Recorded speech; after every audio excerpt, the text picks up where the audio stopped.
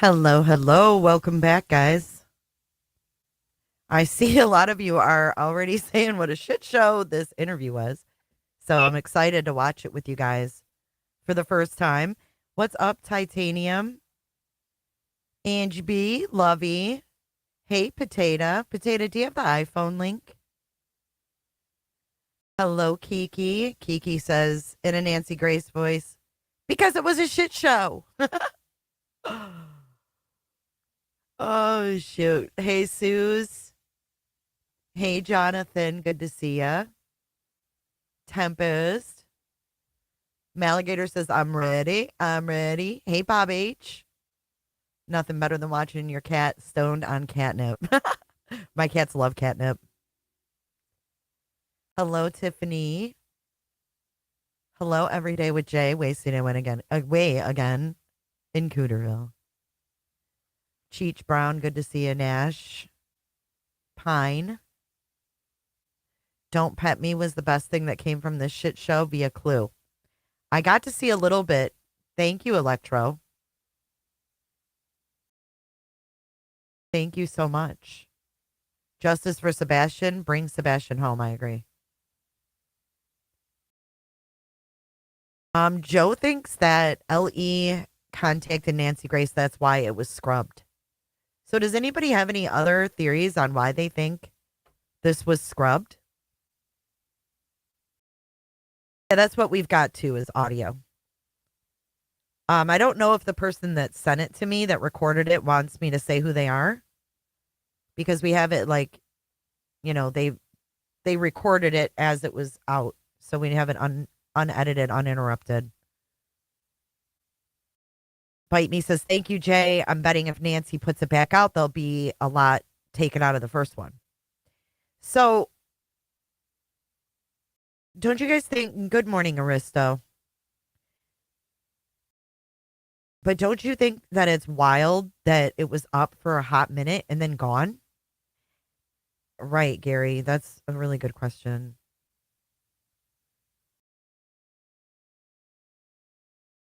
SF was sent the audio, but I believe he reached out to Nancy. Really?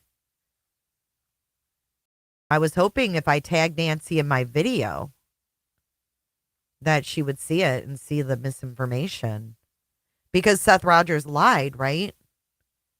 He lied about the lights, and it sounded like it was spliced and diced.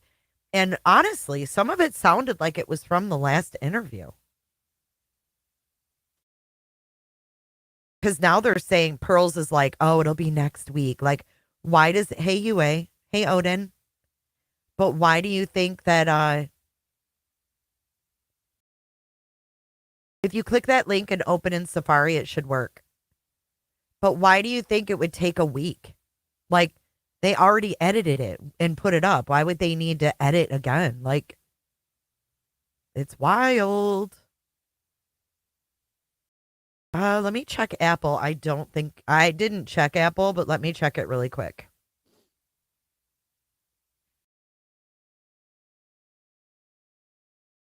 Let me just check it on my phone. I don't think so. But I'll look. No. The latest episode is 12. Wait. Wealthy Florida brothers rape trophies revealed. 45 minutes ago. 2 hours ago, new indictment against Sean Diddy Combs. 20 hours ago, the Lake and Riley Act. 1 day ago, hit and run driver, off duty cop. 1 day ago, Diddy knife attack. No, it's not on here. Mm-mm. No, ma'am. It is gone. I don't believe it had anything to do with technical difficulties either. I think that's 100% bullshit. Because if you hear the part where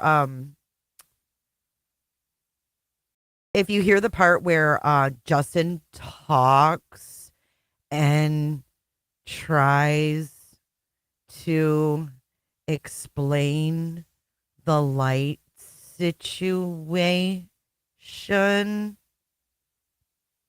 she cuts him off. She's like, okay, over to, and then she brings in another guest. I got it, Potato. Thank you.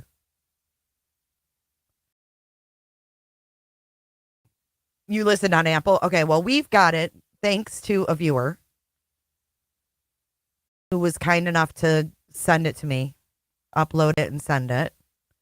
We've also got it from Apple Podcasts. So first off, though, oh, by the way, if you followed the plane crash yesterday with me, YouTube took my video down because of the graphic videos that were shown from X.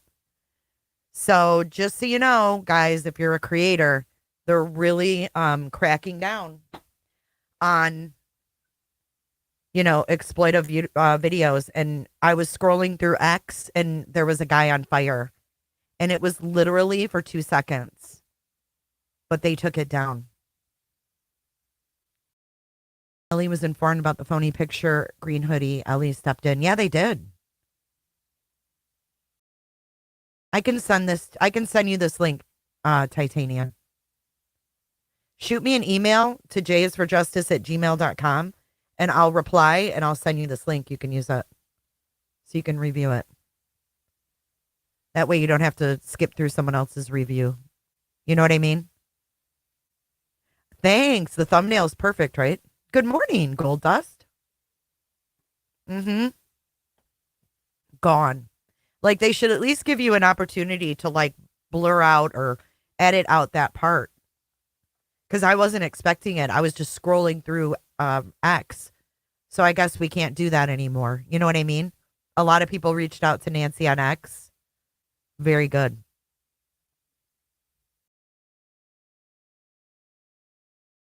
Baby Firefly is my hero for telling Nancy Grace some facts on the twatter. Very good. Very good.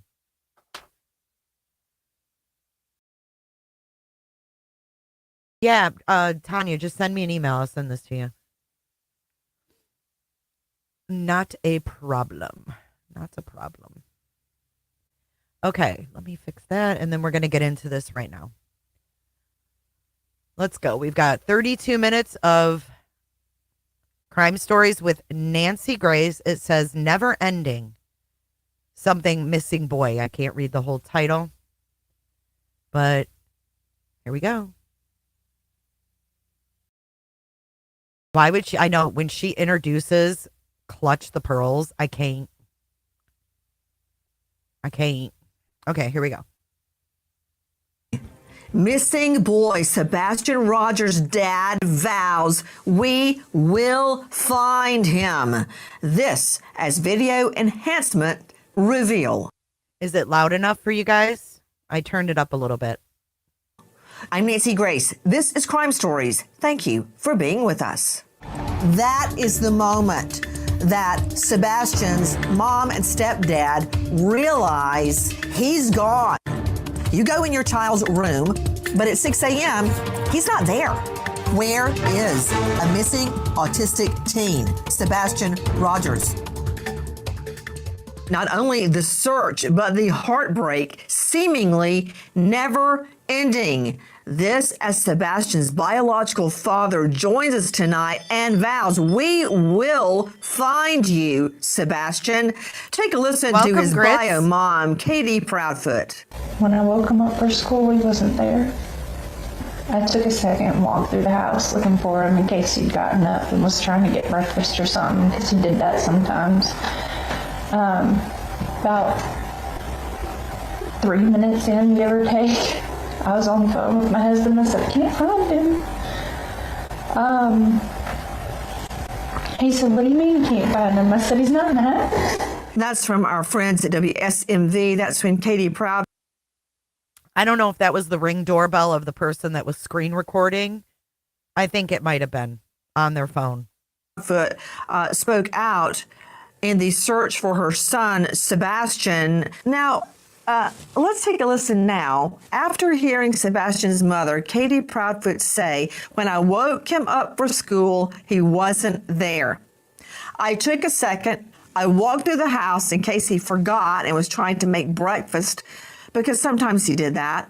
3 minutes in, I was on the phone with my husband, Chris Proudfoot, stating, I can't find him. And he said, what do you mean you can't find him? And I said, he's not in the house. The seemingly never-ending search for missing autistic boy Sebastian Rogers is taking a very heavy toll on his father, Seth, who is joining us tonight. And you can find Seth on a YouTube channel, Seth Rogers, Sebastian's father. And I ask you to go visit his YouTube site. Seth, thank you for being with us. The toll this must be taking on you, one dead end after the next. It's another day. It's just every day. It's another day. Another day I don't have Sebastian. Another day I have to chase down every lead that comes in. Every lead that comes in with us, we make sure that TBI has it, Sumner County has it, but we also chase it down. Joining me in addition to Seth Rogers, who is Sebastian's boss. See, now that sounds like a clip from a previous interview, does it not? Dad, Tony Mathis is joining us, who is the spokesperson for Seth Rogers, but also a great, great source of strength for him. Tony Mathis, thank you for being with us. I noticed just then how Seth dodged my question. I asked about him and the toll this is taking on him. And as usual with him, it's all about Sebastian. He completely deflected what this is doing to him and went back to, I got to find my son. I'm getting new tips. I'm following tips. Will you describe what this has been doing to Seth Rogers? Yeah, Nancy, thanks for having us. He's broken. You know, he can't, when you're riding around in the truck with him, he'll fall asleep. When you're talking to him on the phone, he'll fall asleep. He's worn out. He's mentally, physically, emotionally exhausted. Sounds like BJ. When you talk to him on the phone, he falls asleep. Hasn't he said this before? Anna, I'm telling you, we need to go back and pull their interviews because I feel like this has all been said. You know, all the while he's got, you know, people attacking him on social media.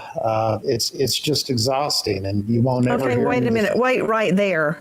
You know what, Tony and Seth, when I was researching everything I could get my hands on, making phone calls, begging for information, this case, like few others, and there have been others, but the search for Sebastian has turned into an all-out dogfight on social media and in mainstream media and on linear TV. Why, Tony? Why isn't everyone uniting to try to find Sebastian? I don't get it. Well, I think a lot of the content creators have realized that if there's constant chaos and drama, then they continue to make money off of that stuff. I think that there are a lot of good content creators that continue to focus on the child and the case. But, you know, we try very hard to keep Seth away from the drama and allow him to focus on his son, which he's done a great job of. But again, he's exhausted. He's mentally, physically, and emotionally exhausted. Seth Rogers, where? See how it's like cut in? This is weird. This is really weird. What do you mean the chat is paused? Where are the tips coming from that you're describing? My private investigator has a firm that has a hotline set up. Dog the Bounty Hunter has a hotline set up. And I'm in communication with all of them. We're looking at nearly $250,000. Community Bounty Hunter that has a hotline set up. My private investigator has a firm that has a hotline set up. Dog the Bounty Hunter has a hotline set up. Chat on the screen. Oh, it's not moving? It's moving on mine. I think I did slow it down because she recorded it fast. Let me see how it sounds on regular. Again, he's exhausted. He's mentally, physically, and emotionally exhausted. Seth Rogers, where are the tips coming from that you're describing? My private investigator has a firm that has a hotline set up. Dog the Bounty Hunter has a hotline set up. And I'm in communication with all of them. We're looking at nearly $250,000 reward for information leading to the answer. Where is Sebastian? At this hour, we are learning that in addition to trying to find Sebastian alive, there is an alternative investigation going on. And there has to be. Joining me is a very special guest, Dave Moyer. Dave is Georgia K-9 National Training Center instructor for all tracking needs. He manages military contracts. He was a deputy K-9 handler at San Bernardino Sheriff's. Dave, I know no one wants to hear this, but in all searches for missing people, there are two alternative searches. There have to be. One search is if Sebastian is still walking this earth, and the other is if he has passed on. That's the harsh reality. See, her comments seem new to me. Like, I've never heard Nancy say this. But if you recall, in a previous interview with Nancy, they had these same people. They had the lady who's the autistic specialist. They had the guy who's like the specialist in searches. It's weird. Hold on. Dave. Yes, ma'am. And unfortunately, that is not only harsh, but it's accurate. See, that's too fast for me. It's on 1.25 when they recorded it. So that's why I slowed it down just a tad so we could hear. Reality, Dave. Yes, ma'am. And unfortunately, that is not only harsh, but it's accurate. Now, again, what these dogs are able to follow is the human trail, and the theory behind that being it's as people are walking away from a location, the dead skin cells, the oils, the different bodily fluids that are falling off their body leaves a biological trail. Now, that biological trail, the theory behind the canines, of course, is that the canines are following that biological trail that the person leaves behind and its natural decomposition. Now, not to be confused with decomposition of any human remains, but this is just the trail itself. Douglas McGregor joining us. He is the so-called geographic profiler, and that is the name of his podcast as well, who specializes in geographic profiling.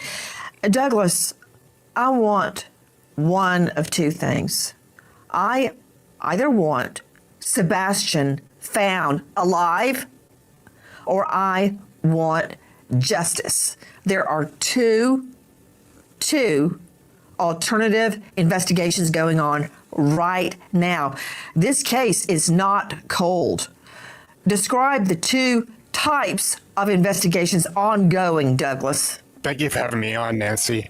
And like you said, law enforcement will be working on those two investigations, one criminal and one non-criminal. Now, in looking at a case like this, you have to look at possibility and probability, and there's only so many reasons that a child and a child with autism go missing from a residence. And before we attack Chris and Katie too much, that most children who do go missing from their home. And when it comes to autistic, hold on just one moment. McGregor, no one is attacking the Proudfoots. Just get that straight. Until I have facts justifying an attack, they are victims, just like Seth, just like Sebastian. Now, what were you saying? Agreed. I'm talking about the wider social media community. That 45%. To hell with them. I don't care what a bunch of trolls on the internet are saying. I care about the facts. Now, what would be the two investigations? Sure. Criminal and non-criminal is what you're looking at. And, when you're looking at criminal, you're looking at possibility of abduction. You might have a stranger abduction, although Sebastian, that usually happens to younger males or females predominantly. You have the possibility of family abduction. Again, most children who are abducted by a family member are toddlers. And then you have the possibility of family homicide. And for children on the autism spectrum disorder, 90% are male at age 5 to 15. So that's the criminal side that you're looking at. And then on the non-criminal side, the most likely scenario would be a runaway or a throwaway. And the difference there is a runaway, the child leaves on their own, and a throwaway, the parent has kicked the child out of the home and not let them return for some period of time. And if that's the situation we're looking at here with Sebastian, then any number of scenarios could have happened after that. Lost, injured, an accident. So these are the different scenarios that law enforcement will be looking into. Okay, I want to stop there and go over to here, because is this the same guy? This is the interview from 10 months ago, March 20th. This is March 20th. Listen. No canine scent outside. No shoes. No break-in. No theft. The phone's still there. The no shoes thing, there's a lot of autistic people who actually enjoy going barefoot. It connects them with the earth. They like that texture, that feel. There's a whole campaign, Barefooting for Autism. So I know that, and I did read the article. Okay, let me stop you right there, Douglas. Let me stop you right there. Seth Rogers, Yes, he's right, but does that have anything to do with Sebastian? There's a campaign called Barefoot for Autism. What's up, Mrs. Fletcher? She says, wait, hold on. Hold on. I think it's the same guy. But listen what he says. He goes on to say this is a parental abduction. Wait, here it is, right here. And Seth, who can verify his last Hold on. conversation other than the mom and the stepdad? He was at school on Friday. You spoke to him Thursday night. He was at school on Friday, correct? Yes, ma'am. This young autistic boy just wandered out in the middle of the night without shoes on. Okay, back to you, Douglas McGregor. Tell me more of your analysis. So looking at what the canines were able to pick up, those canines should be picking up multiple scents. And it's all based on Sebastian's routine activities. Does he go to a friend's house during the week? Does he go to the corner store? Does he occasionally walk to school, even taking the bus? Those canines should be picking up all those scents from that 7 days past, because canines regularly train from scenarios where someone's gone missing from 1 hour up to 7 days, and bloodhounds can pick up even longer than 7 days. So those canines should be picking up scents. They should be tracking those scents and then ruling them out as an activity from the past that isn't associated with him going missing on that Sunday evening. Guys, we were just showing you an aerial sketch of a landfill search. Okay, let's go back to the podcast. There's nothing good. Let's go back to the podcast.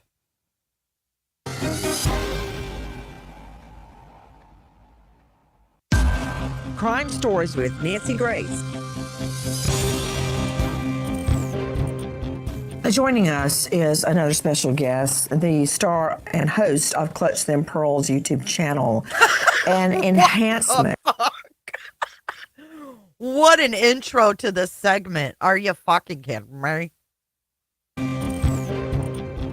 Joining us is another special guest, the star and host of Clutch Them Pearls YouTube channel. An enhancement has occurred on very grainy and difficult to see video. This video occurred around 3 a.m. 3 a.m. just before Sebastian was reported missing. Sebastian's mother, Katie Proudfoot, How embarrassing. States that she went into Sebastian's room around 6 a.m. Just 3 short hours before that, shadowy images were revealed Shadowy images. around Sebastian's home. Where exactly was it? Was it in the backyard or beside the home, Justin? Thank you for having me, Nancy. So this was in an area, what they call the common area. There was a car that pulled on the very beginning of the street where Sebastian lives. This individual got out of their car. They walked through the common area toward the home. A few moments later, you can then see there is 2 individuals coming back with flashlights. Now, what's interesting is at the beginning, and let me throw this to Tony Mathis joining us. At the beginning, Tony, the video was very difficult to make out, but what you're hearing Justin Jensen describe is much more clear. Actually, take a listen to our... The audio's off.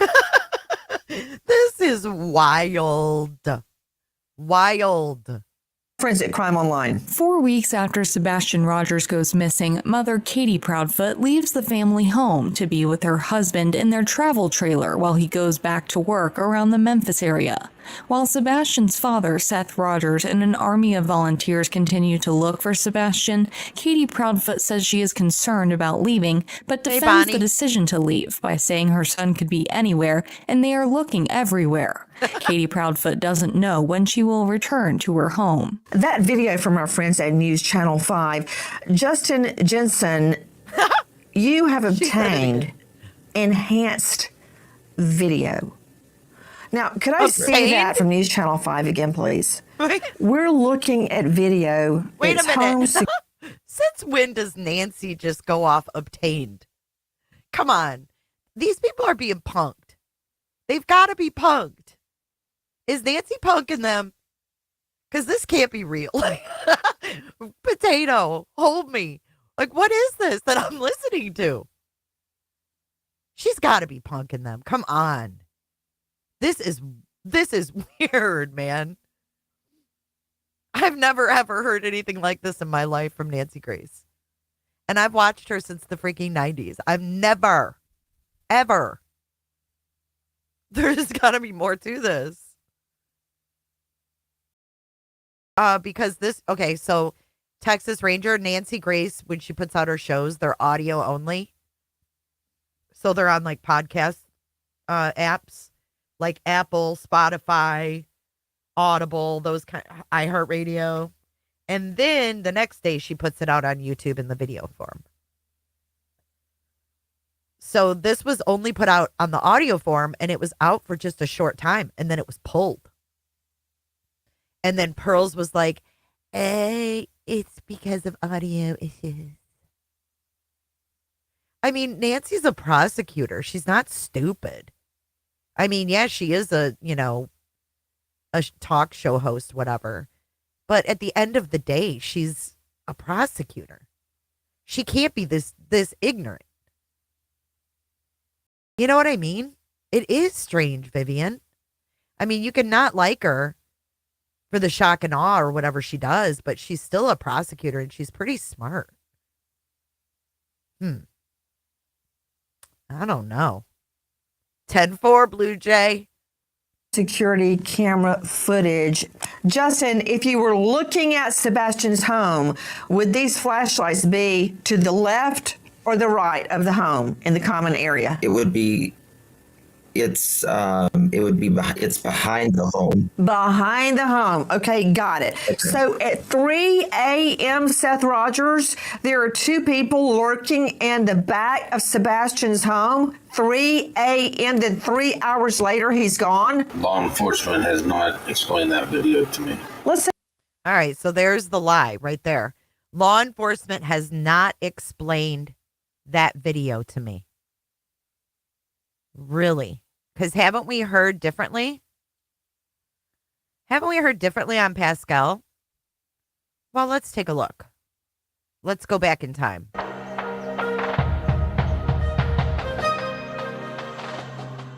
Some updates. You and Katie Proudfoot, at least Katie Proudfoot, were in the same room with TBI, and they gave you some updates. Can you tell me anything that came of that conversation with TBI?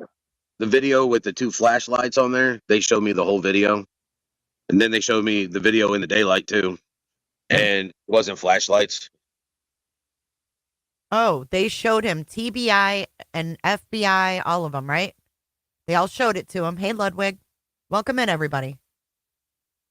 It was literally the video that was showed to the public was like a small little portion of the screen, not the whole actual screen. And it was a trash truck. It came through. It's why it was slow at the beginning, because it was picking up trash. And then after they picked up trash, when it came back, they were dipping out of the neighborhood. A.M. Seth Rogers, there are 2 people lurking in the back of Sebastian's home. 3 a.m. Then 3 hours later, he's gone. Law enforcement has not explained that video to me. What does the rest of the picture that you saw look like? Is it just pitch black, or was there movement elsewhere? It's literally, it's dark because it's at night, but you can make out the road. So it's like, whoever shared it with Nick and Nick put it out, you could see the whole road. There was nothing there. There was no cars on that road. There was no movement on the road except for the trash truck. That was it. You saw footage from during the day as well, right? You just said that it was nighttime and day. Yeah, because what they wanted to do is they showed me the footage for the night, and then they turned it on and they took from the same camera video footage from the day and showed me where the markings and everything were, so that I had no doubt in my mind. Gotcha. Because some of those lights actually stay stationary. And they're on throughout the night and throughout the day.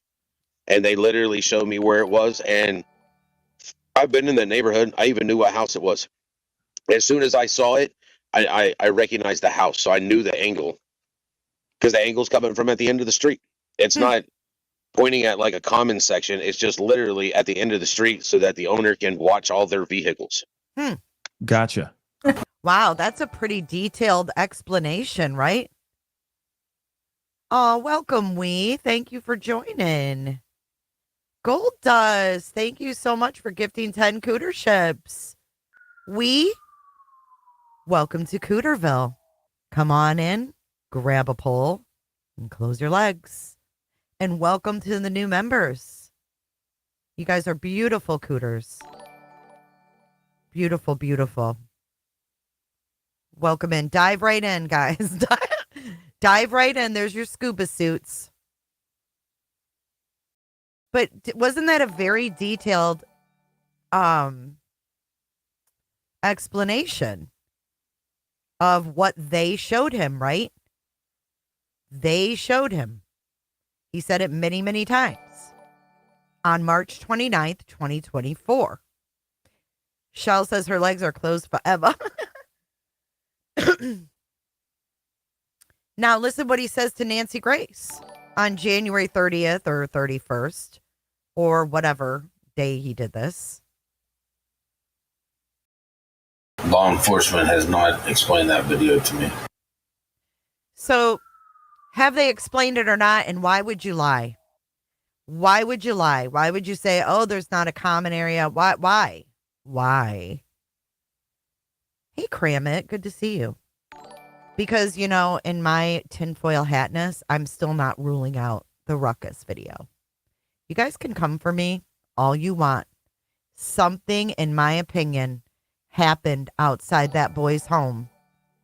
And I believe there were people in that common area. I don't know freaking who. I don't know why. But something, in my opinion, happened outside that home. And I believe that there's a chance that it was caught on video. Something. I really do. This guy has told way too many stories about this footage. Knowing the angles. Knowing what the camera footage shows. Lying about law enforcement even explaining the video to him after he gave a detailed explanation to Pascal.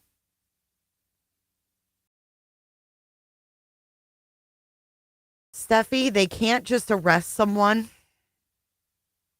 because they see what's going on. That's what's frustrating, right?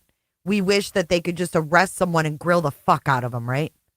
But they can't do that because in order to bring them in, they want to have enough, whoever they bring in, to make it stick, whatever they're accusing them of. They want to make sure they've got enough evidence to show a jury that they did whatever they're accusing them of. And I think it just is time. You know what I mean? And we get really, really anxious.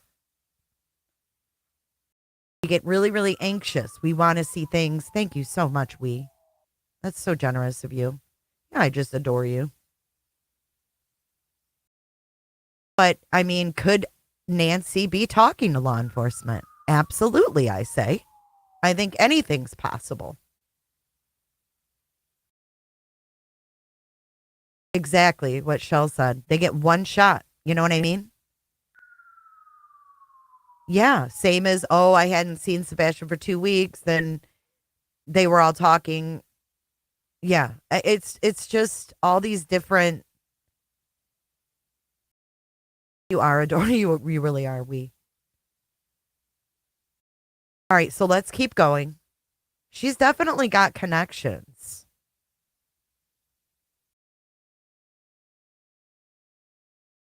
And I just wonder if, LE isn't on to the fact that Seth Rogers hired a PR team to shift narratives in the minds of the people.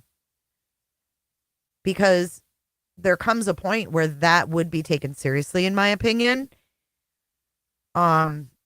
Because there could be a potential jury, right? If this is a criminal investigation, you're tainting a potential jury pool, right? I mean, I'm no lawyer.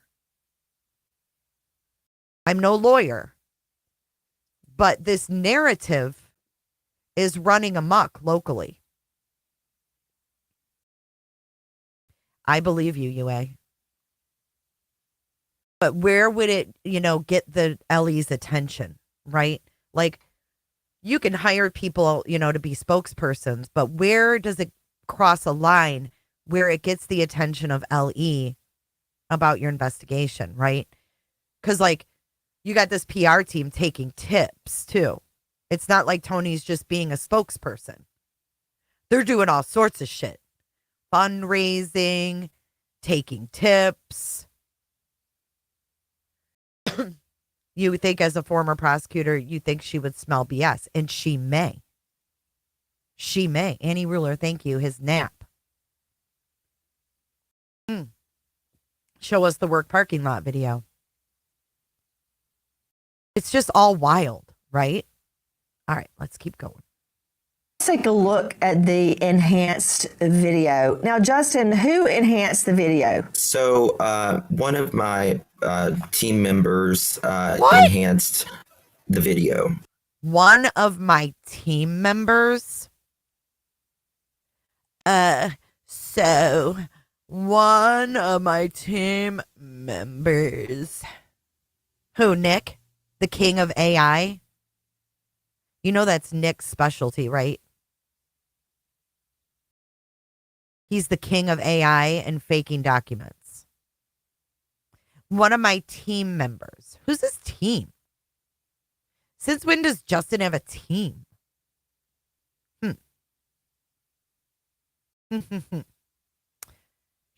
Could she be punking him? Nancy Grace wants drama. She doesn't care about the truth. I don't know. I don't know if I agree with that sentiment. I've watched her a long time and I've seen her prevail with, getting the truth. I don't know if I can walk that line. She's got a long history behind her. She's got a huge reputation. You really think she's going to put it on the line for Justin Pearls and getting one interview? I don't know. I don't know about that.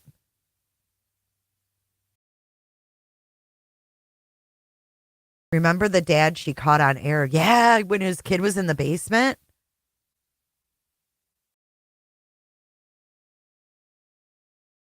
Jay, who's to say it happened the night before and Seth hired someone to take his son to make KDP look like a bad mother? And the person went too far and unalived Sebastian, my opinion. Possible. I mean, law enforcement was playing the what if game with Sean. Law enforcement was playing the what if game. What if you had someone kidnap your son? Why would law enforcement play the what if game with Sean? See, okay, I agree, Mrs. Smith. Nancy Grace is definitely smarter than Coffin Lady. Who would you believe first? Coffin or NG? Write it in chat. Either write Coffin or NG. Whose information would you trust first? Carl says the date screams inside job. I agree. The date is just, you can't like overlook that. I don't see one Coffin. Not one. I see a neither, but I don't see any coffins. Wow. Jennifer, you might want to rethink your position and what you're doing on social media with true crime. I hate saying that. But damn. UA says the monkey. One of my team members enhanced the video. In this video, it appears as if the vehicle is a truck. And it appears as if there are two individuals, a taller individual on the left, a shorter individual to the right, and behind the tall individual. It looks as if the two are carrying a big black bag of some sort. Okay. Justin Jensen. I'm not Justin Jensen. Could you describe what the... Now, I'm not going to show the stupid picture because it's absolutely ridiculous. Okay? It's absolutely ridiculous. You can compare it to my Ruckus video all the fuck you want. But I'm telling you, when and if this case is ever resolved, my Ruckus video just may show something. It just may show something. And I think there's a reason that Sean has a hurt right shoulder. I do. Bag of some... And a black bag is not going to show up in a dark video, right? Now, correct me if I'm wrong, but in night vision, if you're wearing black, isn't it like a brighter color? I'm just asking for a friend. If you're wearing black and you're in night vision, isn't your clothes like white? Maybe somebody knows. I think it makes your clothes look bright. Bing bong. So how can you see them carrying a black bag in the dark on night vision? A grayish white. It would be bright. It wouldn't be black. You wouldn't say, oh, look, there's a black bag. It's all basically black and white. Right.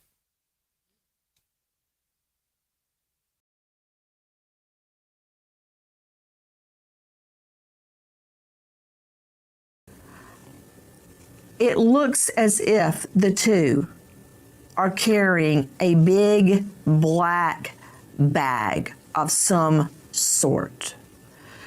Justin Jensen, could you describe what the enhanced video seemingly reveals? So it shows that, at least in my opinion, that there is two individuals around the vehicle of some sort. They seem to be around the back of the vehicle, and then it's very short that they are in the back. Later, the one person gets back in the vehicle while the other person runs toward the common area, toward the toward the Proudfoot home. And then later they back up and they leave the neighborhood. Listen to this. When I was enhancing the photos, I could see the differences. Oh, this is that bitch. That's the girl on his team. This bitch, Raw something. The Raw chick. Don't put her name in chat because I don't want to advertise her. The one that looks like Taco's fucking niece or daughter. Taco's kin. the Taco's kin instead of Tara Lynn's kin. Okay, yeah, the Taco kin. Oh, Lord have mercy. Nancy would never entertain this. I just can't. I mean, I am fuming from the pit of my stomach. Fuming. And remember, Bobby called it a blob, too. Remember? That verbiage comes from Binocular Bobby. Taco with a filter. You guys kill me. Niece enchilada. Oh, she's a tostada. The tostada. She claims it was enhanced by 2 other people besides her, and Nancy entertained that. Insane. Baby Firefly, I heard you had a lot to do with hitting up Nancy Grace on X. Good work. Raw tacos. Yeah, Bobby called it a blob. Somebody has Sebastian over their shoulder. It's a big blob. The only blob I know is Mr. Rogers. Even Nick made him the spade emoji. If you guys haven't noticed, the spade emoji is Seth with a selfie. Can someone put a spade with a selfie to show everyone? Even Nick used it. And then he has a hurt shoulder. I mean, come on. Where do you not put the pieces together? It did. There it is, potato. Bing bong. That's little Seffy, or big Seffy on his phone. Not out searching. On his phone. What did Granny say that you're agreeing with? Taco value meal? How did Bobby see it from before anybody else? Oh. The fuck is she? Oh, they stole the idea of the image from Bobby's leaked call. Or they're talking to Bobby, right?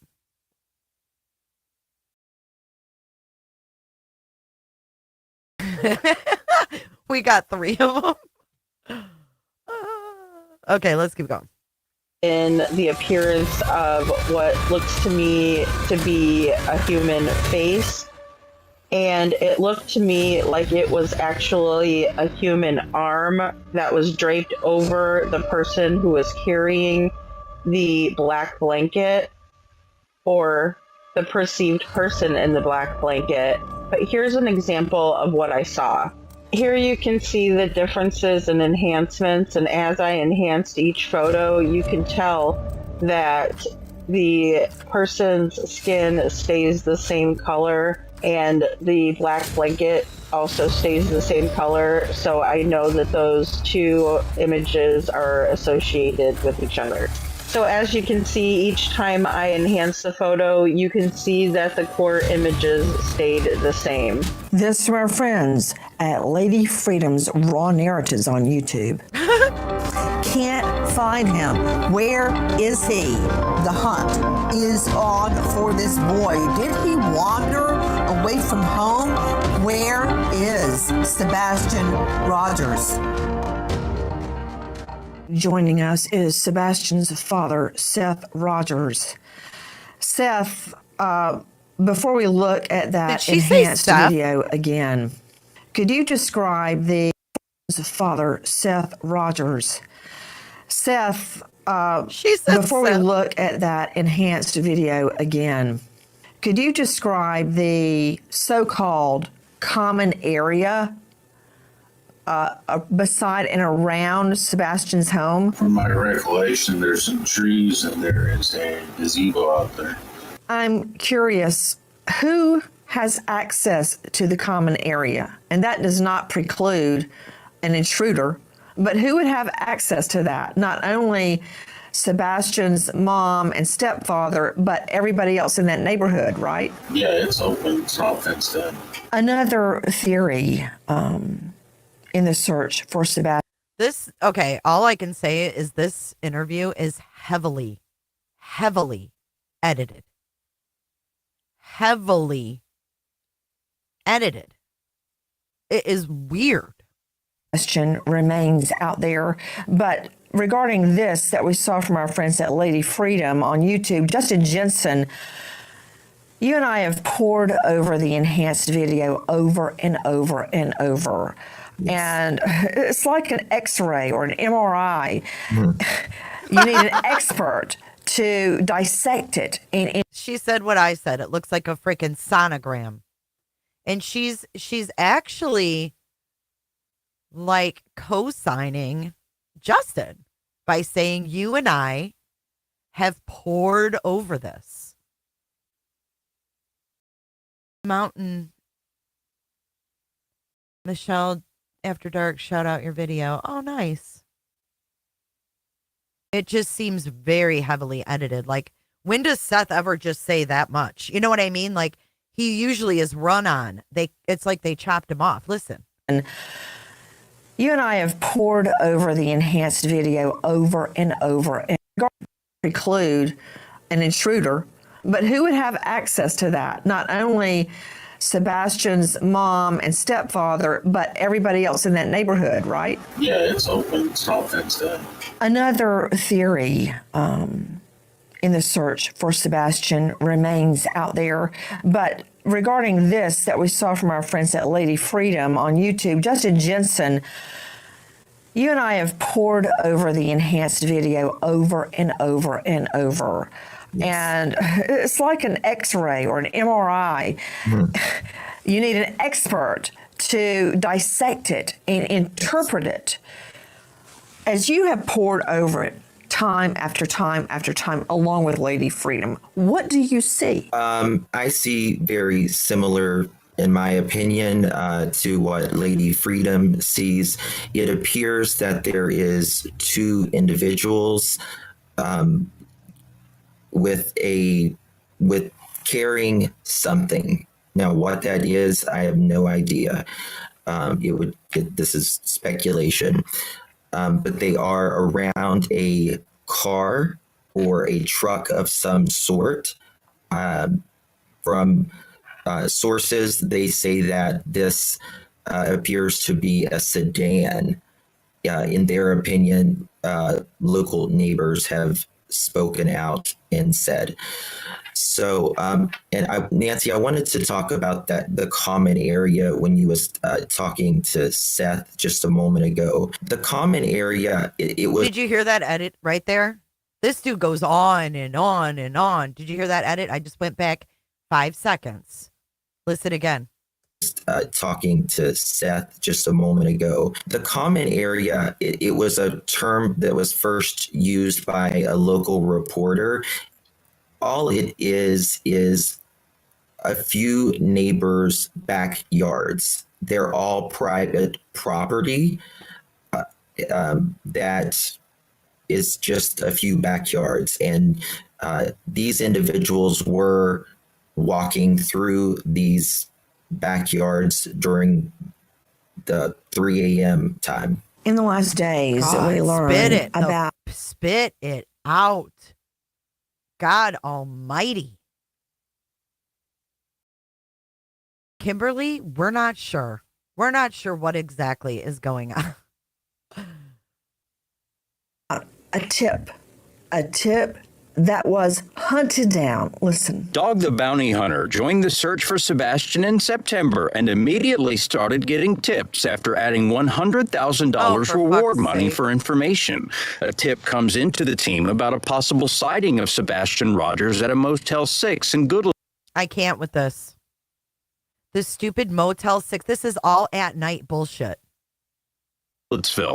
Minutes after the tip is called in, a team of licensed investigators and contractors take action. A boy. Contractors? A team of licensed investigators and contractors. You know how stupid this sounds? Matching the description of Sebastian is seen walking into a Motel 6 room, and investigators call 911 immediately to get. Who was that? Momming it up, son? Who said they were going to use it as a fucking body double, use her son? Didn't she move there? Ugh. Change the name of his group to Clutch Them Pro. It's so gross, Anna. It's so gross.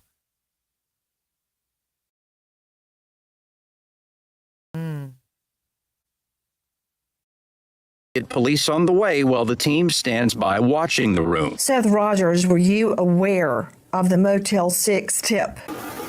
Yes, ma'am. Did they tell you when it was happening? No, they told me shortly after. What were you told? That there was a tip. It was at Motel 6, and that there were people there observing, waiting for law enforcement to show up. Tony Mathis, what happened with the Motel 6 tip? As they said, we had a team of people there watching, making sure that the suspected person that looked like Sebastian did not leave or was not taken out of there. Law enforcement came, talked to the family. So they barricaded the Motel 8 or whatever, Motel 6 around this kid. Who thinks this is fucking weird? Contractors? What kind of contractors? Family, and turned out it was another similar look-alike, but was not related to Sebastian. Seth Rogers, Who called in the tip? That would be my question. Who was the original tip caller? Because they said they called it in to 911. So who gave the tip to them? They were stalking that motel and family for 3 days before contacting Ellie on Monday.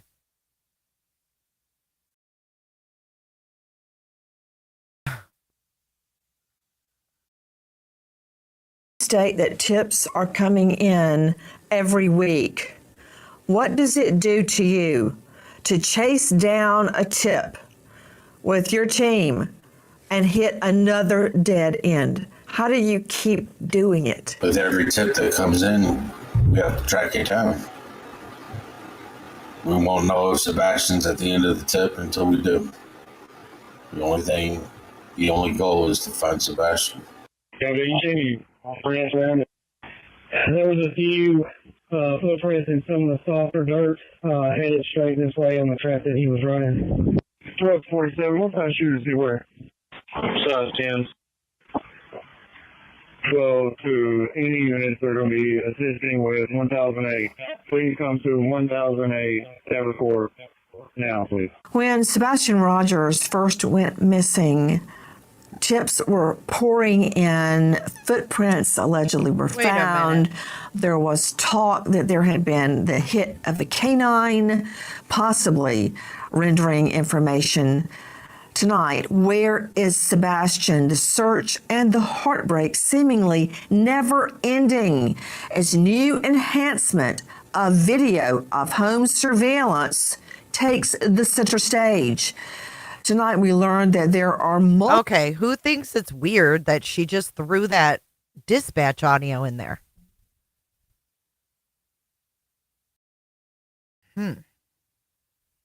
Annie thinks that she feels like they have to have a sighting to get more funds. Okay, but remember what I said about how Sebastian was described? Well, we've seen him. We've seen him run. He leans forward And he runs on the balls of his feet. I think even Chris Proudfoot said that.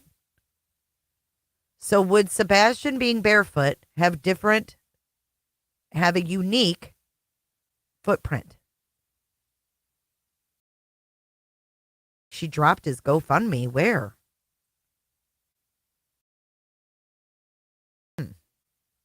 Turned out it was another similar look-alike, but was not related to Sebastian. Seth Rogers, you state that tips are coming in every week.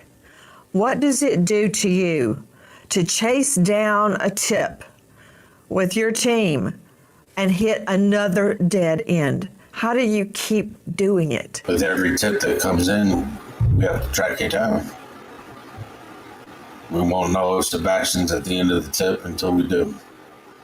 The only goal is to find Sebastian. Okay, so she goes from that to all of a sudden this clip of the dispatch.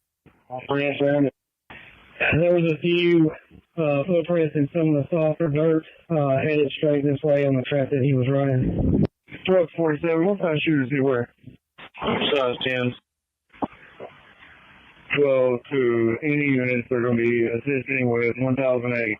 Please come to 1008 Evercore now, please. When Sebastian Rogers first went missing, tips were pouring in. Footprints allegedly were found.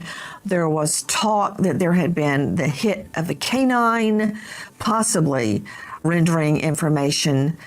Tonight, where is Sebastian? The search and the heartbreak seemingly never ending as new enhancement of video of home surveillance takes the center stage.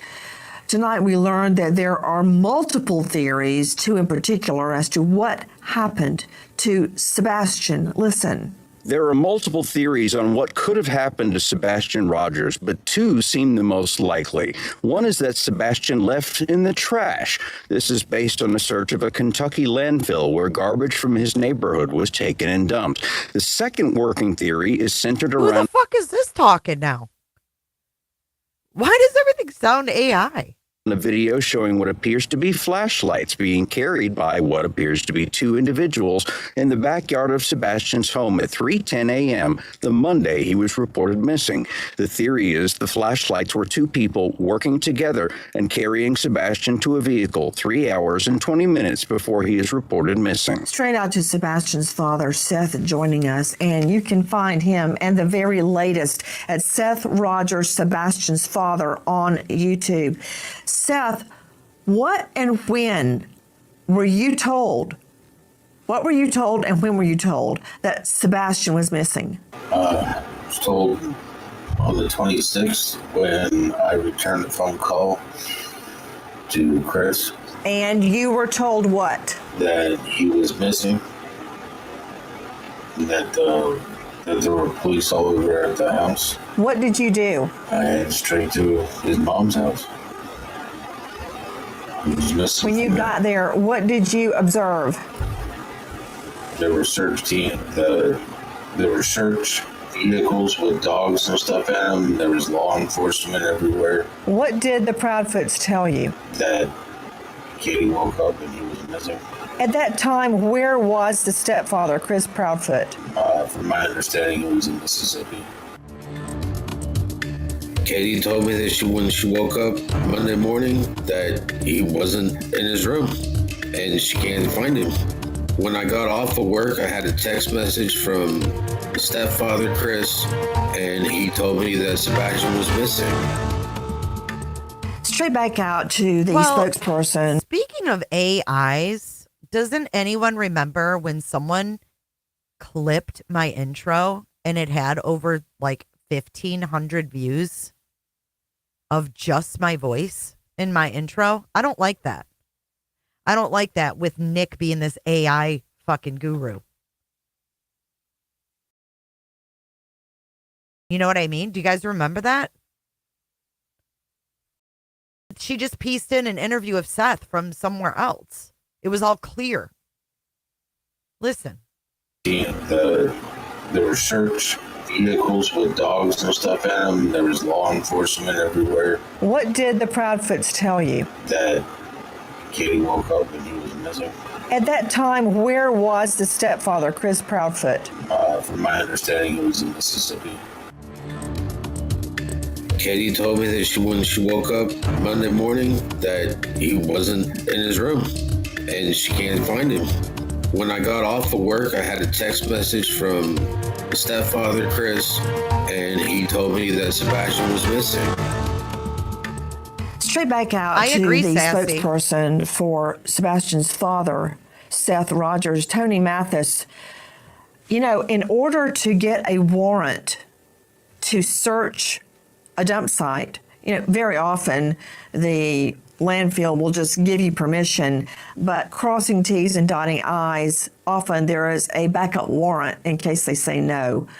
So there had to be PC probable cause to search that landfill. Correct. What, if anything, do you know? What led them to that landfill? Nancy, that was before I got involved in helping Seth, but I just have a couple of responses to that. One, I don't think there is such. Hold on. I tuned her out. I was reading your comments.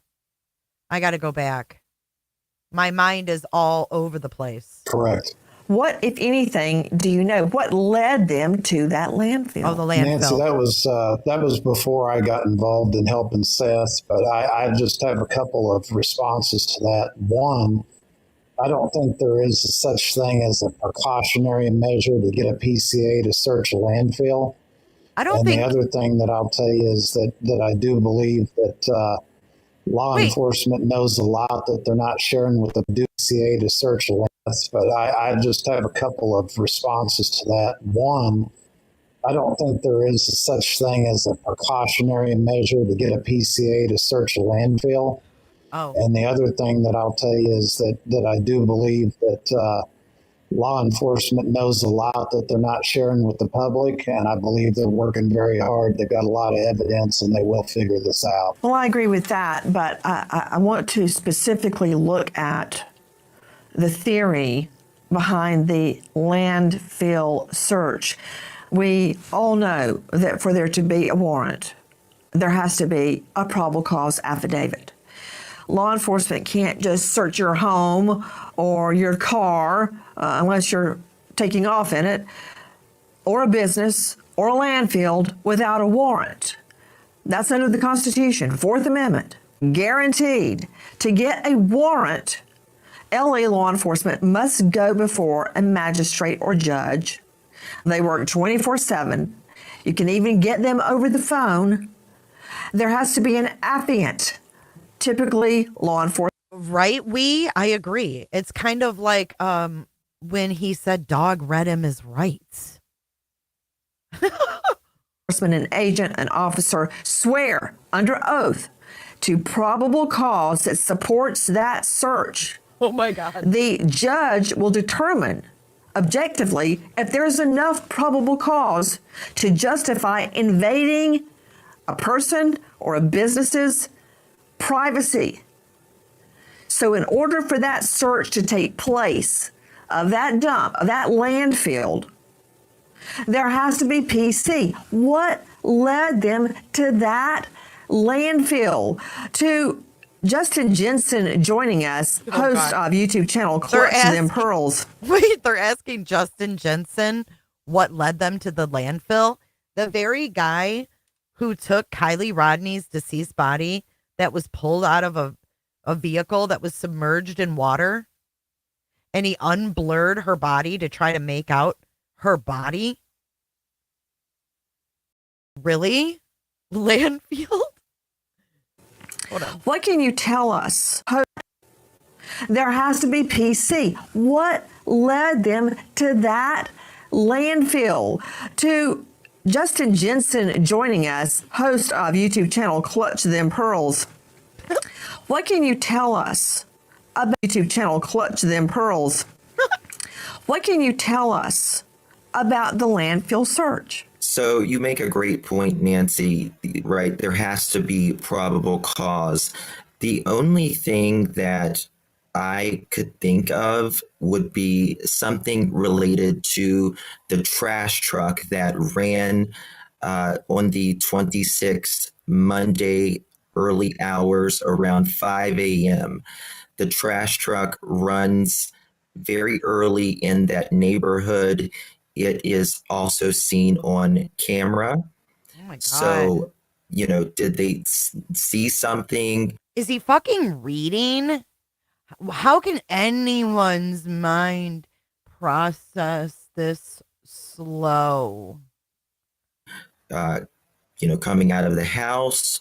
It's, anyone's. Okay, you know what? Let me follow up on that. So she just cut him off. It's see something, coming out of the house. It's, anyone's. Okay, you know what? Let me follow. Neighborhood. It is also seen on camera. So, did they see something, coming out of the house? It's, anyone's. Okay, did who see someone coming out of the house? What is he even talking about? Oh, I know. Every word has a period. Fuck.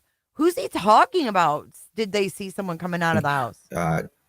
Coming out of the house. It's, anyone's. Okay, you know what? He was going to say it's anyone's guess. It's anyone's guess. Why are you here? So, did they see something, coming out of the house? It's, anyone's. Okay, you know what? Let me follow up on that. Today, Moyer joining us from Georgia Canine National Training Center, former deputy K9 with San Bernardino Sheriffs. I imagine with your experience with canines that you have done grid searches at disposal sites or landfills. Question to you. Before you do a search at a dump, you make sure that the trash from a particular location is at that landfill. Isn't that right? Yes, ma'am, you do. And it's all about the time on target for having the dogs in that environment, because it is wildly contaminated and is incredibly harmful to the dogs. Not to mention the fact it's difficult to actually find the decomposing human odor there, just because there is so much of it there that is actually naturally decomposing. Everything from Band-Aids to tampons to you name it. There's all kinds of stuff in a landfill that. The fuck? Who is this guy? Who says this? Band-Aids to tampons. Is this punking Seth because he says such gross things? Like, what? I have a list of the guests. Hold on. Okay, so we have Tony Mathis, Dave Moyer, former Navy bomb disposal master technician, program manager for military contracts, Georgia Canine Tracker, master trainer Canine Tracker, former deputy Canine with San Bernardino Sheriff Department.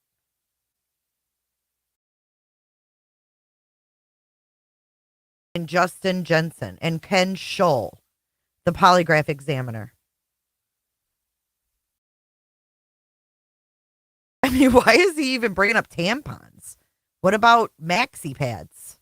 I mean, why did he say tampons? No, it's not backup. A very beautiful listener recorded it while it was still up. Composing human odor there, just because there is so much of it there that is actually naturally decomposing. Everything from Band-Aids to tampons to you name it. There's all kinds. Band-Aids to tampons.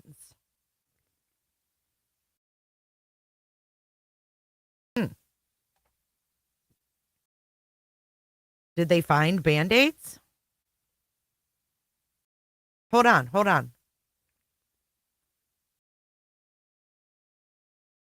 Forget the tampons. Think about Band-Aids, though. Blood stuff. This is from Apple Podcasts. Yeah. Kinds of stuff in a landfill that I don't really want my dog walking through. Neither do I want to walk through it, but you do what you got to do when you're ordered to do so. So again, that's one of those, it's an incredibly difficult environment, but having participated in several dump searches over the years looking for homicide victims, it is very, very time consuming, and it is an incredibly intricate process. And tonight we learn that law enforcement possibly reviewing evidence footage from just Robin. And she says Nancy Grace is using his legal name and YouTube name.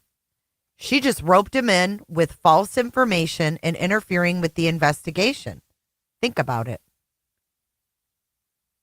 What do you guys think? I mean, with all joking aside, she sure said his name a lot. Justin Jensen. Yes, it's completely scrubbed. Just like the thumbnail states.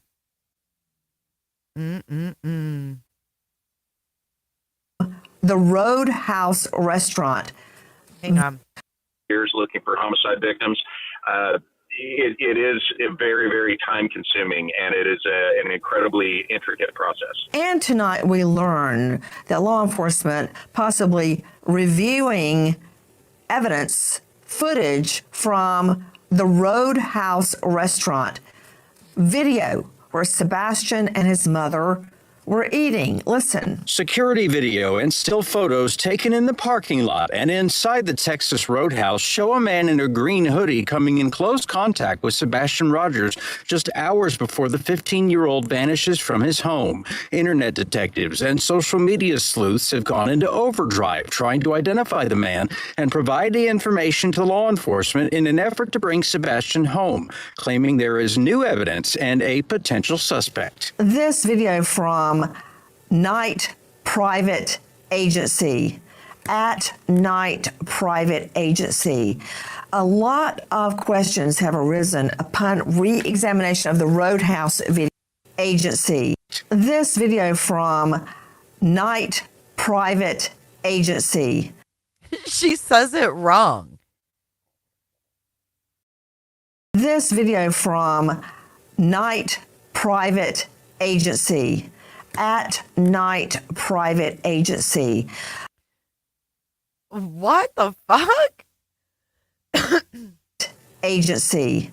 At Night Private Agency.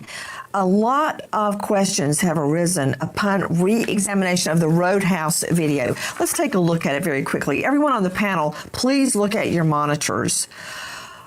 First of all, it's been noted that when Sebastian does eat, he seems like he is starved. And interesting, we keep seeing Miss Proudfoot on her phone and looking around.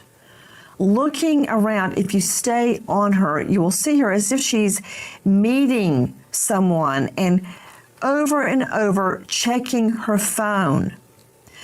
Mom is looking everywhere but across from her. Now, according to internet sleuths, someone else in the restaurant is acting inappropriately.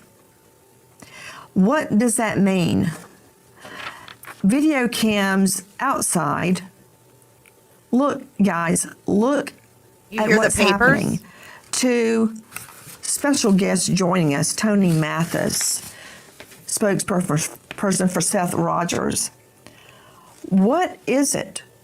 What is it about a person in a green hoodie that attracted the attention of so many internet sleuths? Well, Nancy, I think that people are starving for information. I think they were overanalyzing this video. I think we could watch any normal video of a normal situation and find people that don't appear to be acting normal. But we don't believe that anybody in these videos has anything to do with what happened with Sebastian at this point. Seth, do you believe the Roadhouse video shows anything inappropriate or odd from someone in a green hoodie? It does seem odd. law enforcement has verified that individual and their story. I find it odd behavior for anybody to be hiding behind somebody's vehicle. What was the odd behavior, Seth? Just being behind somebody's vehicle like that shouldn't be there. I mean, I was raised you would move out of people's way.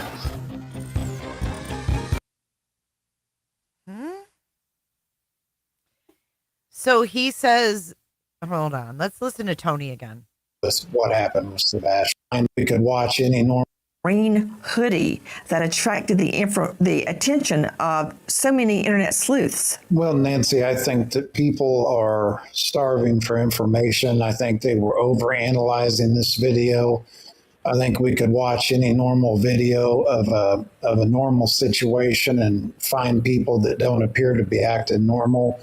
But we don't believe that anybody in these videos has anything to do with what happened with Sebastian at this point. Seth, do you? Okay, so Tony totally takes a different avenue, right? He takes a totally different avenue. I think people were over-analyzing it. Now, but listen to Seth. Now listen to Seth. You believe the Roadhouse video shows anything inappropriate or odd from someone in a green hoodie? It does seem odd.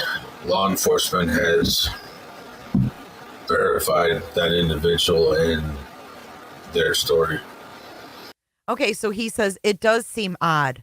Law enforcement has verified that person and their story. So why is it still odd? Right? What if Tony doesn't like at night this whole time? I've considered that too, Socks. I find it odd behavior for anybody to be hiding behind somebody's vehicle. What was the odd behavior, Seth? Just being behind somebody's vehicle like that shouldn't be there. I mean, I was raised you would move out of people's way. I was raised to move out of people's way. Right, Anna. I don't know if Tony sees the writing on the wall. He's gone against Seth a few times, kind of in a sideways manner.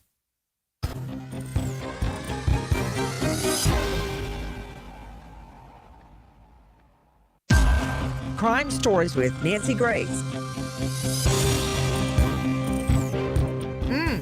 What? You mean, what if all this was supposed to be clipped out? It was like a reverse Uno?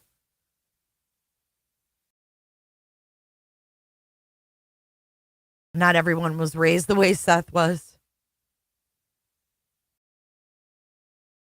That's what I'm saying, little Daisy. What if this was a reverse Uno of editing?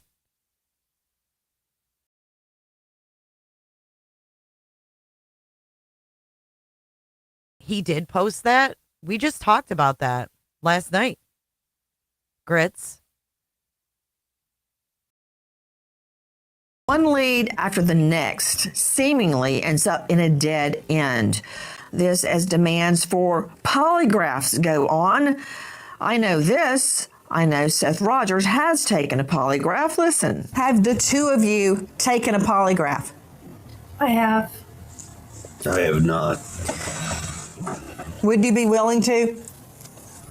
I've offered and volunteered on many occasions to take a polygraph, and I was told directly by law enforcement because of my whereabouts, I did not need one. I understand. Miss Proudfoot, did you pass your polygraph? I did. Do we know to either Tony, Seth, or Justin whether the Proudfoots took a polygraph? Well, Chris, he said he wasn't going to do a polygraph.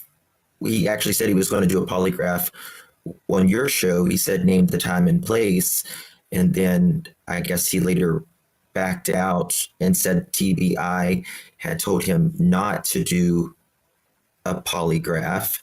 However, Seth did a polygraph for you on your show. We did email the caseworker on Sebastian's case is the detective who has been the detective for the last 11 months. He did state, because last time on your program, Chris had said that he could not give you exact dates that he was in the home. The detective had emailed me back and stated that Chris could give any dates he wanted. That's lies. And did that happen? Did he give those dates? Yes, he he has did. still not given dates that he was in the home, around the home. Liar. From the 1st of February onward until the morning Sebastian went missing. He lied. Yes, he did. He gave exact dates. At first, he said, I can't give the exact dates. But then the exact dates came out. Why is he lying? And Seth had been told that Chris passed the polygraph. They thought that he would put that out and stop some of this garbage. But guess what? Seth didn't. Wow. Just blatant lies. Here's the episode that SF posted about. This is Nancy Grace when she's working for the victim, which is always the person who's missing. Right? Like during Casey Anthony. She wasn't for any parent or any adult. She was for finding the baby, right? Out to the father of the missing 12-year-old boy, Charlie. With me is his father, Charlie Bothell. Charlie, we're getting reports that your son has been found in your basement.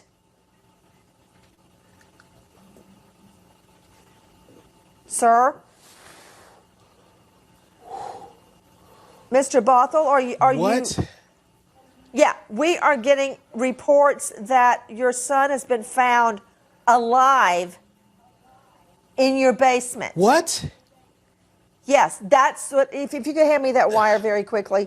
Yeah, we're getting that right now from how could your son be alive in your basement? Oh,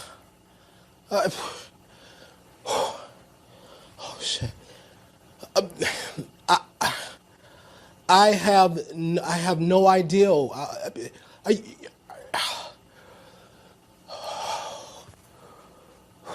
Now, this is just a report that we are hearing out of Detroit that we're trying to confirm. God, everybody please. in New York, please get on it. No, clearly she was talking to law enforcement to get the tip, right? This guy's kid had been missing. They found him in the basement of their home. Let me know when we get Charlie Langton from WWJ. Sir, did you check your basement? I checked my basement. The FBI checked my basement. The Detroit police checked my basement. My wife checked my basement. I've been down there several times. You guys have to remember that when people get caught, they lawyer up, right? And they won't talk to investigators. But if Nancy, the prosecutor, can get them to talk on her show, bing bong. All been checking. How? Okay, this is what we are hearing, that the missing 12-year-old boy has been found alive and well in his father's basement. Now, this is what I don't understand why you guys would have reported he's missing, and all our viewers have been on the lookout for him. We've been on the lookout for him. We searched that entire house repeatedly. The FBI searched, the Detroit police searched. We've all searched. Oh, God, they brought dogs, everything. Everybody is searched. What? Okay, my son. Have you checked your cell phone? My cell phone is dead. I actually getting down here, I left it in the car charging because it had died on me. Okay. And you're telling us that you searched your basement and your wife searched your basement. I searched my basement. My wife searched my basement. The FBI searched my basement. The Detroit police searched my basement. We've all searched my basement multiple times. Yes. They had the dogs search. We've all searched the basement. The dog searched my basement. Oh God. Okay, well, you know what? I'm going to give you a chance to call home and see what you can find out. Charlie Langton, WWJ News. Charlie, we're getting reports tonight that the boy has been found alive in Daddy's basement. Yeah, Nancy, we're just getting word right now, and we've just basically confirmed that, the boy has been found alive in the father's basement. And we're just getting reports right now that is true. And literally, it just broke moments ago. Now, why the father didn't know about that for the last 11 days, what if the child was afraid, if there was any other collusion amongst anyone, what the child ate, all of those are questions that we are trying to get reports on right now. We understand that we're sending news crews right now to the scene. We're also understanding that the police chief is going to make yet another announcement that should be coming up a little bit later on. But yes, the boy has been found alive in his father's basement. Charlie. So some people called it bad acting or whatever. I'm trying to figure out what happened. Oh, Child Protective Services placed Charlie with his bio mom and removed 2 of the half siblings. And the Detroit police chief, James Craig, said there was no way he could have erected a makeshift area of concealment. It would be hard for me to sit here and tell you that someone didn't know that Charlie was there.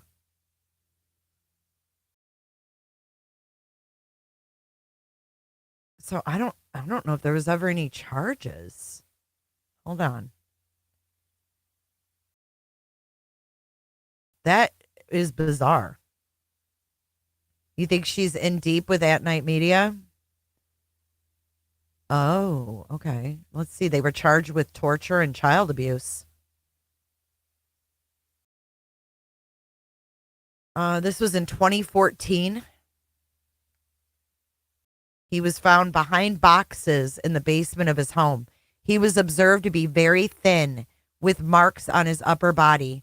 It is alleged that the parents systematically physically abused the child, forced him to live in the basement and not socialize with others, intentionally deprived him of food, and forced him to engage in an extreme and unreasonable exercise regimen. They charged them each with torture, a felony carrying a maximum penalty of life, and second-degree child abuse.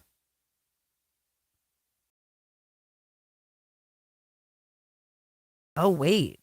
Then they got the torture charges thrown out. Oh, wait. Then they sued Nancy Grace. Oh, shit. We're going in a rabbit hole. This dude sued her. Oh, here's the case.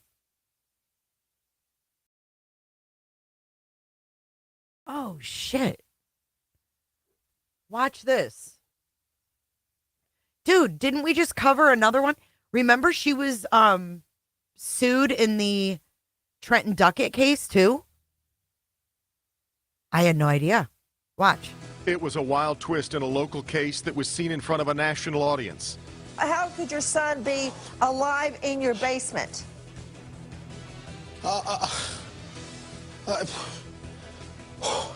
Now Charlie Bothell is fighting back against TV personality Nancy Grace.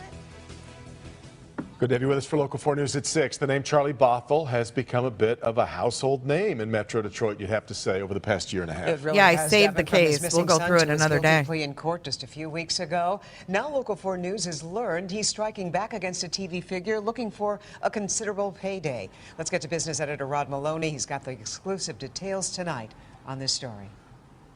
That's right, Carmen. You know, it has been a long and difficult time for Charlie Bothell. You recognize him here. This is one of his court appearances. And, you know, he faced torture charges with his son, also child abuse charges, lost his job as a registered nurse, also separated from his wife, apparently living with family in West Bloomfield.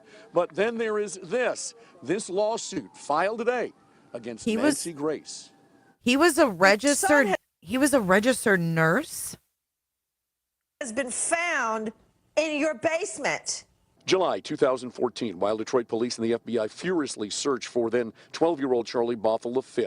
Charlie IV makes his legendary appearance on the Nancy Grace Show.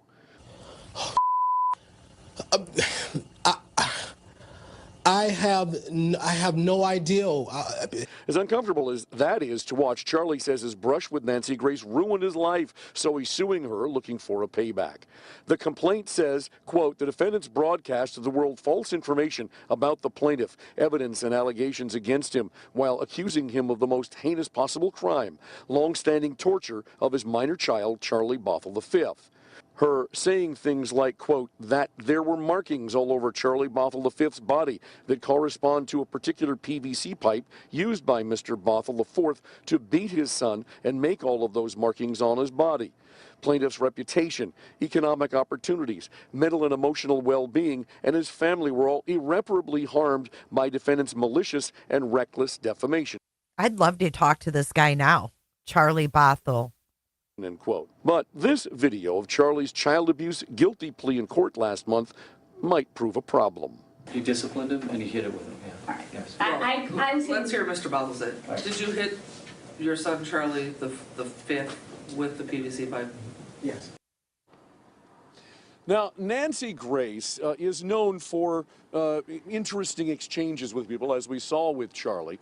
And one of the things that she apparently said along the way is that Charlie Bothell was a garden variety sadist, and that shows up here in the court filings. So we picked up the phone, we called Nancy Grace's producers in New York, wanted to talk to her, and they said they haven't seen this yet, so they're not going to be commenting on this in the immediate future. Back to you. Right. Okay. No, she had her depo sealed in the Duckett case. But listen, does Nancy, now I don't know her, but does Nancy see Chris Proudfoot with the belt the same way she viewed this guy? What do you think? Because didn't she go on about he hit him with a belt when she interviewed him? Do you get what I'm saying? Do you think that she sees Chris Proudfoot with the belt on Sebastian, who has autism, the same as this man hitting his kid with a PVC? I'm not saying it was abuse. This guy just claimed in court it was discipline. Is she that extreme that she sees it that way?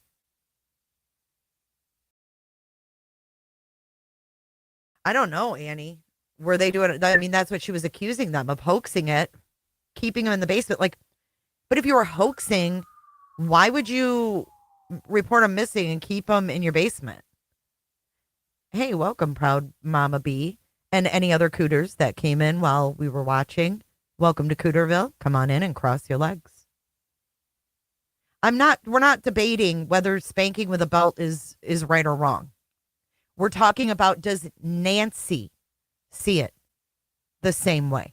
Not us personally. Take yourself out of it. I'm not talking about us. Stop with your personal feelings. I don't see him as the same either. That's not what I'm talking about. I'm talking about her. Like, what did she say? Do we need to go back and watch her interview Chris to see her feelings? I think we should after this.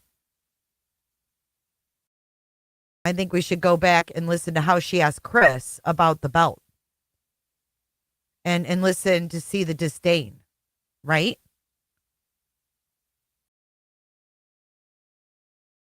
I think she sees it as abuse. It just reverse Uno'd me too, Pine. She sees Sebastian as a little baby, right? She's been presented this persona that he's like a little baby. Mrs. Smith says, I think she would agree with old-fashioned discipline. We'll have to go back and watch her interview Chris after this. Let's finish up the podcast. Interesting stuff.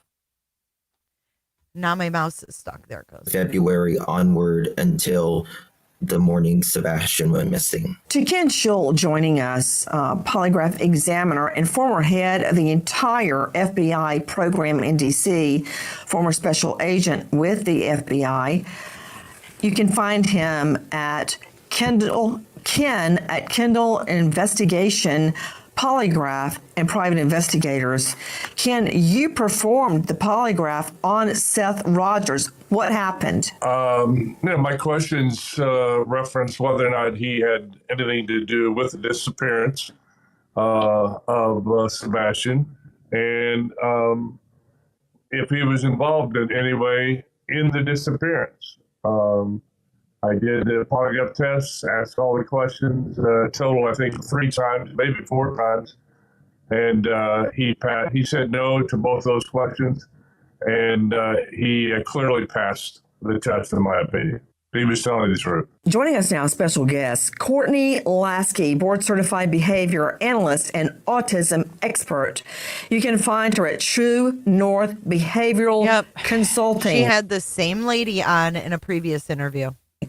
Courtney, thank you for being with us. Courtney, we are sifting through new leads, new enhanced video, and also looking back at everything we know. Much has been made of how Sebastian may act due to his autism. If Sebastian is alive now, which is everyone's prayer, he may not understand how to get back home. Absolutely. This case has just weighed on my heart, worrying about Sebastian. I know that from past videos and hearing Mr. Rogers speak, we know that he does have a deficit in that communication and his social skills. And like you mentioned, if he is with someone new, if he is out of his routine, that will be severely affected. And we could see a further regression in those skills. He might not be able to communicate his identity, where he should be, and who he should actually be with. Excuse me? What?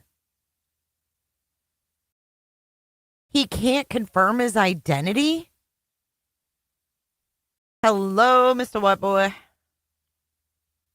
This lady doesn't know shit. His identity, where he should be, and who he should actually be with. If anyone believes that they see Sebastian, given his autism, what should they do? They absolutely need to call in the tip line, call the law enforcement immediately, but keep an eye on Sebastian. Tread very lightly. Don't force conversation. We don't want to do anything that could scare him. Be very calm, collected. Let him come to you if that opportunity exists. Tony Mathis joining us. Tony. Come to you like he's a toddler? What? This kid's 16 years old. Let him come to you. What? At the beginning, there was information out there that there had been a canine hit. Now we're hearing there never was a hit. Correct. The law enforcement has come out and said very clearly that they had no evidence that he ever left the home. And that kind of ties into your question about the landfill. I mean, there's not a lot of theories that would follow that up. One of those could be that he left in the trash dumpster in the trash truck, and that's how he got out of the neighborhood. So I think that all kind of ties into the theory, no dog hits, and that there's no proof that he ever left the home. Dave Moyer joining us. Did Tony just say he was taken away in the trash truck? The fuck? He got out of the neighborhood. So I think that all kind of ties into the theory, no dog hits, and that there's no proof that he ever left the home. Dave Moyer joining us. Georgia Canine National Training Center. Dave, I got a question. If Sebastian were carried to that vehicle, oh God, wrapped in a blanket, back to the block, would dogs pick up the scent? That's going to be really dependent on how saturated that area is with his odor. Because he lives in the home and stays in the home most of the time, that area in and around the house where he might commonly get out and walk around if he walks down to the street and a number of times a day, any place on that property in the immediate vicinity is going to be saturated with the odor from just his daily activities.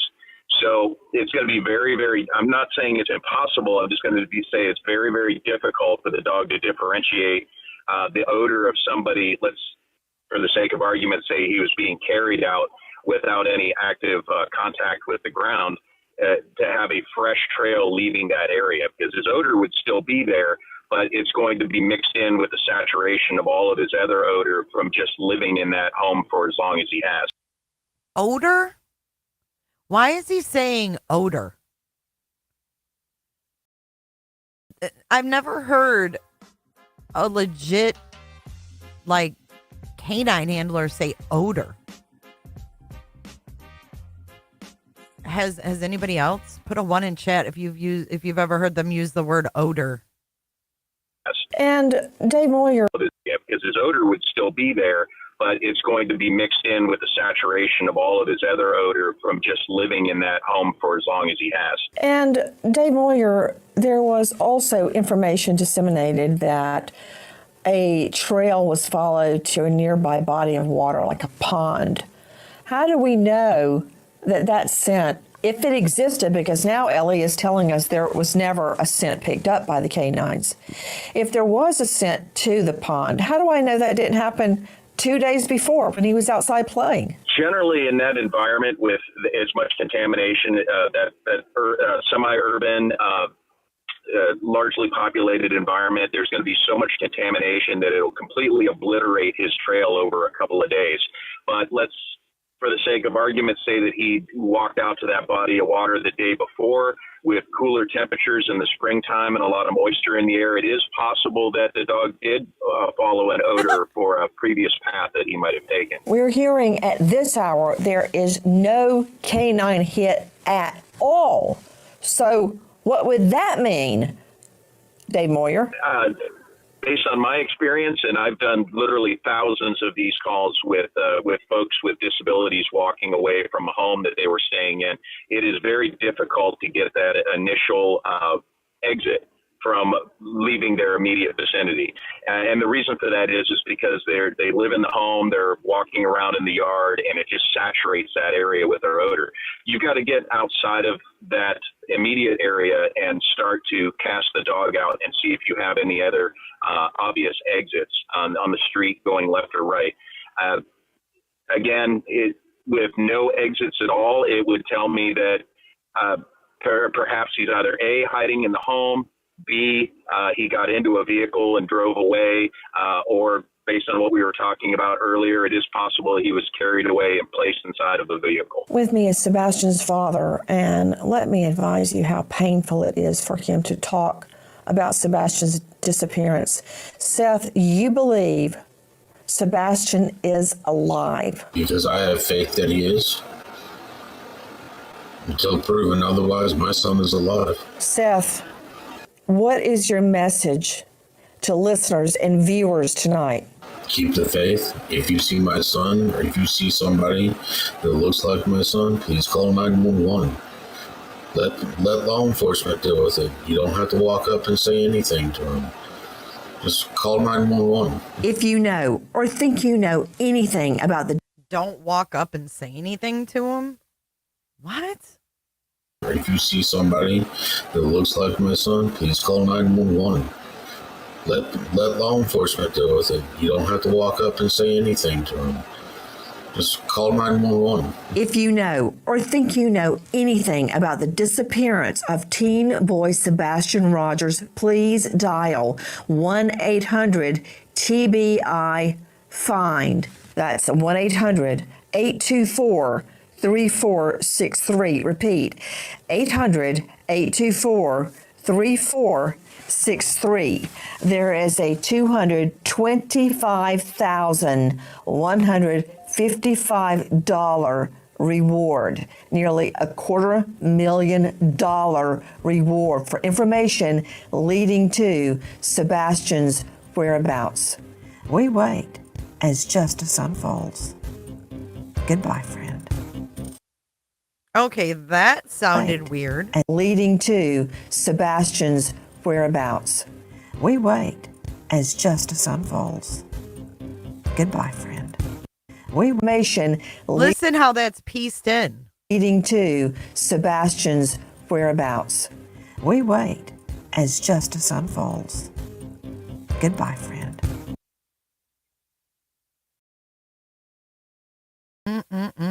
Weird, right? $250,000 and 100. Yeah, where'd the 155 come from? Dude, that was weird.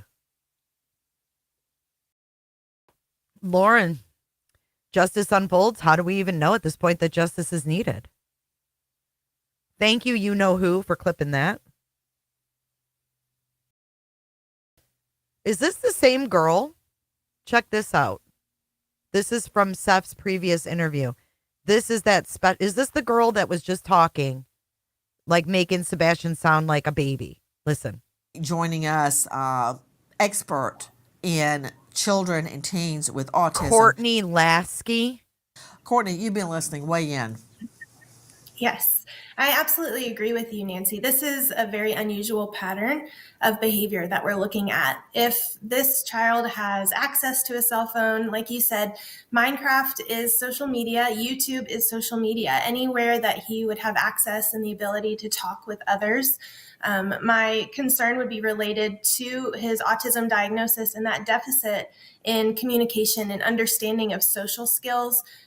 Is it possible that peers at school or someone has contacted him through these gaming methods?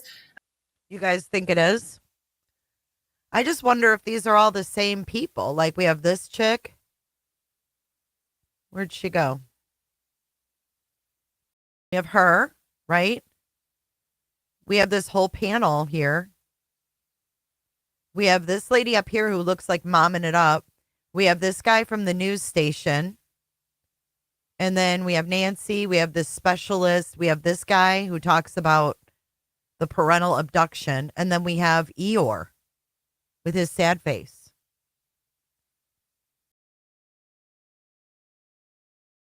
Hired actors. Yeah, Courtney. Oh. No, that's Courtney, the one on the bottom. I don't know who this lady is. When does she talk? The blonde. Does she talk? Who the fuck is she? She like feds?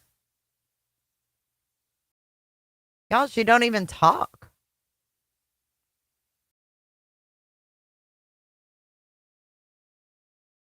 Why is she there?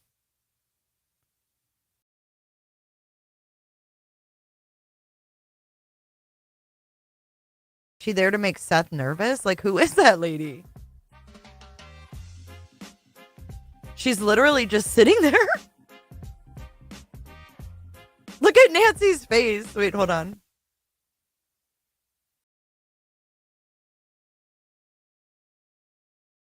She's a psychologist, so she's just listening? For who?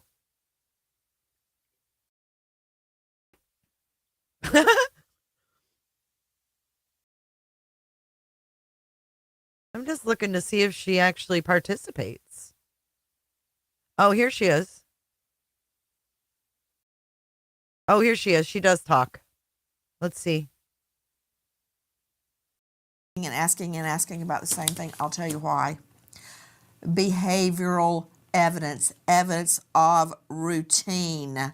Hold on, Courtney Lasky, because this touches on you as well. Dr. Sherry Schwartz is with me, forensic psychologist specializing in victim advocacy at panthermitigation.com.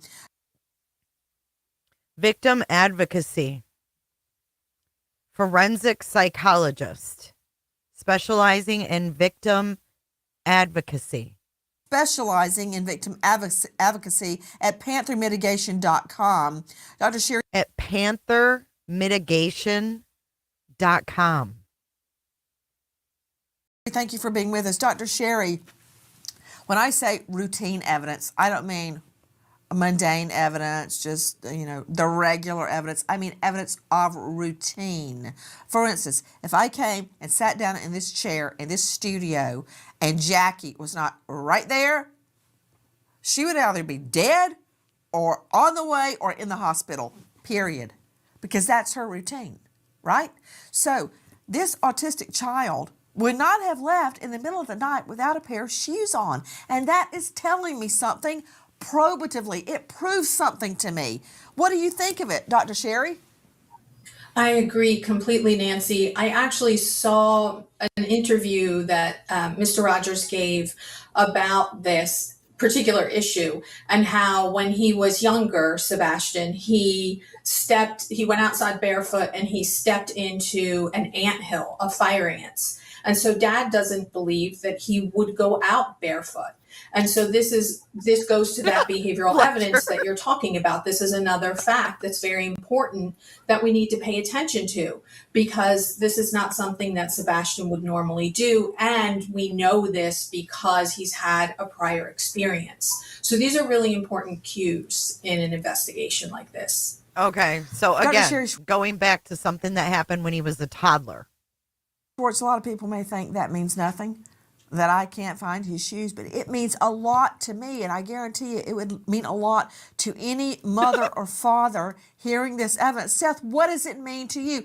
Was he prone to go outside and wander around at all, period, number one, at night in the dark, number two, and without his shoes on, number three? Would he ever have done that, Seth?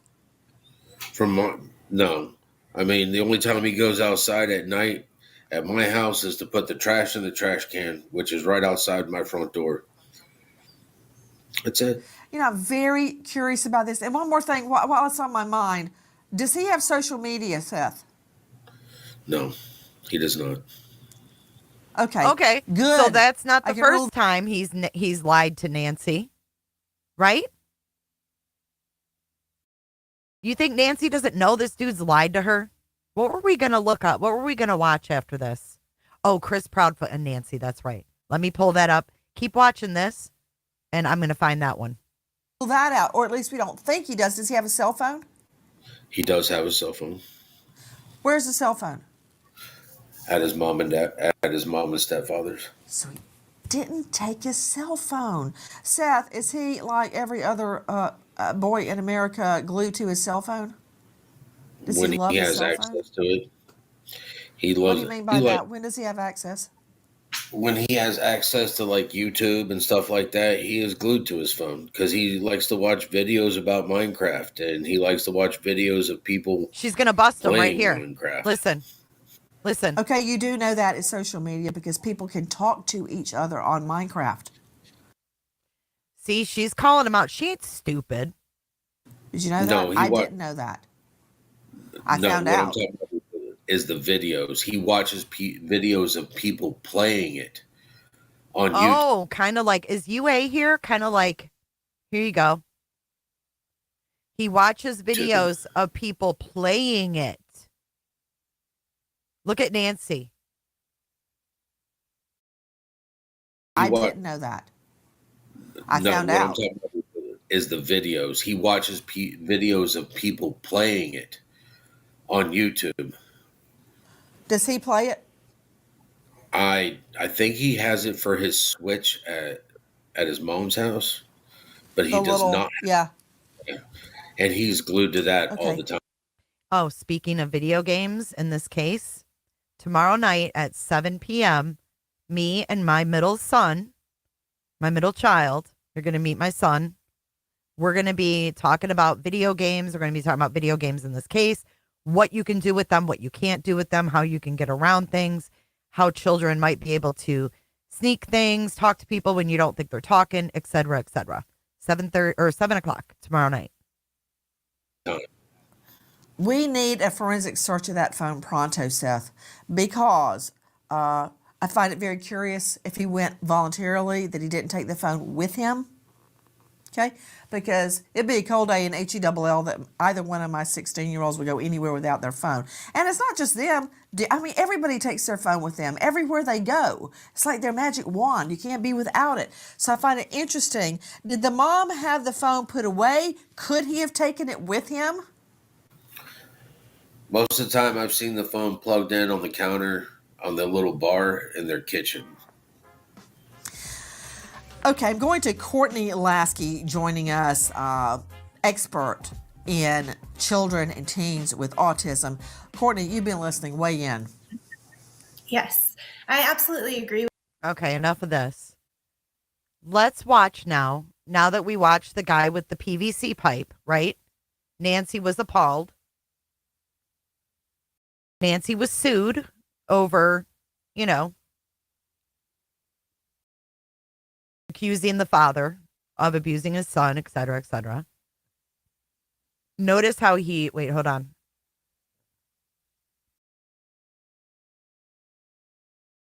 Notice how he tried to steer her back to Katie and Chris's house when she asks about Minecraft. He played a lot more than Minecraft at Seth with others online. Exactly. He played Call of Duty Mobile with Uncle Taco.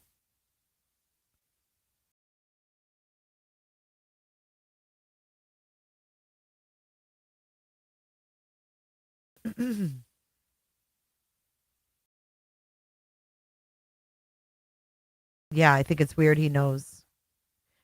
Right, but does she seem as appalled with the belt? Right? I would be appalled at a PVC pipe too. But let's see how she asks about the belt. Just to kind of see where her mind is. Absolutely, I am. Then why are you going? Because my son could be anywhere, and we're looking everywhere and anywhere.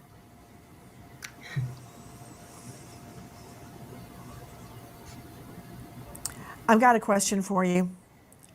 Yes, I want to find out about Mr. Proudfoot hitting Sebastian with a belt. What happened?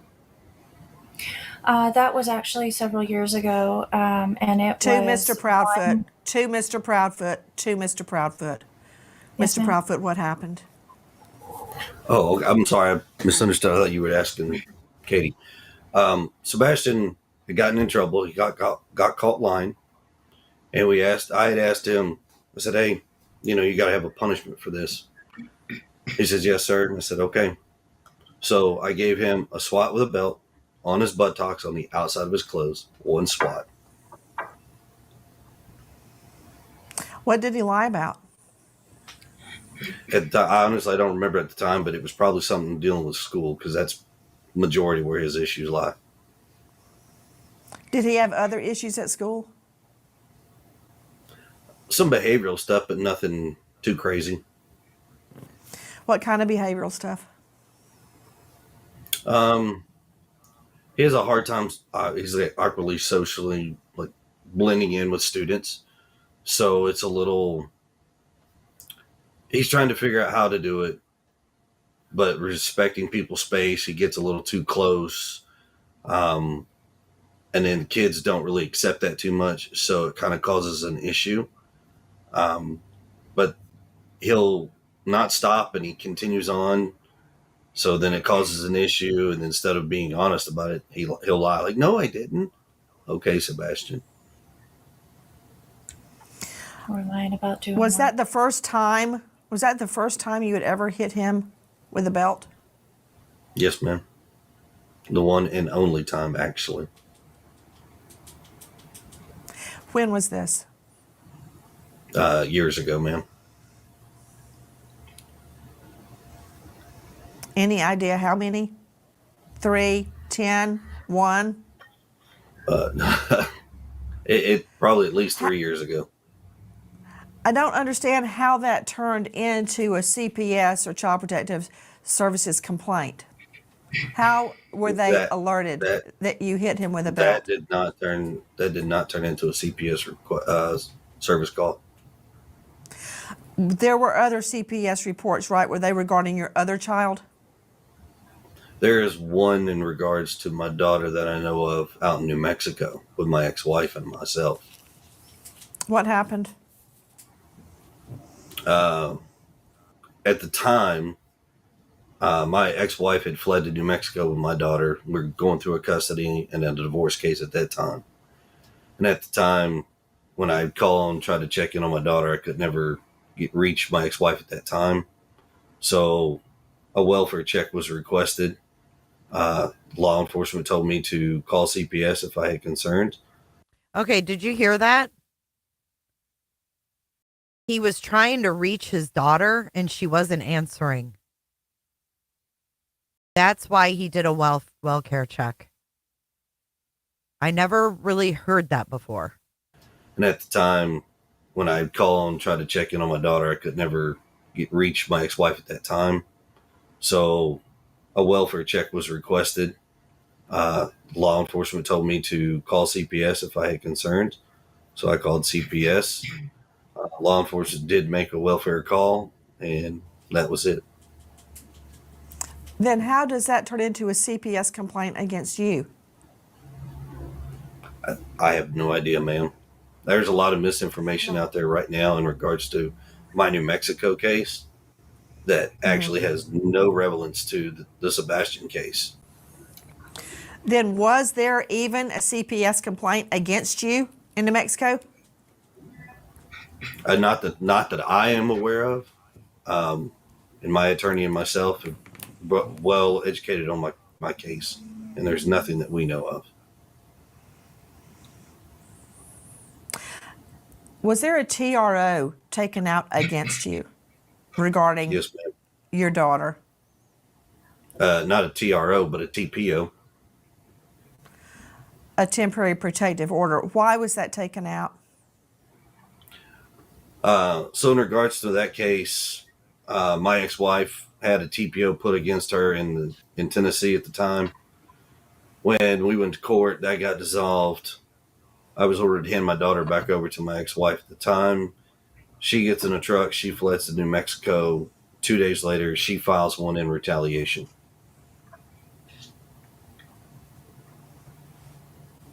Is it still in place? No, ma'am. That was dropped within, I think, 2 weeks of it being put in place.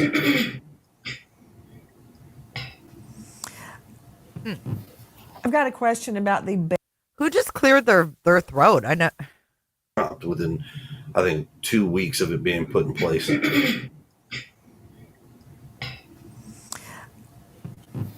I've got a question about the belt incident. You're telling me that was the only time. See, she went back to the belt. Maybe she's just trying to clear up the bullshit. What do you guys think? Ever hit Sebastian with a belt? Yes, ma'am. And you're also telling me that did not make it to CPS? No, ma'am, that did not.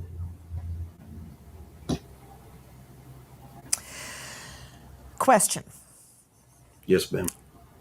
Regarding Faith's furniture. Yes, a few days after Sebastian goes missing, did you replace furniture in Faith's room? No, ma'am, I have not replaced any furniture in my daughter's room. Is there any new furniture in the home? Yes, ma'am, there's a bed that was given to me and it's currently in my garage. Has anything been taken out of the home? No, ma'am. I was curious about a statement that Miss Proudfoot made earlier that canine dogs hit on the barn around the home and near a retention pond. She did, though, Feisty. She just got done asking him about CPS reports. She most definitely did. Did that happen? I'm not sure about the barn, but the retention pond, yes. Because law enforcement says the dogs did not hit. But Miss Proudfoot says they did hit around the retention pond. God, here we go with the scent again. So there's been a lot of miscommunication in regards to what is and what is not. To help clear that up, law enforcement has actually spoken directly with me, showed me a few things. What I can tell you is from day one, there was 5 dogs that started the scent for the search. And then after that, from the next 8 days out from that, there have been dogs from all over the country that have come in and done searches and had scent hits in various locations. Odor, sorry. But I would say a certain percentage of them tend to go toward the same spot, which would have been a retention pond. So the law enforcement dogs did not hit on the retention pond. Is that what you're saying? No, I'm saying they did. There was at least 3 that I know for a fact that did hit on the retention pond. Okay, so you're talking about asking Seth about CPS. Sorry, I misunderstood. I thought you meant Chris. I'm like, she just did. And the pond has been drained, correct? And there was nothing there. Yes, ma'am. They have walked it, drained it, and there's nothing. The retention pond was only knee deep anyways. On one occasion, Mr. Proudfoot, you stated that you and Mrs. Proudfoot have been, quote, vetted and cleared of foul play. That was stated on Chronicles of Olivia. Is that true? What do you mean by that? Yes. So after working with law enforcement of all agencies, they have actually told us that there is no foul play, no nefarious issues. We've been cleared of all wrongdoing. We are working extremely cooperative with all law enforcement agencies at any point in time that they've called, come to the house, anything. Was Sebastian angry or upset before he disappeared? No, ma'am. Not to my knowledge. What is your theory about where is Sebastian? I wish I knew where he was, to be honest. Your theory. I think it's possible that someone has my son. Why? Because I feel like if he had been close to the house or had walked off, that we would found him by now with as many people as we had searching. Hi, Have you checked his social media? He doesn't have social media. Have you checked his phone? You thought. His phone has been thoroughly checked, yes, ma'am. Have you handed your phones to police, both of you? Yes, ma'am. Yes, ma'am, we have. Has police searched all of your devices, your laptop, your iPad, everything? Everything. Yes, ma'am.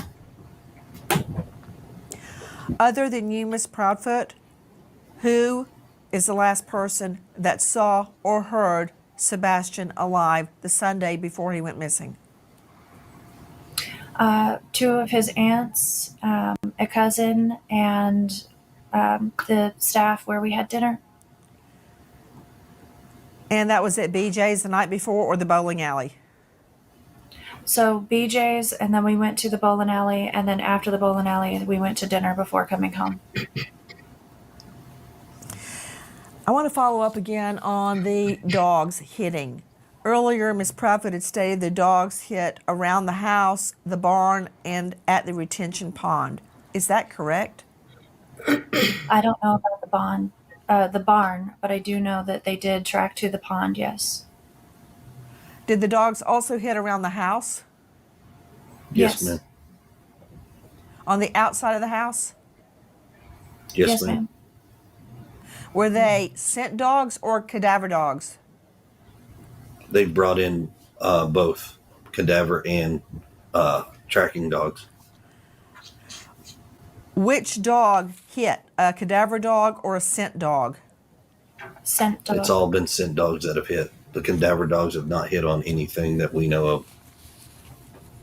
What do you believe Sebastian was wearing when he disappeared? And would that have been what he slept in? Yes. So the clothes, the black sweatpants with the white stripes and the long sleeve black shirt, that is what he went to bed in. And the reason that I believe he was still wearing those clothes is because when we searched, I did not find those clothes in the house. So I have to assume that that's what he was still wearing. I'm sorry, I couldn't hear you. Did you say that's what he wore when he went to bed? Yes, ma'am.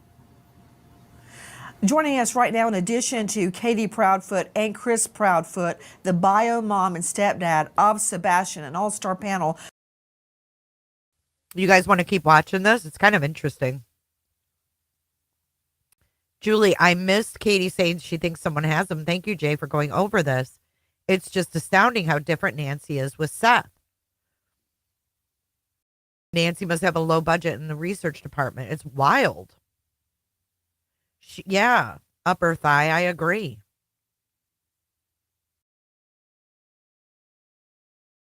Ish says yes. I'm listening to Ish because I'm interested too.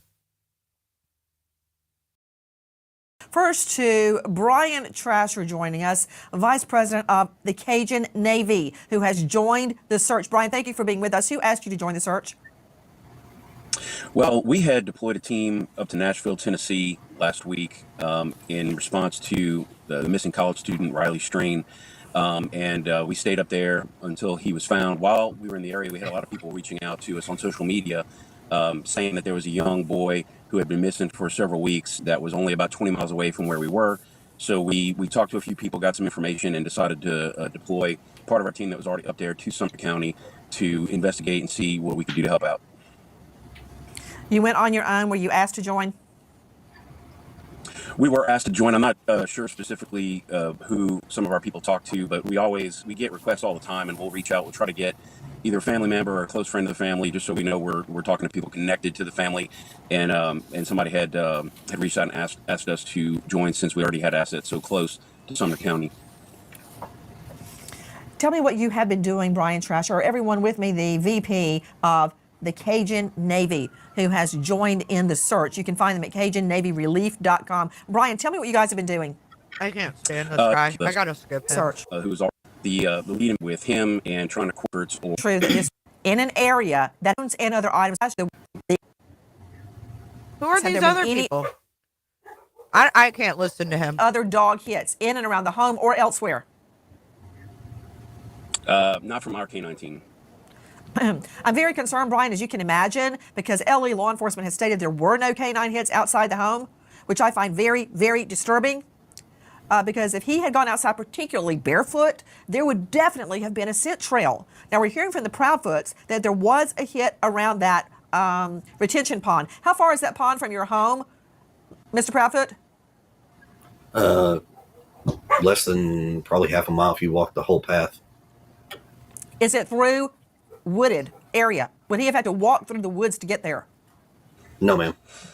You can actually walk either the main road or the subdivision. So the construction site is a subdivision, new addition that's being built, and they have a road that's going to be tied into our subdivision. So you could actually walk up that way, or you could walk to the main road and walk into it. Did Sebastian ever sleepwalk? No, ma'am. So he would have had to leave the house undetected by Katie and walk all the way to that retention pond. Did the dogs follow the trail a half a mile? Yes, ma'am. They followed the trail all the way to that retention pond? Yes, ma'am. Yes, ma'am. That's very curious, as they are saying the dogs didn't pick anything up. I can't. Back to you, Brian Trasher. Did you guys search anywhere other than that federal property where the false positive was? Yes, no? No. Joining me is Courtney Lasky, high-profile behavior analyst, autism expert, chief clinical officer with Little Starts Therapy. Courtney, thank you for being with us. At this juncture, we know Sebastian to be most likely with people he doesn't know, if in fact he is still alive. How would that affect a young boy with autism? Okay, before we listen to Courtney Lasky, I want to say thank you to Beans for the Scratcher Fund. And Sin, I don't see anything. Let me see. Sophia, thank you for gifting a cootership. Proud Mama B, thank you for becoming a cooter. I just want to make sure I didn't miss anything. I don't see anything from you, Sin. It is like she's interrogating them. It's wild. It would affect him greatly. Based on the diagnosis of autism, we know that they typically have deficits with communication, social skills, and they display some rigid and repetitive behaviors. If, in fact, he is with someone else who does not know him well, that would be entirely out of his routine. He could be engaging in behaviors he hasn't engaged in before. He could be looking for an escape. He could be looking to get out of those aversive situations. We know that not every autistic individual will wander, but those who do wander, 36%, it's to get out of an aversive situation. It's to get away from something that's overwhelming or overstimulating to them. Ms. Proudfoot, does he know your phone number? Can he call you if he could get access to a phone? We have gone over my phone number. I don't know that in a high stress time he would remember it, but yes, I have taught him my phone number. Was he ever allowed to go visit friends' homes? He didn't get invited, but had he been, yes, we have had play dates in the past.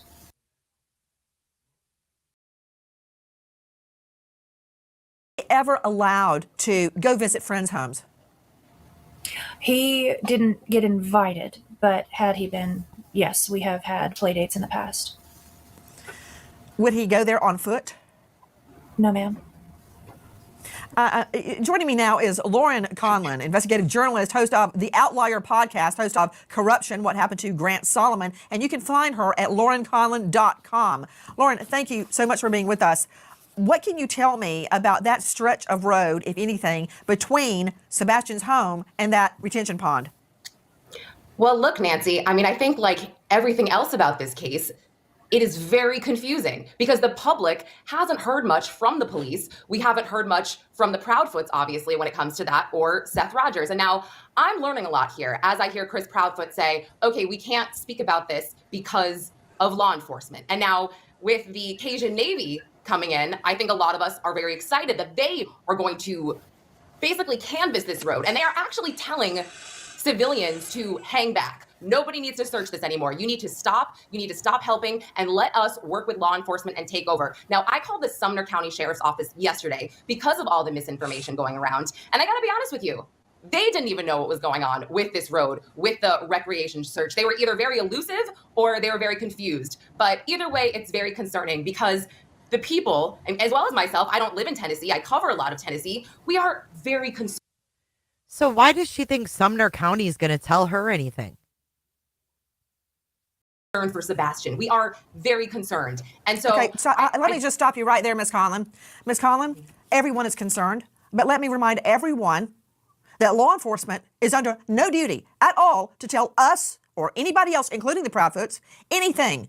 They are not representing the Proudfoots. They are representing justice, and they will do what they have to do. The fact that they're not giving us a blow by blow is their business. Does it mean they're stymied? I don't know. Does it mean they know more than we think they do? I don't know the answer to that. But just because they're not releasing an ongoing investigative file is not a concern to me. At this juncture, I'm collecting facts in the best way I know how. Now, regarding that route from the Proudfoot home to the retention pond, is it your understanding, Lauren Conlin, that there were no hits by scent or cadaver dogs along that route?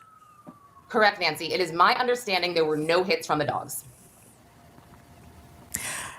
It is very confusing. It's confusing. You know, sometimes, Lauren, when we try to put together a puzzle, but we're missing a few pieces and we don't know what piece we're missing, you can't put the puzzle together. We're missing things from this puzzle. And right now, I'm on a fact-finding mission. I am pointing the finger at no one because I want to find Sebastian.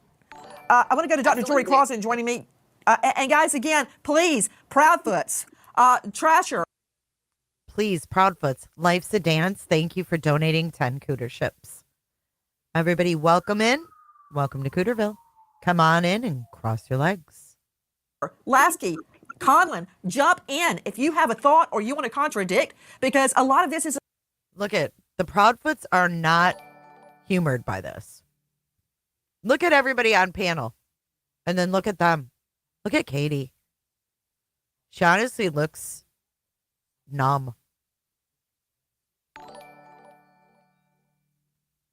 It's elusive. We don't know everything. To you, Jory Crossan, joining us, former law enforcement, now faculty, St. Leo University, very well-known psychologist and author of Operation SOS. You can find him at drjory.com. Dr. Jory, thank you for being with us. Many people have made much of the fact that when interviewed, the Proudfoots do not look at the camera, they look away, they don't cry, and they don't seem upset. Now, That may or may not mean anything.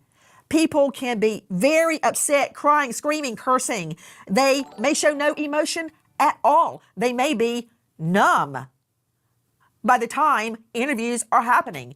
I'm very different. When I talk about my fiance's murder or I talk about my dad's death, I still cry, even when I swear I'm not going to. But everyone reacts differently. I'm going to throw this directly to Mr. and Mrs. Proudfoot. Much has been made. I'll ask you.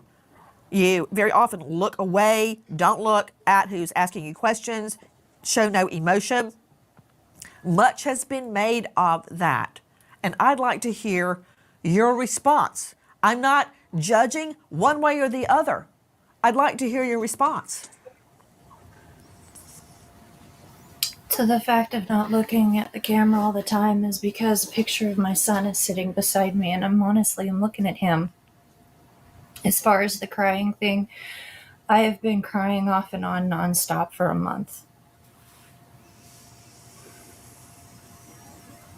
Many people have asked me, why did Miss Proudfoot not call 911 immediately? And here's your chance to answer that. Because by the time I realized my son was missing and I called my husband, at that point I was hysterical. I was at the point where I couldn't even form words anymore, and my husband is the one who remained calm enough to call them. And to be honest with you, Miss Grace, the way we live outside of city limits, so you don't call 911 because you get routed to a dispatching hub who asks what's your location, and then they route you to another dispatcher to talk to give this story. I cut all of that out and I called straight to the sheriff's department because they have jurisdiction of where we live.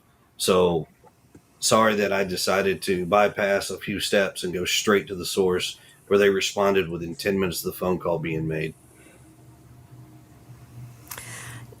Miss Proudfoot, that evening, were you drinking? No, ma'am. Had you used any type of drug at all, even OTC, over the counter? No, ma'am. And you had no argument with Sebastian that night? No, ma'am. You stated you put the dogs away into... Did you hear that sigh? She's asking her if she was drinking, if she was on drugs. Here, Seth falls asleep at his Polly. What? No, ma'am. You stated you put the dogs away into a crate before you went to bed. Is the crate located near the exit, near a door? No, ma'am. Would the dogs have barked if there had been an intruder or if Sebastian had left? The dogs don't typically bark at me and Sebastian because they're used to us. Even if we get up, we come around, they don't typically bark. Strangers, they do tend to bark, at least for a minute or two to get attention. But no, ma'am, they don't typically bark at Sebastian and myself or Christopher. What kind of dogs are they? Morkies. Question, where is their crate located? In the area near my sunroom. Over by in the kitchen. Your son's... Okay, hold on. Is No, it son. outside your son's room? She said, hold on. No, ma'am. Not. Hold on. Is No, it son, outside your son. son's room? No, ma'am. Not Sunroom. Sebastian's room. Son. Yeah. Yes, ma'am. The sunroom. And that's not near the door? No, ma'am. Not near the front door. It's near my back door, but not any of the other doors. Yes, from what I've seen the layout of the home, it is near the back door, and they would have heard someone coming in and out that back door, correct? Yes, ma'am. Yes, ma'am. No barking. Do you have a chime or anything on your doors that would alert you to the door opening? No, ma'am. Miss Grace, could I jump in for something? Yes, please. And I want to follow up with a question Yes. regarding Miss Proudfoot's polygraph. But please, Lauren, jump in. Everybody on the panel, now is the time to ask the Proudfoots any question that may shed light on what has happened to Sebastian. We are not in a judging arena. We are in a fact-finding arena. We can then assimilate the facts and make deductions. Please jump in. Lauren Conlin is joining me. You can find her at Lauren Emily Conlin. Go ahead. Yes, thank you. And now this might be for Brian as well. Yesterday, when the dogs hit and everybody's going crazy, YouTubers, internet, TikTokers, and we figure out it's not Sebastian and police are not involved, the TBI is not involved. Did you call the Proudfoots and let them know that this was not Sebastian? Did you tell them ahead of time that you were searching these areas? Did they know what you were doing, or was this specifically just through Seth Rogers? Yeah, so Seth Rogers is Sebastian's biological father, correct? Yes. Yeah. Wait, what? Why did he just ask if Seth Rogers was the biological father? Didn't he say that Seth brought him in? Didn't he say Seth brought him in? I thought he did.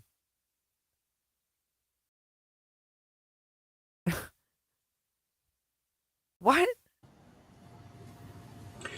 Yeah, so Seth Rogers is Sebastian's biological father, correct? Yes. Yeah, so he was there, and as Ms. Grace alluded to earlier, it would not have been typical or possibly even probable that he could have skeletonized after only a few weeks. So I'm not sure about the Proudfoots, but his father definitely did know. I also wanted to echo what Miss Nancy said earlier about the police. One of the reasons we got called in, there was a Hey, look it. He says, I don't know about the Proudfoots, but the biological father knew. I agree, Mike. Miss Nancy said earlier about the Look at Chris. You know he's probably fuming. Police. One of the reasons we got called in, there was a lot of social media personalities reaching out to us, kind of complaining that they didn't feel like the police were doing enough. But really, it's just what Miss Nancy said. It's that they're not under obligation to give daily or every other day updates. They are doing an investigation. We have been in very close contact with TBI, and I can tell everybody with 100% certainty they are on top of it. They are not letting their foot off the gas at all on the search for Sebastian or trying to find out what happened to him. The YouTubers and TikTokers that do live stream probably do the most harm. We appreciate the attention that they bring to things, but when you do a live stream, you don't have any control over what gets seen by potentially the entire world. What is she wowing about? That's that Lauren Conlin. Why is she going, wow? Wow. Listen to this again. Probably do the most harm. We appreciate the attention that they bring to things, but when you do a live stream, you don't have any control over what gets seen by potentially the entire world. So we would, we can't tell people what not to do. They have free speech. It's their own accounts they're using. Not helpful to do live streams during searches like that. If you want to do it, do a video that you could potentially edit later, so that we cut down on the amount of misinformation. That's why social media is not necessarily a house. We go in and do search and rescue. You have to trust the process, like we do. We trust law enforcement is going to have this wrapped up probably very soon. Brian, however, I want to make sure that you are not encouraging citizen sleuths to stop looking, because I've had many cases where we put out the warning and they actually spot a missing person. I mean, I only have to point to Gabby Petito, whose remains were found in dispersed camping way out west by a citizen who had heard about the case. So, sometimes their information is wrong, but there is no way in HELL that I would ask them to stop. And I know that's not where you're headed. Yeah. No, we don't want She's them to a stop. reporter. Matter of fact, it was two citizen sleuths that found Riley Strain's bank card out by the bank of the Cumberland River in Nashville. So, like I said, they do provide a service. My only suggestion was maybe not doing live stream, maybe just video, and then you can edit and post later. Just a suggestion. Hey guys, I don't want to see anything edited. I want to see the whole thing. No edits, no air. Hear that? She's like, I want to see the whole thing. She ain't against it. No edits. Brushing, the real deal. But No hey, airbrushing? no edits, no airbrushing, the real deal. But that's just me. Airbrushing? Who do we know that airbrushed Sebastian's pictures? The green team. I want to go back to Katie Proudfoot. This is Sebastian's biological mother, Miss Proudfoot. What questions were you asked during your polygraph? I was asked if I knew where my son was. I was asked if I hurt him. I was asked if I had hurt someone, among a few other questions. And Mr. Proudfoot, you have volunteered to take a poly? Yes, ma'am. If I were to set up a poly for you, would you take it? Name the place and time, ma'am. I'll be there. And you're headed back to Memphis right now. Are you in your RV right now? I am in my RV. We are not disclosing our current location just because of safety reasons, due to the YouTubers, the Facebookers out there that have sent some very heinous, threatening information and things of that nature, threatened to be outside of our house, all kinds of nasty things. So we're not disclosing our location at this time, unless you're law Ms. enforcement. Proudfoot, is or that you need one to of the reasons you left the home? One of them, yes, ma'am. Question to you guys. When police came in and processed your home, did they look with, for instance, luminol? Did they check? What did they do when they searched your home? They thoroughly searched my home with many different things. They removed some things for the dogs to hold the scent, and for Sebastian's DNA. I know that they used thermal night imagery. night vision. Thank you. And I don't know exactly all of the tools that they used, but I do know that multiple different searches were done on my home by many different people, detectives, sheriffs, and a few others. Yeah, I'm not dogs. I wouldn't swear that the forensics folks showed up or not, because there were so many folks in and out of the house that it was just, hi, I'm so-and-so with law enforcement. I'm so-and-so with law enforcement. Okay. Every time they've said we need to look, or please do. Does so that tells me that they didn't even keep track of who was coming in. Okay. Forget about your love or hate for Nancy in the panel guests. Let's listen to what they're saying. They are Angel as of when? I thought it wasn't until February.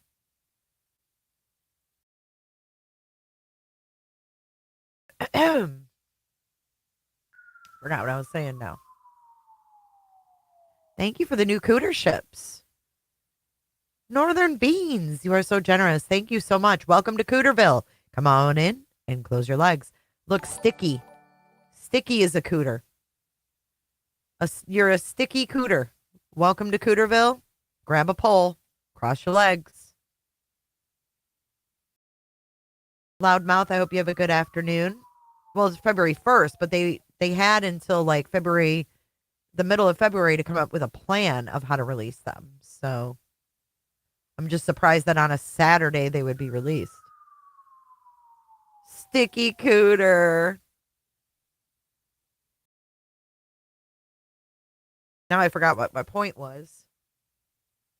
Oh, is that they weren't keeping track of who was coming in and out. Remember how Seth said he sat there for 30 minutes to see who all was there? And it sounds like they were just like, okay, it's someone with law enforcement. Like, I don't really care who it is. Like, they're just doing their job. You know what I mean? Where Seth was like, oh, I sat there and looked at all the agencies who were there. Right, Ish? Said we need to look, or please do. Does Sebastian have a hardwood floor or a carpeted floor? In his bedroom? Carpet. Yes. Carpeting. Did they remove any carpeting? No, ma'am. Now, think back to the picture that Trev took of Seth. I know we argue about whether that's, plywood, subfloor, if you will. But she asked if they removed his carpet. And they said, no, ma'am. Thank you again, Beans. Welcome, new cooters. Shaking them bushes. Welcome, Petty. Oh, Horseman, my favorite. Welcome in, Horseman Cooter. Horseman is BJ's BFF. Play nice. Welcome in. Thank you so much, Northern, for your support. Do you feel confident they searched his bathroom? They did. Yes. In his bedroom. Carpet. Yes. Carpeting. Carpet. Did they remove any carpeting? No, ma'am. Do you feel confident they searched his bathroom? They did. Yes, ma'am, they did. When you state that they removed items for the scent dogs, what did they take? Clothing, a blanket that he used like every day, and a few other items of his, toiletries, like his brush. They took his brush for DNA. Bob H., thank you so much. Bob H. Let's see. Bob H. has gifted 5 more cooterships. Welcome to Cooterville. Come on in and cross your legs. Lauren Conlin joining us, investigative journalist. They did have Sebastian's scent. Yes. Do you need to hear that again? The people in the back? I do have that photo. Blanket that he used like every day, and a few other items of his, toiletries. Thank you, like Bob. His brush. Lauren Conlin joining us, investigative journalist. Lauren, again, thank you for being with us. And earlier you were hearing sound from WSMV4. I understand you have another question. Oh, I mean, I guess I didn't quite get the clarity I wanted, in the sense that, did the Proudfoots know that this search was going on with the Cajun Navy? Were they being called? Were you guys being alerted about this? Did you hear from a YouTuber that they found something, that the the search dog started jumping? Or, were you just kind of blind to all of this? Just, over in your corner doing your search? No, ma'am. So here, to set that record straight and help the United Cajun Navy. So somebody's got a picture out there saying that we are enjoying a dinner when we're actually out there, got flyers at a dinner table because we need to eat. My wife was on the phone with the Cajun Navy. That's how the Cajun Navy was brought in. And we talked to the president of the United Cajun Navy. He put us in touch with their team that was here locally in Nashville. Then that young So they did talk to someone in the Cajun Navy. The question is it the same Cajun Navy? lady reached back out to us, gave us some more information. We gave her some more details. Then they said they would start a search, but we also had them get in direct contact with the TBI agent as well as Sumter County's Sheriff's Department. We provided all that information. They reached out to them, got some information. They pushed outside of the areas that had been searched already, conducted a search. Somehow or another, they linked up with the bio father, who supposedly got a tip from somewhere. Whether or not it was credible or not, we don't know. But it led them to searching on federal property without permission, which is where we have been informed at some point that there was allegedly a hit on something, but turned out to be nothing. And they were asked to leave the property immediately or the cops were going to be called because it was trespassing based off of a tip that the bio father received. See that? They're telling us. They're telling us that Seth got this tip to go out to where there was a damn tornado and the park was actually closed. He's telling us. The bio father listen to this. The Proudfoots were speaking with the United Cajun Navy about searching for their son. They come out. They start searching. They run into Biofather. Bing bong. And then he's got them out at some closed-ass park doing some fruitless search on federal property. Make it make sense. It sounds to me like the Biofather stepped in and detoured the search, if you will. They were talking to Chris and Katie, then met up with the bio dad. And then next thing you know, there they are, out searching, doing, out at this weird park that makes absolutely no sense. Unbelievable. Like, totally unbelievable.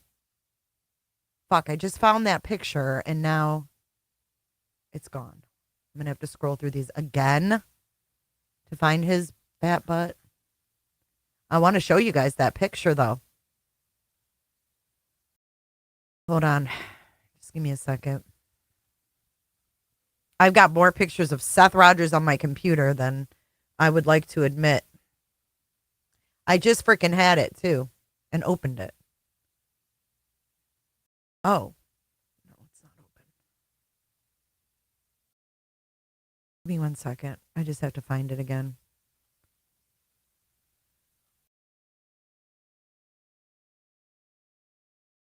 I just thought it was weird she asked them about carpet.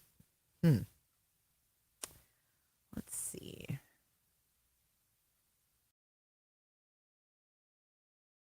Oh, this is making me mad. I really need to clean things out of these files that I don't need.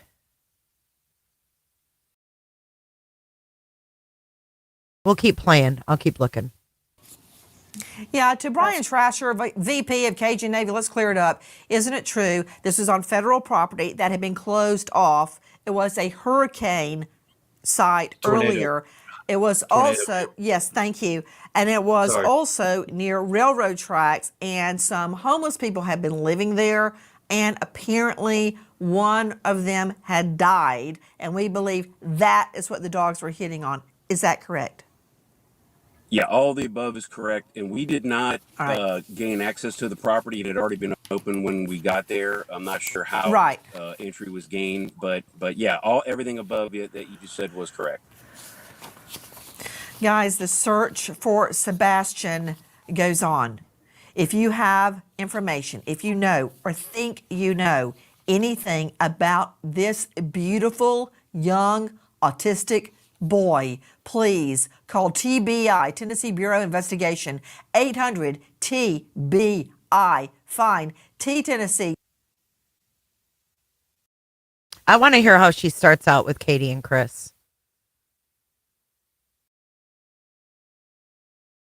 A lot of theories, a lot of speculation, but let's start with what we know to be true. Joining me right now, an all-star panel, but first, I'm going to go to two special guests joining us, Katie and Chris Proudfoot. This is Sebastian's biological mother and his stepfather, who were in their home with Sebastian when he goes missing. To both of the Proudfoots, thank you for being with us. I want to go straight back to when Sebastian goes missing. Miss Proudfoot, I understand that the day before, which would have been Sunday, if I've got the information correct, that you guys went out, you went to dinner, you went to somewhere, I believe you said BJ's, where he had a, quote, colossal popcorn. Then you came home that night, and around 9 p.m., you tell Sebastian to go to bed. He says, okay, and goes to his room. Is that correct? Yes, ma'am. Okay, I found it. That night, I understand from previous statements you've made that you went to bed around midnight. Is that correct? It is. Okay, check this out.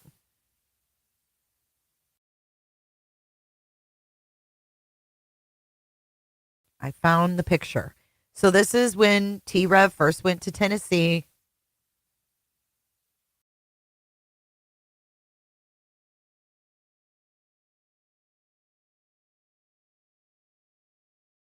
Yeah, I think if you have iPhone and you click the link for the membership, you just go to open it with Safari. There's the picture. What do you guys think? Trev, speak up. Why'd you take this picture?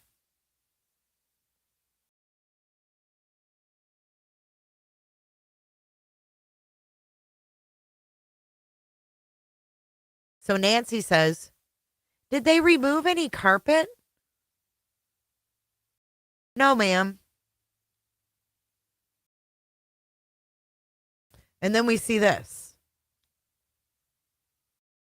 What do you think?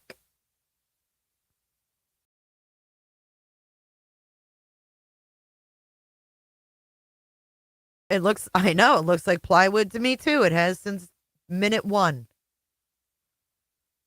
Some people said it was linoleum. I disagree. My ex-husband built houses for a living. I'm pretty familiar with subfloors. So why was Seth's carpet taken out?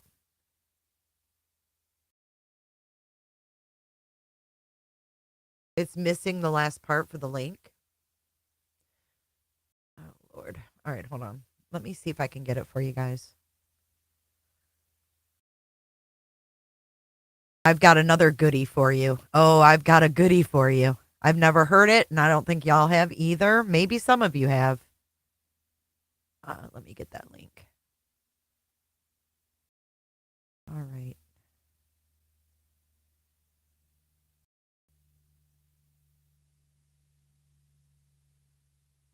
This is going to be the link. Can you guys hit the like button, though? All right, there you go. I know. I think the carpet was taken up, too. Right. No, he never said why. He took it, he put it in his Discord, and it got lifted from his Discord. And no one has ever explained it.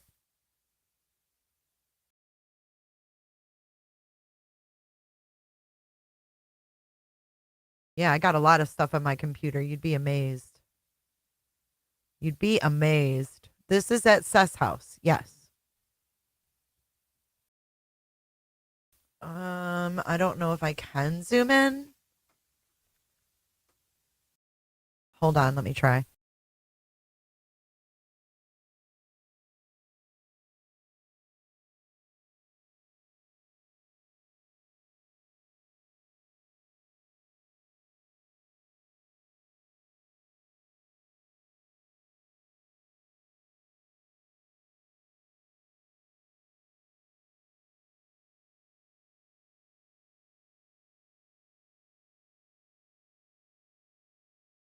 Okay, that's as good as I can get it.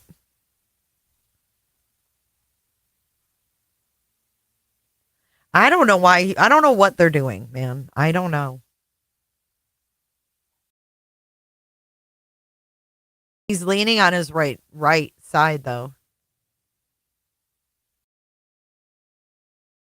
I think Cooterville can do better on the likes too, Flo. I'm a little disappointed in Cooterville today. Wake up.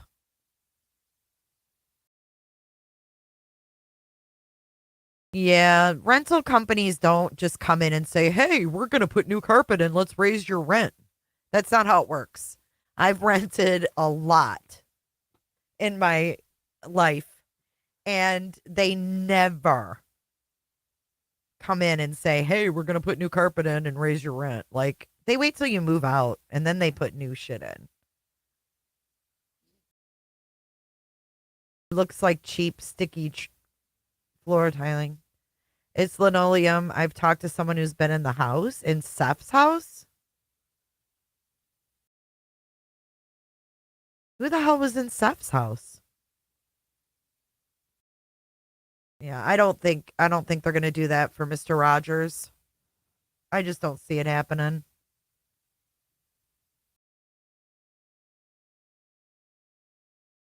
I don't know. I don't know what to make of it. Whatever it is damn ugly. Okay, now I've got a surprise. Check this out. Oh, thanks. Friday Crime Roundup with Nancy Grace, Sebastian Rogers' latest, and the missing women in Oklahoma. So this is going to be Sheryll McCollum, who is an actual crime scene investigator. Well, Seth isn't in a luxury place. He's in a duplex in Clarksville, Tennessee. You think it looks like fake rock?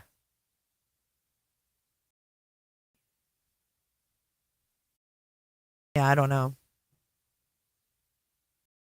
Anyways, this is Nancy Grace and Sheryll McCollum.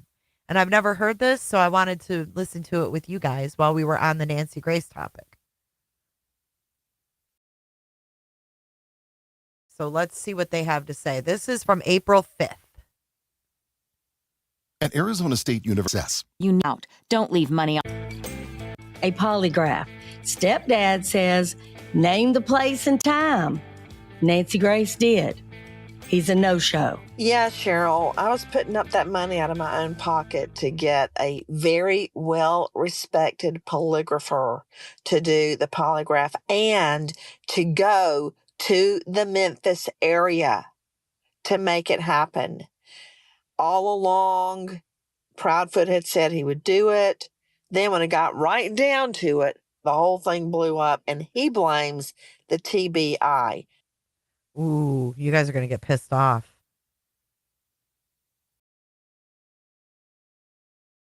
I don't think Sean's place isn't going to have linoleum from the 60s or 70s. It was just built in the 2000s. And they always put cheap shit in those things too. They're not going to put some, custom look in there. They're not going to do, they're not going to do decorative floors for Seth Rogers' duplex. No, I'm not buying it. Not when he's renting it for $800 a month. No freaking way. Now, as a longtime prosecutor, I would not agree. I would not stipulate, as you know, we have to do for a polygraph to come in a criminal case. Both sides, in some jurisdictions, both sides have to stipulate. Kalika, if it was that easy, we would have. We've brought it up many times, and he's never commented on it.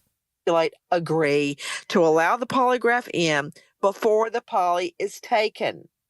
All right? And then you're stuck with the results, whether you like them or not. But I would never do that because I didn't know what the outcome was going to be. And I wanted to make sure my evidence was strong. Long story short, I still like to look at polygraphs. If somebody passes a polygraph, that gives them the indicia of reliability, of veracity, of truthfulness. Just because I don't bring it into court, it would still be a tool for me to say, hey, this guy's telling the truth. Maybe he's telling the truth about other things. It's a very important tool. So why wouldn't Proudfoot take the poly? He blames the TBI. My point is, why wouldn't the TBI want an additional poly? They're a fantastic investigative tool. And again, he could also take one privately. He can go do it. He can set it up through his own attorney if that's something he wanted to do to help clear his name. You and I have talked so often about Mark Class. Let's eliminate me so y'all can go find my child. This is an opportunity for them to get past that and onto what really happened to their boy. But let's talk about it, Nancy. You have told the story about when John David went missing in the store for 7 seconds and you lost your complete mind. You made him shut the store down and he was just playing hide and seek. They have left town. I don't like it. Now, in their defense, and don't think I'm defending anybody or prosecuting anybody. Here's how you win a case. You anticipate, you think on what they are going to do, then you destroy it. I've been thinking on what they're saying. They said They left town because he, Proudfoot, had to go to work. She went with him, and they told me that they're getting a lot of hate and people know where they live. Did they leave because they're being harassed? Is she really afraid? That's what they said to me. Now, that would be their defense in leaving. So I have to take that into account. I don't know that I believe it or don't believe it. I really do, contrary to what many people believe, keep an open mind. What if they are telling the truth? I just want to throw some things around. Hit me. If one of my children were missing, I could care less about my own. You can't see the floor on Zillow. Yes, of course I looked. Of course I looked. And I also looked at Home Depot at all of the linoleum, and I didn't see shit like that. They put cheap linoleum in duplexes. You'd think it'd be at Home Depot. I didn't see anything with that pattern. Nothing. I'm not just making it up. Like, literally, I looked. I didn't find anything that remotely looked like that. Safety. I'll tell you right now. Second, the bio mom and stepdad are now no longer talking to the bio dad. That's not a good look either. She is saying things like, well, we're getting threats and, you know, people are driving by our house at all hours and our neighbors are upset. I'm going to tell you again, if my child is missing, I could care less what my neighbors think. I'm going to be a crazy person. They are not searching for him. She keeps saying things like, quote, when we find him. When we who? You're not looking for your child. Sheryl, I agree with you. If it were my child, no way would I leave in case he somehow got back home. This is Sheryll McCollum. She's a crime scene investigator in Atlanta and one of Nancy's BFFs.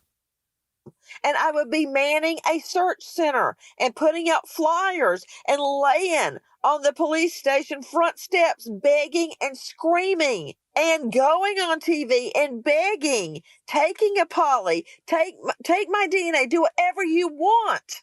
However, Sheryll McCollum, I'm also looking at it as a trial lawyer. That's what I'd be doing. But I'm looking at what they're saying and I'm analyzing it for its veracity.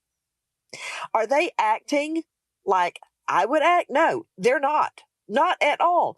Certainly not the way you would act. And John David was...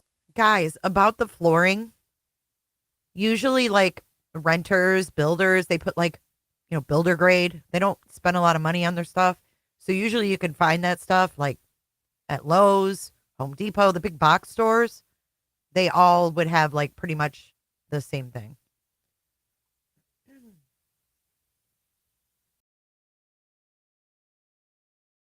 Gone more longer than 7 seconds. I'd put it up around 5 minutes because I know I had Lucy under my arm like a football and I was running. I looked like a crazy person. My hair was crazy, no makeup. I think I'd actually been in the community pool with them that morning. It was insane. And those moments of thinking John David had been taken was awful. Literally screaming, locked the doors. I wouldn't let go of Lucy. It was just beyond. I wouldn't let go of tears. Lucy. It was just cold. This is drama. Dramatic. Where is my son? That's how I acted. I don't understand them, Sheryl. I don't understand them. I think that a jury would agree with you. However, I'm trying to figure out why. Why are they acting this way? I've been in a lot of RV camps. You know, we like to RV and camp. And I find it hard to believe when your child's missing, you're holed up in an RV camp or anywhere, not at the search location. You know, here's the thing. If you and I were sitting at our original Zone 7 and we had this case, and I said to you as a prosecutor, hey, Nancy, the mom said that Sebastian took the trash out to the end of the driveway. That was his chore. Then she says a flashlight's missing. Then there's a video that depicts maybe flashlights, but now they're saying, no, it's a trash truck. And now law enforcement is checking a landfill. I don't like that, because that looks like, to me, your child is missing. Do you notice a flashlight ain't there? That sounds like somebody said to her, hey, look at this video or those flashlights. Oh, yeah, flashlight's missing. And then they asked the stepdad about it. And this is a direct quote. I want you to tell me what you think of this as a prosecutor. Everything that everybody is trying to assume is a flashlight. I hate to say this, but it's not. As much as we would love it to be, it's not. You would love it to be a flashlight? He did so you're say telling that. me you would. He did say that in the interview with Olivia. So Chris Proudfoot said, all the, the thing that you people think is a flashlight, it's not. It's not a flashlight. So why did he say that? I don't know.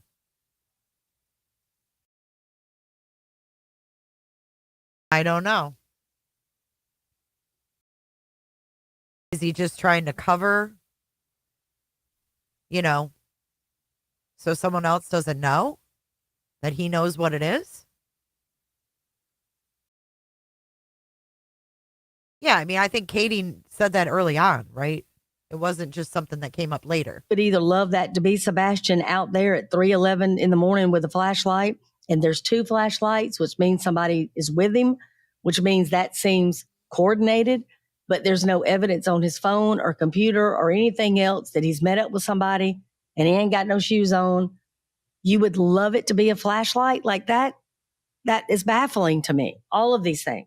Well, it's my understanding that law enforcement has told various sources that those were not flashlights. So that whole theory is a waste of my time. If they're saying law enforcement has told various sources, I think the date of the photo, I don't know, maybe June.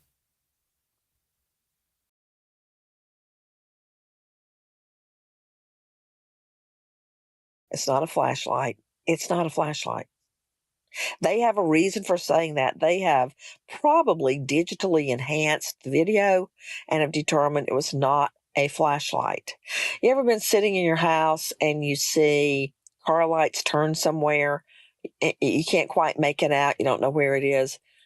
That's what I think it was. At first, I was hoping that there was evidence that No, Monkey Mar. That's not correct. The FBI has never spoken on this case. Ever. We've never gotten a briefing from the FBI on this case for them to say it was not flashlights. We've never gotten a definitive answer. As a matter of fact, Nick Barris asked Sumner County Sheriff Eric Craddock, can you tell me what those lights are? He said, no, I can't tell you what those lights are. Right? So we don't know what we don't know. But we do know that there's been lies told to Nancy Grace from Seth Rogers' mouth about those flashlights. Right?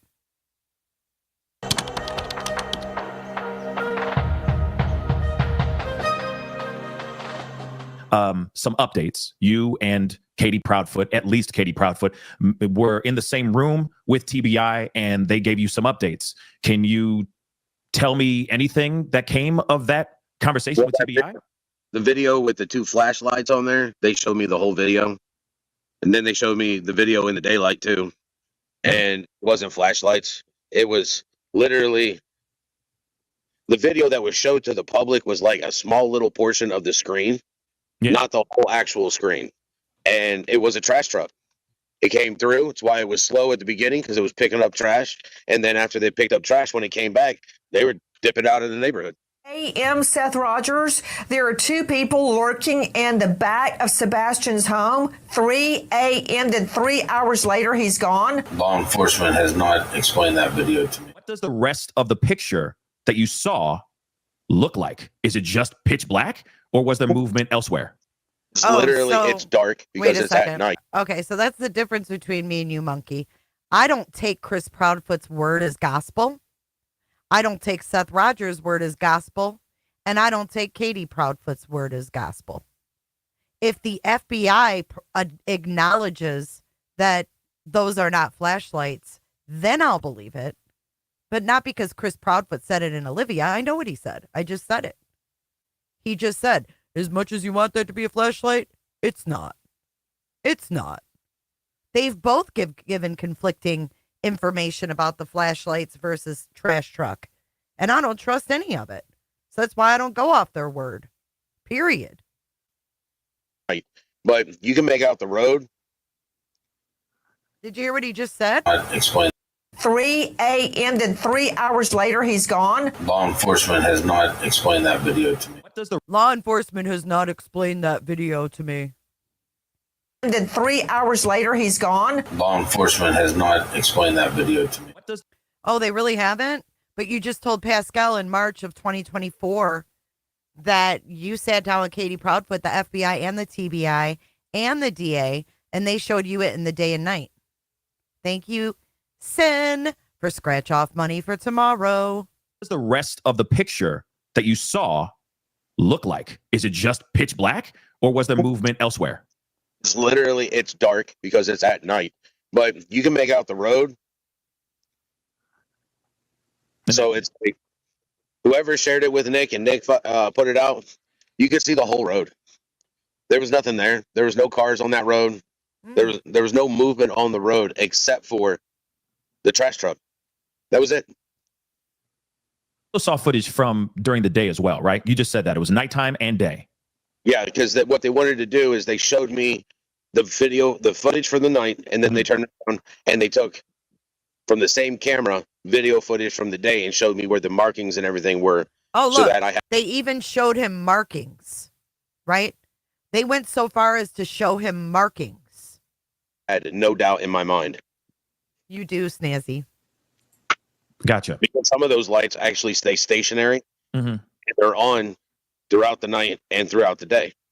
And they literally showed me where it was. And I've been in the neighborhood. I even knew what house it was. Thank you, Regina. As soon as I saw it, I recognized the house. So I knew the angle. Because the angle's coming from at the end of the street. It's not pointing at like a common section. It's just literally at the end of the street so that the owner can watch all their vehicles. Gotcha. Law enforcement has not explained that video to me. Gotcha. Law enforcement has not explained that video to me. So yeah, Chris has said that's not a flashlight. As much as we want it to be, it's not. I don't trust any of it. And, you know, quite frankly, I'm not here to like sit here and dissect, like, don't I think Katie would have kept a window open? I don't know. Maybe, maybe not. I don't fucking know. That's the thing. I don't know. So I take it all in, and the only official information that I pack away in my little file in my brain is the official shit. Because there's too much other bullshit out there. We will, NFT. People laugh at me, but we will. The ones that laugh can fuck directly off. It's my channel. I'll go over the Ruckus video every fucking day if I want to. You know what I mean? We can have differing fucking thoughts without being nasty. Because that's the green team's behavior, not ours, right? They not like us. All right, let's get back to Nancy and Sheryll McCollum. Oops. I should probably share that. Again, this is a podcast that Nancy and her friend Sheryll did back in April 5th, to be exact. Legally Blonde. Jay, still waiting for your proof it's Seth's residence. Legally Blonde, I'm going off of Trev being at his fucking house. That's all I got. If it's somewhere else, it's somewhere else. Why hasn't anybody said that? You're the first one to state that it may not be his house. If Seth sprawls out, spread eagle with stained shorts on anybody else's recliner, I guarantee you he ain't going to be invited back. So wherever the fuck that was taken, if it wasn't his house, I guarantee you that person has never had Seth Rogers over again. But that's not what happened regarding those flashlights. They're not flashlights. If what we're being told is true. So that debunks the whole theory. What really is bothering me the most, Sheryl, because the lights could have been anything. It could have been a neighbor pulling in or out. It could have been any number of things. What's disturbing me is the dogs. The dogs. You've known from the beginning that's my problem. Because Katie Proudfoot, said the dogs hit outside the house. And no matter who I ask, I get different answers. Because if the dogs did not hit outside the house, then he did not leave the house, much less barefoot. And you're talking about a child that's had no medicine in 6 weeks, no food that we know of, no way to get any food, no way to get any help. Nobody has seen anything of him. Not one legitimate sighting of this child. Now, let me ask you one other thing. You and I are big on loyalty. We are married to two people that we trust without question. I heard on more than one video, the bio dad talking about Sebastian was going to come and live with him. And he had been talking to Chris Proudfoot about getting Sebastian to come live with him, like work on Katie about it. I cannot fathom an ex-husband and my current husband working together to get my child away from me. Oh, hell no. I mean, I love David, but I've made it very clear. They're my number one. Amen. Yes. Sorry. That's just, and a lot of people say, hey, that's wrong. They're my responsibility. It is my duty. And I want to take care of them. They're my number one priority on this earth anyway. And it would be a cold day in HELL that David Lynch would try to finagle around to get the children away from me. Oh, there'd be hell to pay. I can tell you that much right now. But that said, I wouldn't like think about your best friend. If you found out your best friend was conniving against you, much less your husband, it's important in that it gives me an insight into the dynamic. And another thing, Sheryl, I don't shoot from the hip. All of this evidence, all of these thoughts, all of these observations. What evidence? What evidence? You're discussing is in my stack of evidence, but I have to analyze it and figure out what does it mean in the sense of, well, how could I use that at trial? Is it something I could use, or is it just something I think or I feel? Because that's not going to carry the day. It has to be hard evidence. That's why I was asking initially of both of them, the Proudfoots, what kind of car do you drive? What year is it? I want to find out if they've got a nav system in it. I want to find if that has been looked at. Remember how valuable that was in the Alex Murdaugh trial? I mean, Murdoch's nav system nailed him along with his digital phone evidence. I mean, it placed him at the scene of the murders, at the time of the murders. It may be maybe 30 seconds to a minute. And that just it didn't happen the way he said it happened. And once somebody's caught in a lie, to me, that says something nefarious is going on. Now, Sheryl, there are times people fail a polygraph for more innocent reasons, like you take a poly and you lie about smoking pot. Okay? I don't care right now about issues like that. All I care about is where is Sebastian. So somebody can fail a poly because they're covering up on some other tangential issue. So, I have to weigh what they're saying. Why would they lie about a flashlight? Why would they lie about a dog hitting around the house? I can't think of reasons that are not nefarious.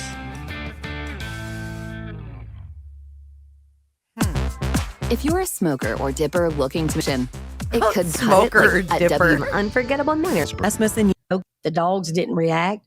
And the scary thing is when she says, I heard a thud, not emotional. Vary by campus. Learn more at rasmussen.edu. Okay, before we get into this next segment, here are some photos. It says, what do y'all think? Is this the concrete slab? Hold on. What do y'all think? Is this the concrete slab with vinyl adhesive residue? Did Trev ever clarify? So here's pictures of Seth's house, right? Can you see those?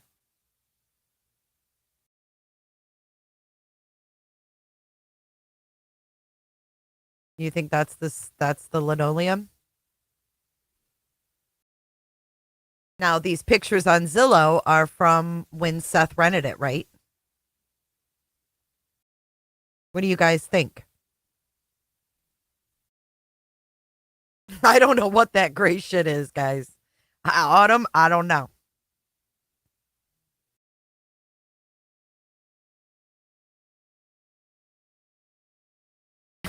Miss W. Looks like linoleum tile. Looks like cheap flooring. What is that gray shit, though?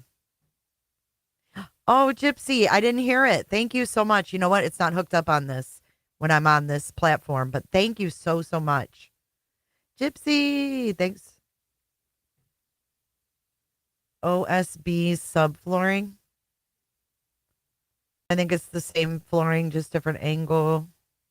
I can't unsee ruckus. Have you ever looked at roll linoleum?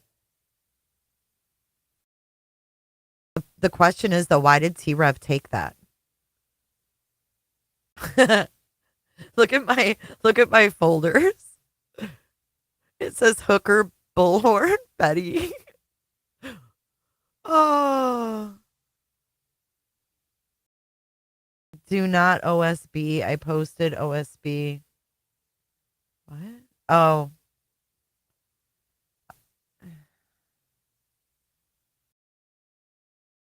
Remember when he made the comment on Pascal that he wished he had wood floors like Katie?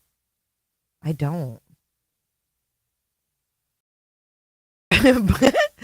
But why did he take that? Like that's my number one question. Why would look at because Trev, you can see his red shoe. See his red shoe?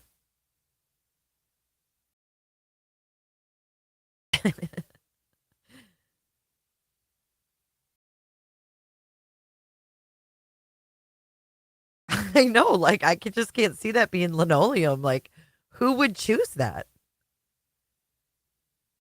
Furthermore, why did Trev kick back and take it? Trev, give us a clue. Give us a clue why you took this with no context.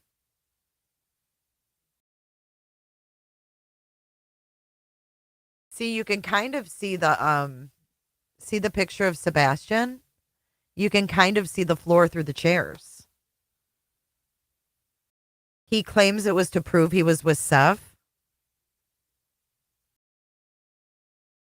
I agree with you, Shaggy. It's wild, whatever it is. Furthermore, what the hell is this gray stuff? I don't know if he did or not, Miss Jess. Right? Trev has some splaining to do. Like, why wouldn't you take a selfie with him and like post it? Like, hey, I'm with my bro. Bruh. Why wouldn't you just take a picture with Sean and be like, the gray stuff in this bottom right corner? What is that? Looks like shit being torn up. Where'd that come from? I don't know.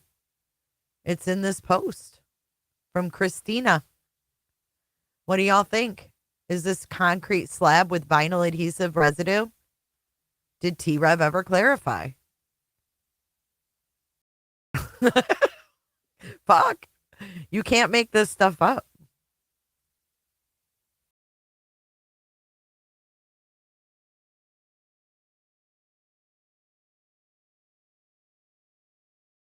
How would this get him clout though? He didn't mean for it to be put out. Like he was upset it was put out.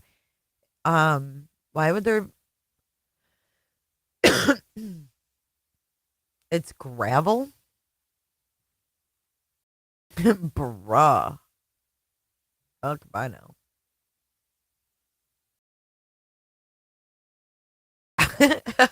You guys are asking questions. I don't know. I can't explain it. All right, let's finish this up. /Florida.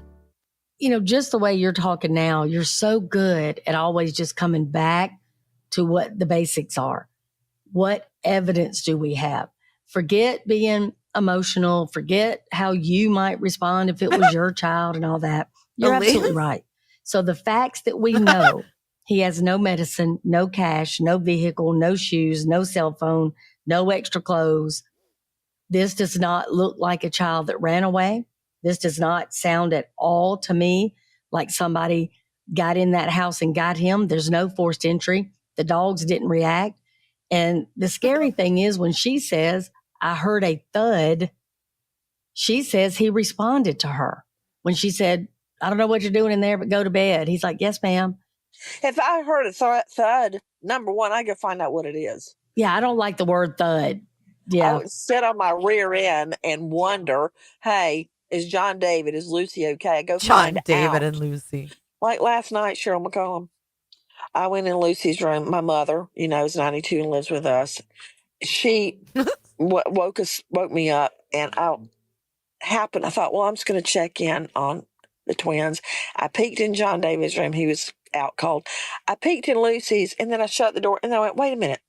Did I see a light at this time? And I peeked back in there, and little Miss Thing was almost under the covers with her cell phone on, looking at skincare regimens. Don't even, and this was at 11:45. I'm like, Lucy, Yes. Are you awake, sweetheart? She goes, yes, ma'am. John David, So are you cute. awake? I can't even fuss at her. I'm like, don't you have a U.S. history test tomorrow? She's like, I studied. I'm like, but you're not going to, you won't be able to keep your eyes open, sweetheart. Go to sleep. My point is, when you think something's off, you go look, you check on it. If I heard a big thud, you darn right I would be in. None of it's fitting together because I wouldn't respond that way. But does that mean that there was wrongdoing? I'm telling you, it goes back to the dogs and to potential lies. Another thing disturbed me. And when I look online, I see so much vitriol and so much hate toward the Proudfoots. That does not carry the day in finding Sebastian. Everybody better bring it down a notch and think about what really happened that night, the hard evidence. Sheryl, one thing You know that what? was I'm going to brought be up that I honest. found really interesting. Okay. And my son's going to be on my show tomorrow night with me. You can even ask him to verify. When he was a teenager and I heard a thud, I wouldn't be like, oh, sweetheart, what was that sound? As a matter of fact, I probably would have yelled from upstairs something along the lines of, what the hell are you doing? Or, what's that noise? Or, Jesus, are you okay? Something like that. And we might just open up some Q&A tomorrow so you guys can ask him some questions. You know what I mean? I wouldn't have went in there and been like, oh, sweetheart, what was that sound? Ryan Hines, what was that sound? Raven, I got you. He's 26 now. So he can be honest with me about everything. You know what I mean? Like, it's cool. We're going to have fun. You guys will fall in love with them. Autumn. John David Jingleheimer Schmidt. Are you okay in there, sweetheart? I call him Boo. So, right. Shut up. Keep it down. I mean, let's be real. We're talking about a teenager. A 15-year-old teenager. Sometimes I might stomp on the floor. Keep it down. I mean, shut the fuck up. Let's be honest. I mean, I wouldn't say shut the F up, but I'd be like, shut up. Thank you, Grits. I will. Thank you, Potato. He makes good music. He's very talented. Interesting. Was what he allegedly had on when he went out that evening for dinner and bowling. Who was really there, and compared to what he was wearing when the mom said he disappeared. I just don't see how you just disappear from your house in the middle of the night and you don't know anything that happened. Mm-hmm. Absolutely. Now, that's an issue right there, the clothing. Who saw the clothing? Is there a picture of the clothing? That's something I'm really interested in right now. I can't agree more. And, something else that stood out to me, just as a side, is what? If you look at the original Amber Alert, he's wearing a shirt that literally says optimism. I don't know. It just kind of bugs me that of all the photographs of this child you could have picked, it's that, because it's almost like you're subliminally trying to say something. I just didn't like it. It's just me. Okay, yeah, I can't use that at trial next. I know next. I know. He had on an optimism t-shirt. Okay. No, I'm with you. And that Sheryll put on her tinfoil hat for a moment. I've thought about that shirt too. I mean, I'm not going to lie. I always thought it was pretty interesting that the kid was wearing a shirt that said optimism. And then Seth was like, oh, that shirt where he has optimism on it? Like, I don't know, dude. I don't know if Katie gave TBI that or not. It could have come from Seth. But I do think it's notable. I did notice it. Can we talk about some real evidence? And that's why I love talking to you. Hey, why don't we switch real quick and talk about Oklahoma real fast? We've got... Okay, so then they switched gears. I want to show you guys this. Thank you, Grits, for sending this. Do you guys think this is Seth's floor? Do you think that is Seth's floor?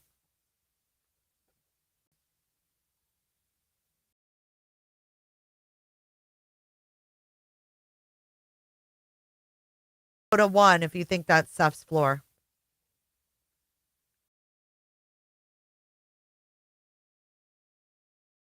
I don't think it does. This looks like fake stone. I don't think Seth's floor looks like fake stone.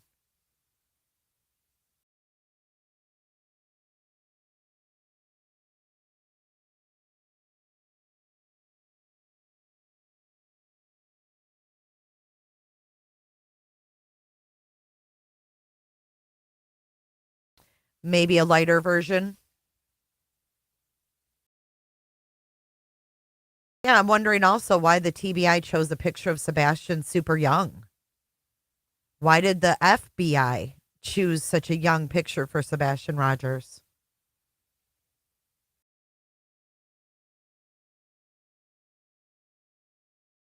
Miss W said T-Rev said it was an exposed subfloor. We need to hear from T-Rev. Yeah, there's too many triangles and it looks like pressed board.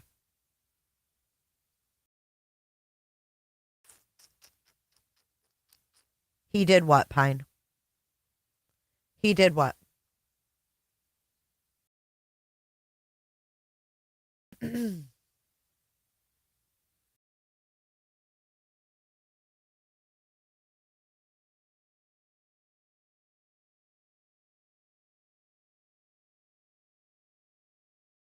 A freak?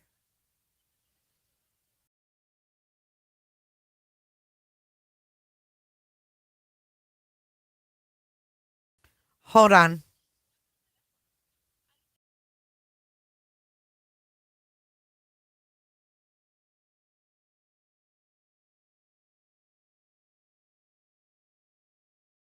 Hang on, I'm trying to pull up something and it was not working for me. Hold on a second.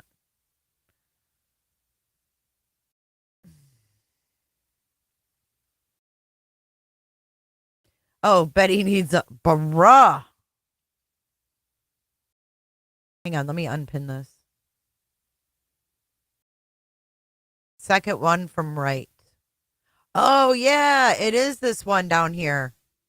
See it, guys? I bet you this is it right here. This one. Look. Bing bong. Good job, Grits. See that?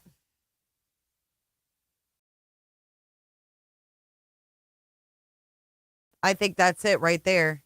I'm pretty sure that's it. It's ugly as freak. But I think that's it.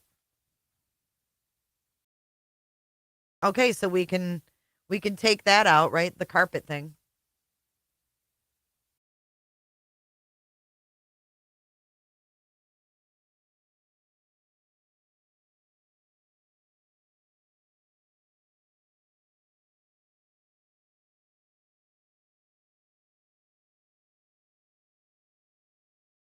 I don't know. It's ugly as freak.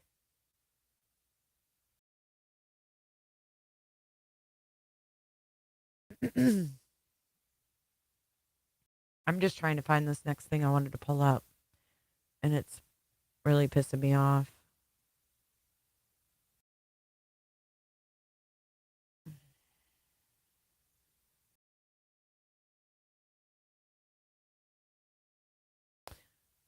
This is strange. This is the only place I can play this? Okay. I want to see what she says. This is Lauren Conlin. Yeah, that shit's ugly. I don't know who would choose that.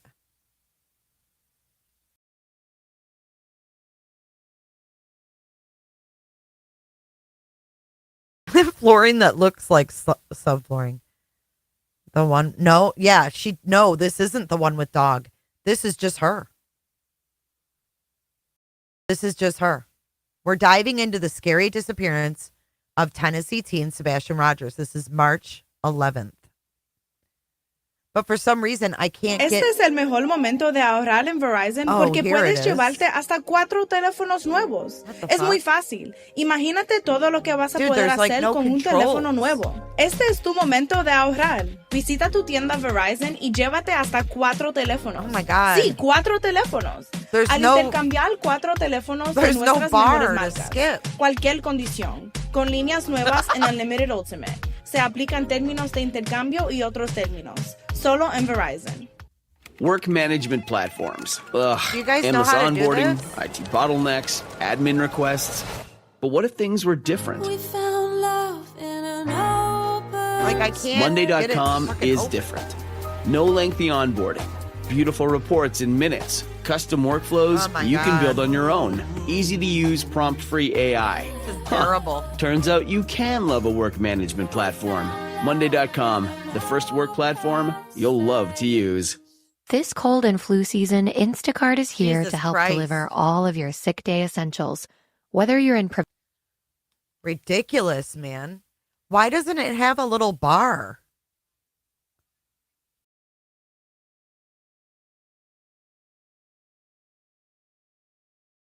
I'll reshare it when they're done. Get 60 Jesus. Only this girl would have this kind of shit.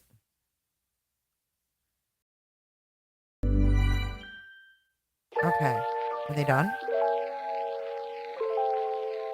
Oh, there it is. Okay, now I have it.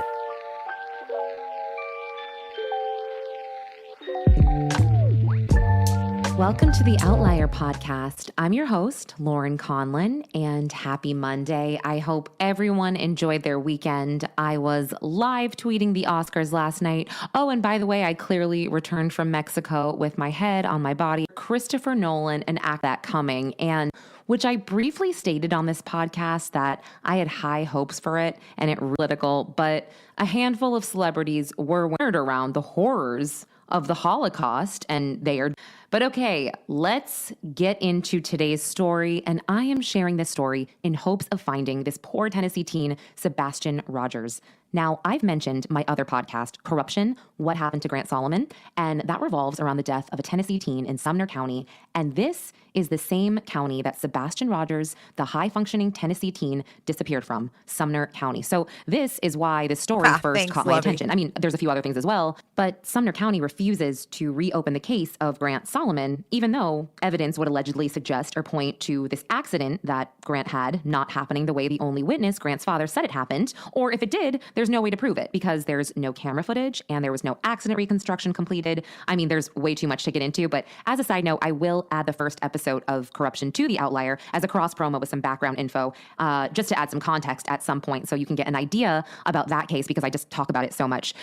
So Sebastian is a high-functioning autistic teen, and his mother, Katie, is 34 years old, and his stepfather, Chris, is 40 years old. His biological father is named Seth Rogers, who lives in Clarksville, Tennessee, who is actually a deputy with the Davidson County Sheriff's Office, which is nearby, and Google Maps shows that it's about an hour drive to Hendersonville from Clarksville. So what I'm about to share with you about the Sebastian Rogers case is from interviews with his parents and sourcing from the local news, local reporters on Facebook, on the actual websites, and everything that I cite in this episode is in the episode notes.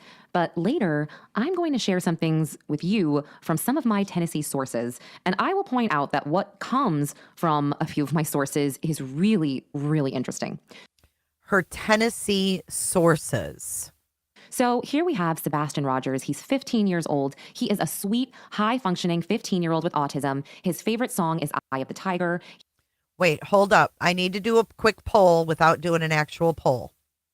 Put a 1 in chat if you've ever heard Lauren Conlin, this woman, interview Julia, the dog handler.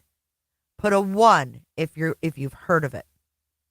He loves video games, and his favorite color is green. And every picture you see of him, he has this big, giant, happy smile with these cute glasses. And he truly looks very sweet. So according to Sebastian's mother, Katie, he went to bed on February 25th, a Sunday night. His mom said all was well. She said good night. They said, I love you. He said, I love you. And that was that. Chris Proudfoot, her husband and Sebastian's stepfather, just happened to be out of town for work. So Katie says when she went to wake Sebastian the next morning, he was gone. He was not in his room. And she said at first she thought maybe he was just eating breakfast, but then she quickly realized he wasn't in the house. So Katie says that she called Chris, her husband, to tell him, and then she called 911. And this next part gets me.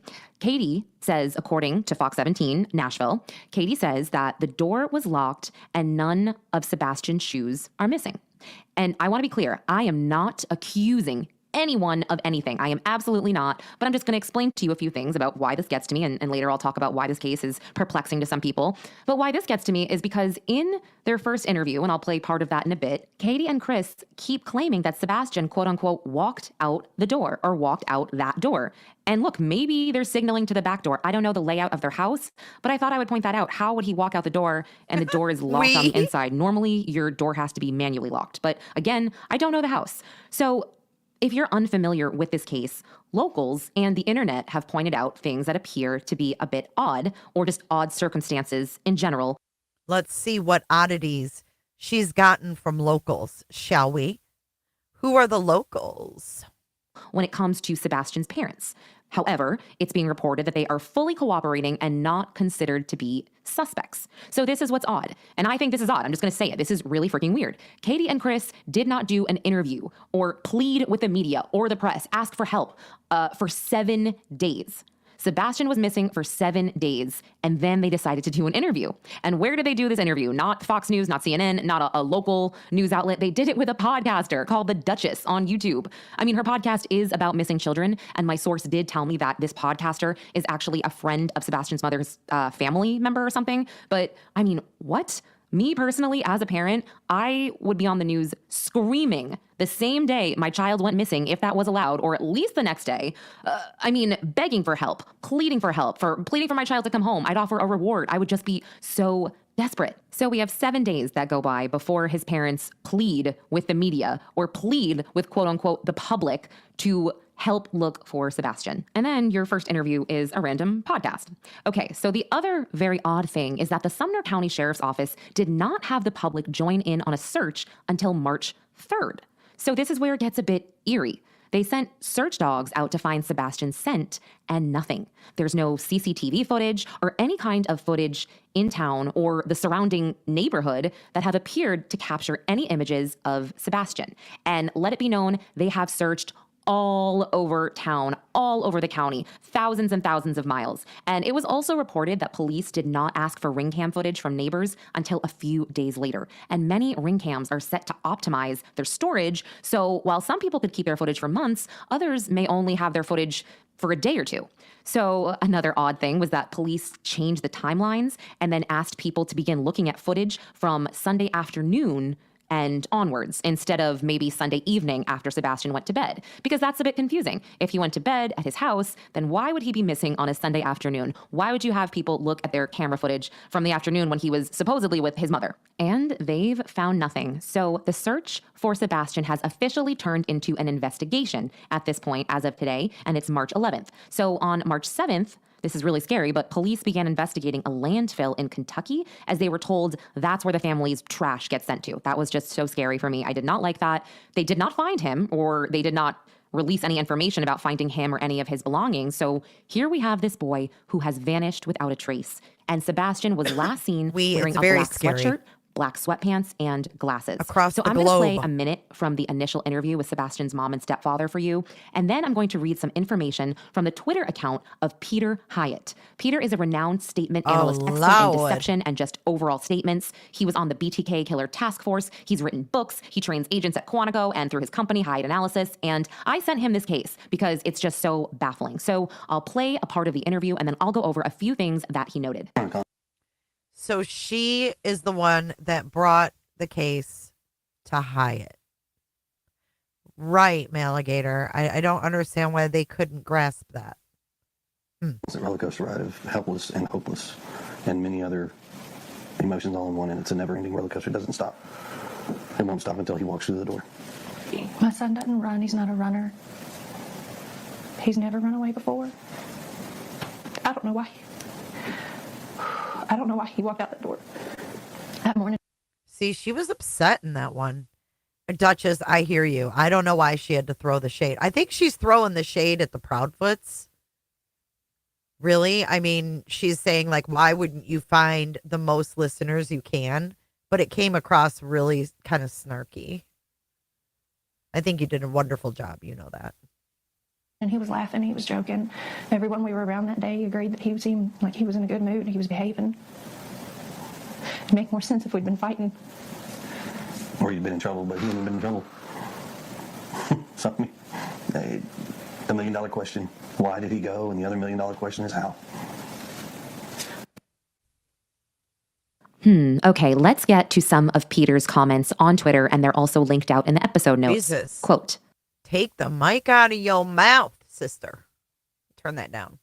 "What particularly concerns me about the need to portray as normal and loving is how parents respond when a child is missing or a victim of a crime. They blame themselves. Missing child, : They do not care how they look to the public as long as the relevant information is broadcast. They'll say, 'We argued,' and 'I wish I never said.' All they care about is finding their child. Concealing what took place suggests a serious event or a series of events that precipitated Sebastian Rogers leaving the home. I do not know if he ran off from them, but waiting a week to call him out via media, especially with autism, is self-preservation on the part of the mother and stepfather rather than prioritizing Sebastian. Eventually, tough questions will be asked." End quote. And another one of his posts reads, quote, "Also working on the assumption that he walked out, stepfather's backing of the mother's story may indicate..." Wait, this lady, she does lives? Titanium? "That he too knows there were problems in the home. Missing without answers, parents would naturally imagine all sorts of horror, including abduction. The mother and stepfather have made the conclusion that he left. There is more to the account than what they have said. They are withholding information." End quote. Something else he posts, quote, "His $1 million question," and this is referring to Chris, "was why did he go? When it should be, where is Sebastian? This is subtle victim blaming. What happened in the day or days prior to him going missing?" End quote. Este es el mejor momento de ahorrar en Verizon porque puedes llevarte hasta 4 teléfonos nuevos. Es muy fácil. They make you listen to these. They're not skippable. Are you guys getting pissed? I think it's interesting to go back, though, and think, like, she's a reporter who has been on Nancy Grace chiming in about this case. I think it's interesting. She interviewed Dog the Bounty Hunter. She interviewed Julia, the dog handler. Like, the question is why? The question is why? Was she part of like was she roped in somehow, some way? You know what I mean? I'm going to read something that Peter posted. He got it from a YouTube comment, and I thought that it was really interesting. Quote, I taught autism for 26 years with students that were this child's age. It was really concerning that the public was not immediately told what his capabilities were, what he liked, how he would act if he saw you. And they're getting this from a YouTube comment. They're taking a YouTube comment on a video as gospel in this case. That is so weird to me. Does he understand language very well? Is he fearful or outgoing? Does he have seizures? Many, many autistic folks do. People need to know way more. I think, as his mom, I would have blurted out everything about my special needs child in order to find him. End quote. I have some ideas about this, maybe as to why she didn't, but I will get into that later because I do want to play a 6-minute interview with Sebastian's father, his biological father, Seth Rogers, and Caitlin Miller of Fox 17 Nashville. I mean, as his father, tell me a little bit about your son. He's got a big heart. He's loving. You know, he's inquisitive. He can be stubborn at times. He loves to play video games. He loves animals. I mean, he thoroughly loves animals. He likes plants. He likes to, grow things. He likes to take care of things. He loves his video games. Boy, the kid loves his video games. What has the last week been like for you as a father? My heart is missing somewhere out here, and I'm just trying to find him. Yeah, I don't know where he's at. I can't find him. And when was the last time you got to see Sebastian? Last time he was at my house. So I was supposed to have him last weekend, and it would have been 2 weekends prior. He was at my house, and I got to see him. We got to play video games, watch TV. Had a great weekend. And I mean, obviously, it seems like, what has it been like working with law enforcement? Have they been great, trying to help you with this search? They're definitely doing everything that they can to find my son, and I thoroughly appreciate it. And I hope that they find him every day. I'm waking up hoping that they find him. And obviously, so he's autistic. Are there any tendencies that he may have? Does he like hanging out in the trees or by water that could maybe help people find him? He does like creeks. I mean, he loves to go fishing with me. But if he's in the city limits, he's, video games. He'd probably be, maybe an arcade or something. Okay. And has he ever done something like this before? Just leave the house for a short period of time or anything like that? No. And I mean, how much sleep have you lost over this last week? Walk me through kind of what that experience has been. I haven't had very much sleep at all. Why does he have such horrible background noise? What is that? Is he driving or? And I mean, how much sleep have you lost over this last week? Walk me through kind of what that experience has been. I haven't had very much sleep at all. I mean, coffee and energy drinks are my main diet is big. Yeah. And I know you said you were out there searching. Are there any particular places that you're looking that you think he might be at? I'm looking everywhere. I'm not from this area, so I don't know it. So I'm just everywhere. I keep telling people, keep your head up and your eyes open. I'm not from this area, yet he knows every camera angle in their neighborhood. Hold on. Coffee and energy drinks are my main diet is big. Yeah. And I know you said you were out there searching. Are there any particular places that you're looking that you think he might be at? I'm looking everywhere. I'm not from this area, so I don't know it. So I'm just everywhere. I don't know this area, but you know the angles of every camera in their neighborhood and what they point at. But you don't know the area. You ended up at the tallest place in Hendersonville looking for your son, but you don't know the area. I'm confused. Think he meant the town as a whole? He's lived there for how many years? How would he not know the area? His son lived there. I don't know. It's weird. I keep telling people, keep your head up and your eyes open. Keep your head up and your eyes open. He always says that. Right. He's cruising around all the back roads looking for his son. He knows 2-3 ways to get to his house from Hendersonville, but he doesn't know the area. I don't have Facebook, so I'm not on there. If you see him, call 911. If my son hears my voice, buddy, you need to get a phone and call 911, Definitely. And you live in Clarksville, right? Yes, ma'am. Okay, but you've been out here in the Hendersonville area just searching for him the last week? Every day. And I guess, are you in close contact with his mother and stepfather about the situation? Not really. I mean, we're in communication at least once a day, but that's about it. Okay. I'm looking for him, Yeah. And I know, obviously with social media, it's tough because as a parent, you just want your kid home. But there's been a lot of speculation too about possible criminal investigations. I mean, what's kind of your reaction to all of that chatter on social media? I don't have social media, man. Okay.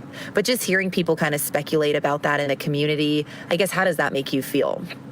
I think they need to, instead of being keyboard warriors, they need to put feet on the ground and start looking for my son. If they really want to help, that's what they should be doing instead of coming up with their own opinion. How about get out there and we find my son? And how much does your son, Sebastian, mean to you? He's my life. Do you have any other kids? No, ma'am. Okay. And I guess, is there, anything you want to say? I don't know how well you know the stepfather or the mother, but is there anything you'd like to say about that and that situation and how he just kind of disappeared from the house? I have nothing to say about that. Okay. And if you could say something to Sebastian right now, what would you say? And how he just kind of disappeared from the house? I have nothing to say about that. Anything you? He's my life. Do you have any other kids? No, ma'am. Okay. And I guess, is there, anything you want to say? I don't know how well you know the stepfather or the mother, but is there anything you'd like to say about that and that situation and how he just kind of disappeared from the house? I have nothing to say about that. Okay. And if you could say something to Sebastian right now, what would you say? If you are hearing this on, you need to tell people who you are and tell them to call 911 for you. You need to tell people that you are Sebastian Rogers and that you need them to call 911. You need to tell people who you are. You need to tell people who you are. Tell them you're Sebastian Rogers. Are they thinking he's someone else? Is that what he's alluding to? That people may be thinking he's someone else and he needs to tell people he's Sebastian Rogers? What does that mean? Listen again.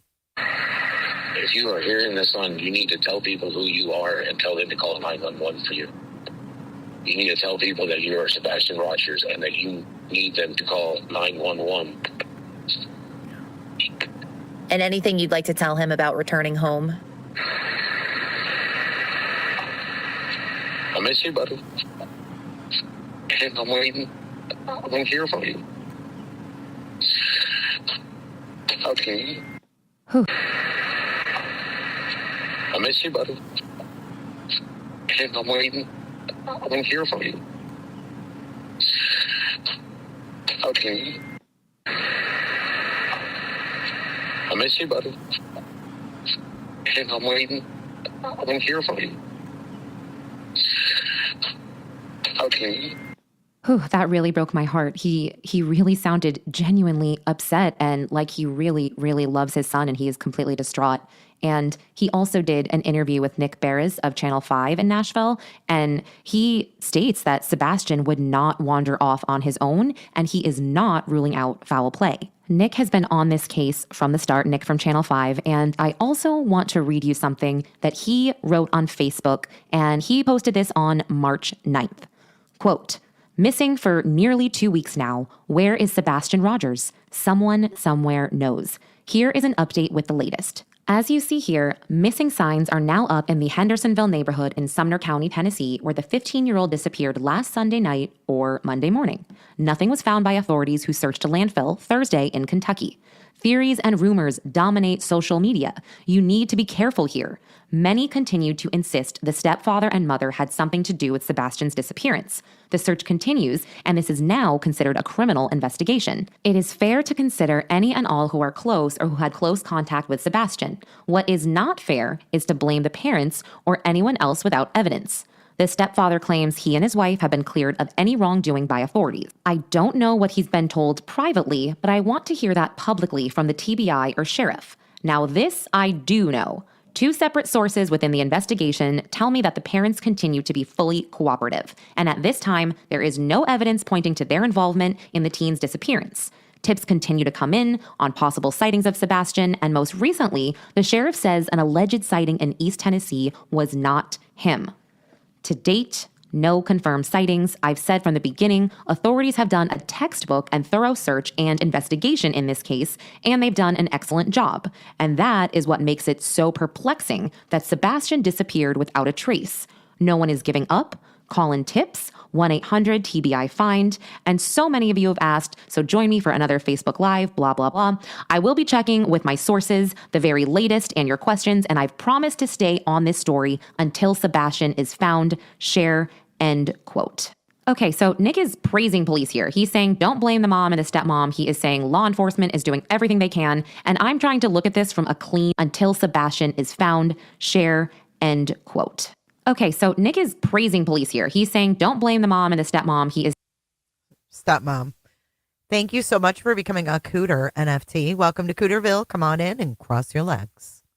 Saying law enforcement is doing everything they can. And I'm trying to look at this from a clean lens. I'm trying not to have my Sumner County bias here, which it's hard. I mean, I do. They refuse to acknowledge Grant Solomon's death as anything other than a parking lot incident. So it infuriates me. But when it comes to Sebastian, I just have a feeling that police do have a better idea of what's going on than we think. They're just not sharing it until they have proof and evidence. And okay, fine. So here is something that is directly from one of my sources, and I want to be really careful with how I say this because it's very sensitive, and I don't want anyone to think that I am victim shaming at all. Oh my. What is she about to say? Maligator, welcome to Cooterville. You just passed the Cooterville city limits. Come on in, grab a pole, and cross your legs. Thank you for joining. My goodness, because I am not. This boy is missing and he is a minor and he deserves to be found. I just think this might be important to share because you could come up with some alternative theories about what could have possibly happened to him. So my source states that Sebastian was a bit overly sexualized. He had behavioral issues and he wasn't in all of the specialized classes that a teen with autism would be in. He was in some of them, but he was in classes that specialized more in behavior. So when I say overly sexualized, I just mean he would touch himself inappropriately, maybe do motions of masturbation, but didn't realize that it was inappropriate. What? Whoa, she went there on March 11th. Whoa, I wasn't expecting this.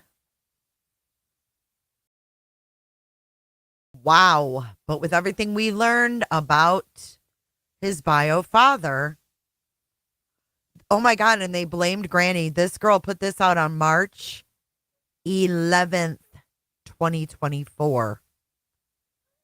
They're not doing, I don't know what you mean, Cynthia, doing it to a child. This has all come out that there was inappropriate behavior, Cynthia. In all fairness, he's a teenager, not a child. But do you realize that Granny has been blamed for saying this about Sebastian? When this was put out Monday, March 11th, Here, let me blow this up. Monday, March 11th, 2024. We have to stop acting like Sebastian was a baby. He wasn't a baby. He was a teenage boy who had had a lot of bad influences, if you ask me, from what we've heard. He's had a lot of bad influences. Thanks for the warning, chick. Thanks for the warning. I had no idea that she put this out March 11th. Oh, boy.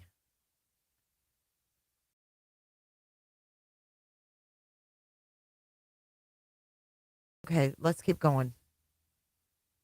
Or possibly made people feel uncomfortable because of, the way that he was developmentally. So I do think that this information did cause me to do a bit of speculation. Well, let me go back and play that clip in its entirety.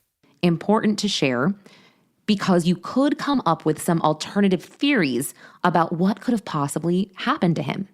So my source states that Sebastian was a bit overly sexualized. He had behavioral issues, and he wasn't in all of the specialized classes that a teen with autism would be in. He was in some of them, but he was in classes that specialized more in behavior. So when I say overly sexualized, I just mean he would touch himself inappropriately, maybe do motions of masturbation, but didn't realize that it was inappropriate or possibly made people feel uncomfortable because of, the way that he was developmentally. So I do think that this information did cause me to do a bit of speculation. Okay, so this information causes me to pause.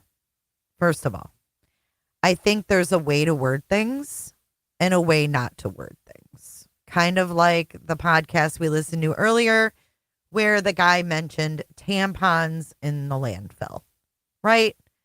There's a way you can say this without saying it like that. Right? And I think Chris tried doing that. Nobody picked up on it.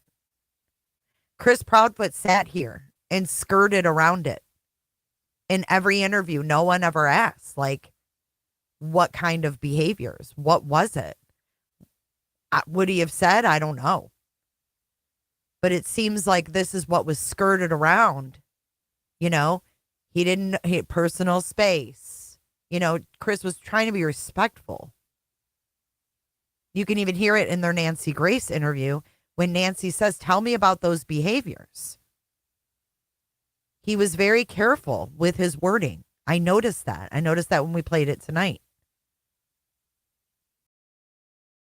So who gave her the grotesque details? I don't see Chris saying, oh, he'd motion masturbation. I just don't see him wording it like that. I mean, he said buttocks, for fuck's sake. I don't see Chris going, oh, yeah, Sebastian, did the masturbation motion. I just don't see him wording it like that. He would say, he was doing inappropriate things. But who gives nasty details? Who's the one that said, son, you need to clean up after having a wet dream? Who was it?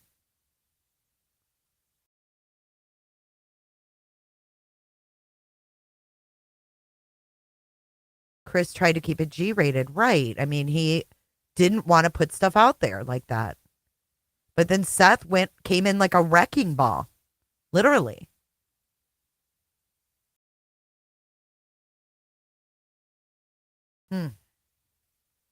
Interesting.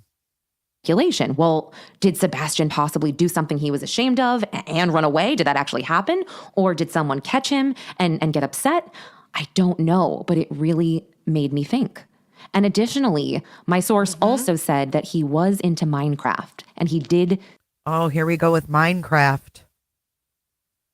And I agree with you, Miss Upper Thigh. And I think when Chris told Seth people would stop looking for Sebastian, it was to get Chris to stop talking about Sebastian's private issues. Or get Seth, you mean. To get Seth to stop talking about the private issues. I agree. It was kind of saying it without saying it. That's why Chris said you can't talk to a fucking log. Because you can't. You can't talk to a fucking log. Speak to strangers while playing that game. So the last piece of information I'm going to share about this case, and this is specifically about Chris Proudfoot, is that this is either his third marriage, maybe fourth. I'm not entirely sure. I just know he's been married at least 3 times per my source. And they sent me a screenshot that was some kind of court document. His ex filed some sort of domestic case against him where she was the plaintiff and he was the defendant. I only have a screenshot of this. I'm still working to unlock the entire case file. So it could be nothing, but something tells me it's something because it's labeled domestic and it's not exactly divorce proceedings. But I will keep everyone posted on that. And I'll do a part 2 at some point. Yeah. Yeah, I'm not down with that because it's almost over. It's almost over. Lock the entire case file. So it could be nothing, but right. I mean, to speak on a custody case that's been going since 2017, I don't think it has anything to do with the original custody case. I don't think Chris is lying about that. The custody thing escalated in January when Nina filed for emergency custody. Okay. But this case has been open from 2017. This case has been ongoing since 2017. You can see the docket. And you can see every time they went to court, every time there was a docket entry. I've looked at it myself. Nina and Chris have had a custody battle since 2017. Why would that have anything to do with Sebastian in 2024? It wouldn't, in my opinion. But something over the Christmas holiday, in my opinion, happened. And Nina, on January 2nd, 2024, filed for emergency custody of her daughter. And then in the month of January, we have depositions given by Katie, by the Proudfoot's lawyer, or Bowersock's lawyer. There's all, I mean, you could see the docket. I'm not saying this is CPS. This is their custody battle in court. This has nothing to do with CPS. CPS was, if you will, peppered in to this custody battle. A custody battle that's been ongoing since 2017. Then you get Seth moving to Tennessee. And then bing bong, right? You get CPS calls on the Proudfoots. Allegedly. So if Sebastian was FaceTiming with Faith, did something happen? Did Nina hear something when she got home? I don't know. So we have the month of January. We have depositions going on. We have Proudfoot's attorney responding to the case. We have the weird Sebastian Rogers video where the kid's underneath something. The person's underneath a porch. That was January 16th. Right? It's wild. The month of January is wild.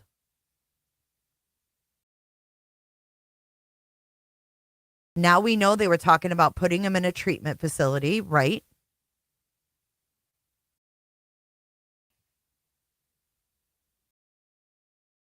Allegedly, yes, they FaceTimed. Seth said that Sebastian was in his bedroom FaceTiming Faith for an hour and a half. What was Seth Rogers doing? Was he monitoring the FaceTime? Was Nina monitoring the FaceTime? I don't know. But Seth Rogers said himself it was an hour and a half, and Sebastian was in his room on FaceTime with his little sister. FaceTime is video.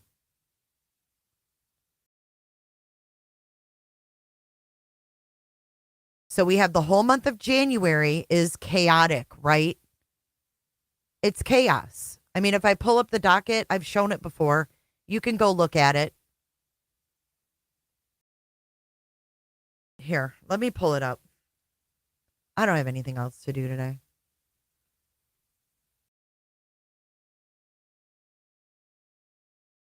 I really don't.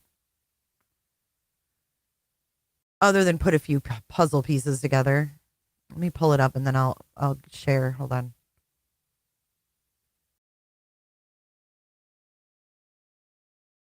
You can kind of see it tells a story, if you will.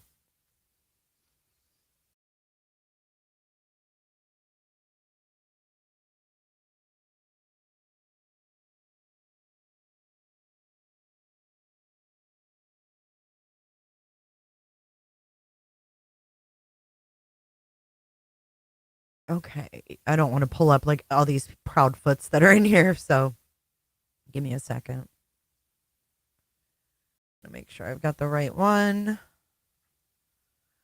And I do. Okay. All right, so I can't see your chats right now. Let me do this. This is all on the court website. This is all you can see. Okay. You can't get documents or anything like that. But if you go here, you see it is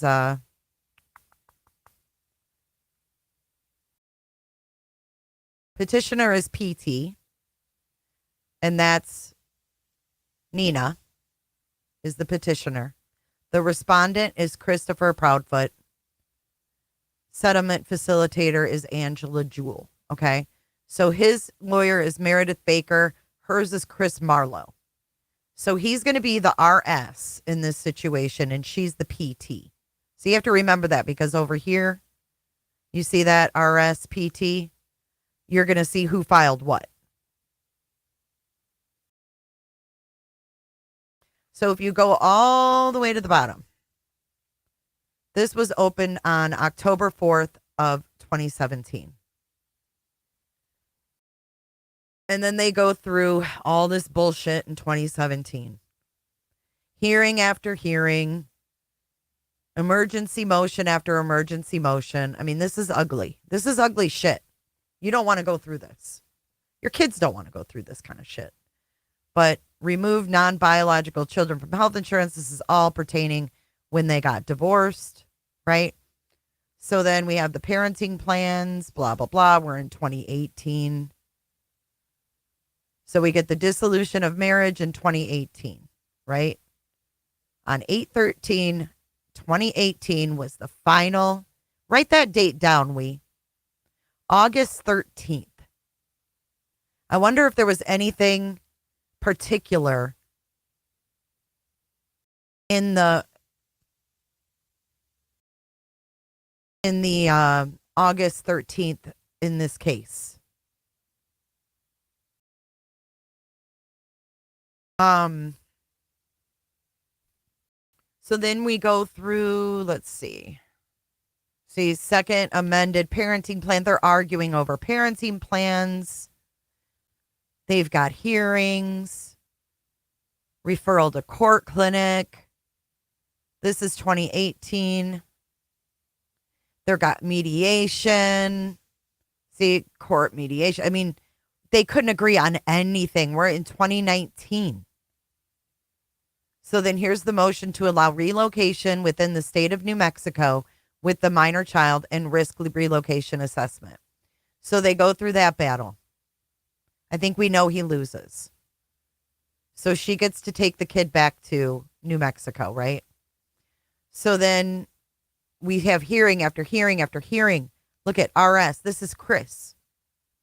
All these are Chris trying to get his kid, right? Like fighting this custody battle. This is all Chris. He had to go through the following. And I don't know why. But due to the court clinic priority consultation recommendations, he went through parenting skills and high conflict behavior skill courses, 12-hour high conflict behavior skill training, 24-hour parenting skills. So he did all that, and then, oh, God. She wants to modify the parenting plan. Look at relocate child in 2022 by Chris. He files a motion in July of 2022. I mean, shit, that could have been Nina calling the damn CPS too. Look at how ugly this is.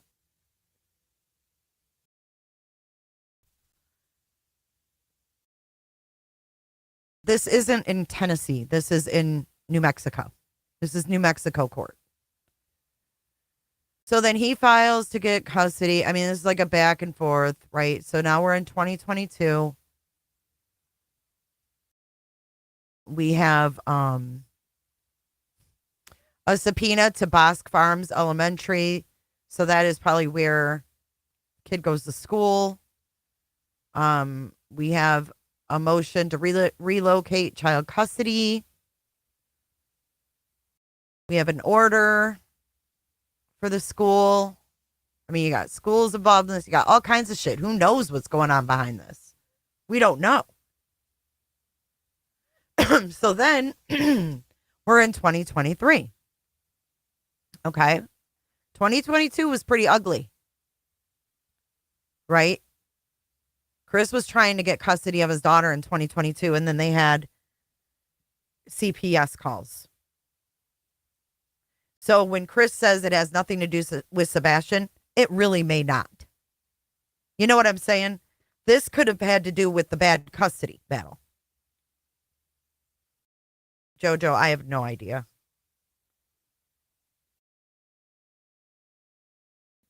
But when it gets interesting is when we go up here to 2023.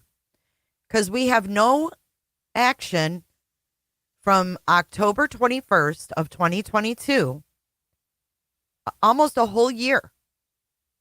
Almost a whole year goes by. And Chris Proudfoot in September reopens this. Reopens in 2023. So in September, he files for that. Written report on relocation. And then Nina responds again in September. She responds again. 11/9, they have a completion of a briefing. On 11/16, they have an order to show cause. And that Zoom meeting is scheduled on January 2nd at 2 p.m. So think about this. On November 16th of 2023, they had a hearing that was scheduled for January the 2nd. Okay, now keep that January 2nd, 2024 in the back of your head. So here, we do this again. 12/15, hearing, motion, Zoom call on 1/2. 12/20, Chris Proudfoot has a witness list and exhibitees.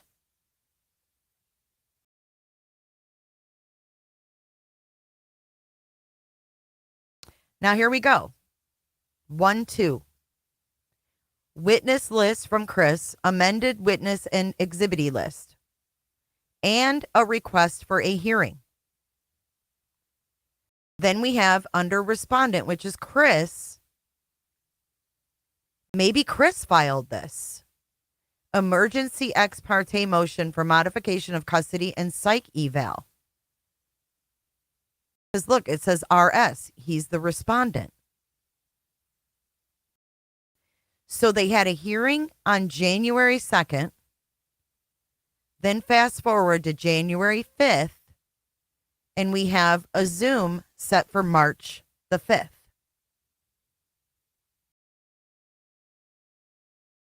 Okay, so they set the next meeting after the 2nd of January to March 5th. Okay, now on the 8th of January, we have an affidavit from Katie Proudfoot. January 10th, we have an affidavit of Michael Tinker. So Katie swore to something in this.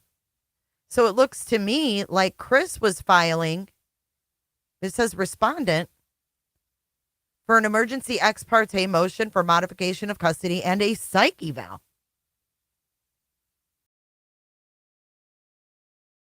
So again, on the 5th, the Zoom hearing for the March 5th, which was an evidentiary hearing.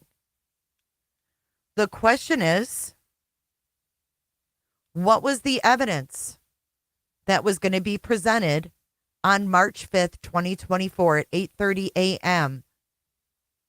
in the hearing for an ex parte motion, emergency ex parte motion for modification of custody and a psych eval?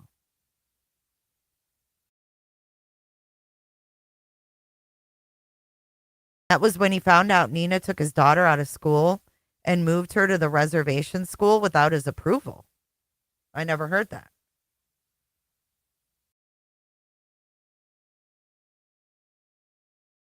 Okay, so then we have that hearing set for 3/5. We have Katie's affidavit, Michael Tinker, who is their lawyer. Then we have the attorney's affidavit filed on behalf of the respondent, who is Chris Proudfoot. We have an affidavit that is amended by Michael Tinker. But see, that one says petitioner, so I don't know. Then we have the petitioner's response. This is where it gets interesting. See this? On the 16th, affidavit of legal services received of and paid for by the respondent. This must be when Chris Proudfoot's lawyer made their entrance on 1/16. Someone was also hiding with a YouTube channel called Sebastian Rogers under a porch on January 16th. Did you guys know that? That the day that Chris's attorney signed himself to this custody case, Sebastian Rogers was hiding, or someone on YouTube named Sebastian Rogers, their channel, they were hiding. Do you guys find that weird? Like this? See this? It says January 16th, 2024.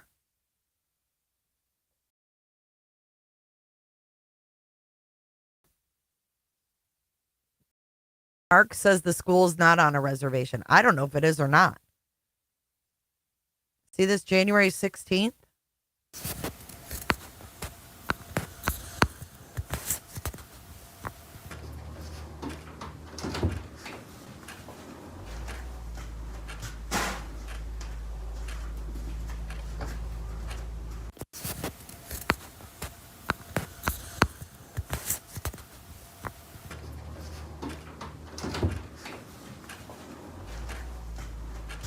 And furthermore, why won't Seth Rogers, like trev 757 was like, hey, dude, there's a video out that's, you know, it's Sebastian Rogers YouTube. He didn't even want to see it. I got to go, man. Hop down off that panel. Let's go back to this. So here's the day that Chris's attorney makes himself known. Sorry, I think it's a she. On the 17th, we have an amended affidavit and a response by Miss Nina. Then on the 18th, we have Chris Proudfoot, completion of briefing. On the 19th, we have domestic relations hearing officer report, notice of trial on the merits by Zoom. Zoom to be held on March 3rd or March 5th, 2024. See this? On January 24th, Zoom meeting, 3/5/2024, 8:30 a.m. for emergency ex parte motion for modification of custody and psych eval.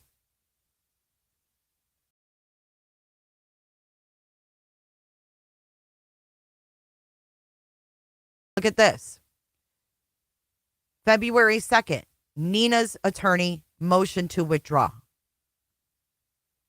2/9, approved special master hearing officer report from 1/19. 2/19, motion to withdraw is amended. 2/27, this is 2/19, the motion to withdraw. Nina kicks a lawyer and then brings another lawyer in on the day after Sebastian goes missing. See that? Her first attorney withdrew. This R. Aragon out. C. Marlowe in for petitioner. She motioned for her attorney to withdraw on the 19th of February. New attorney comes in on February 27th.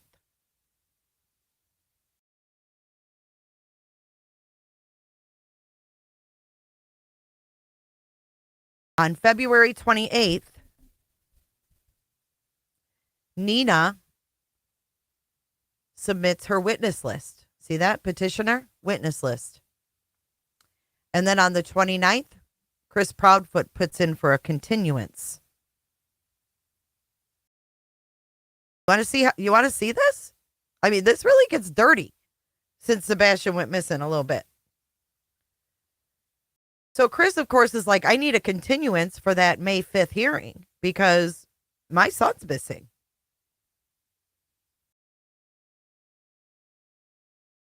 Are you guys following?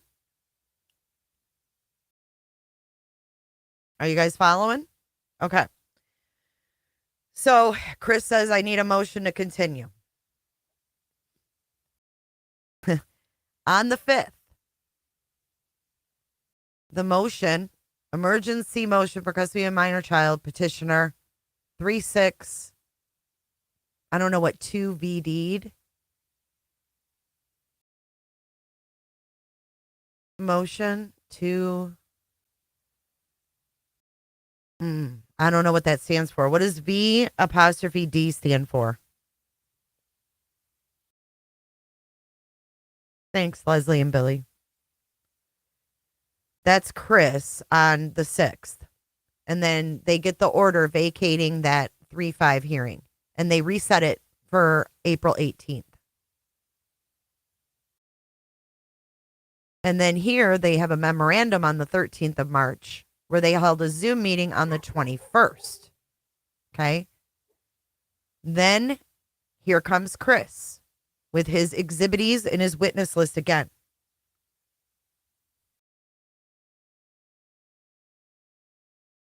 Right? He's got his exhibits and his witnesses. The question is,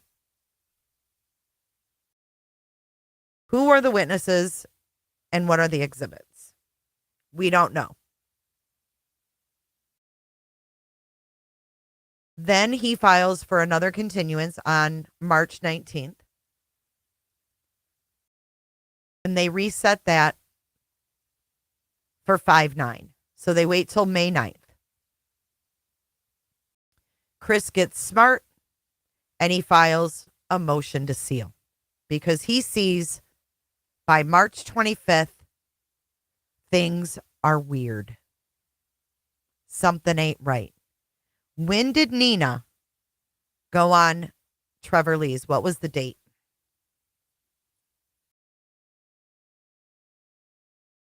What date did he go on Trevor Lee's? Nope, there was no school that day, Heather. We already looked it up.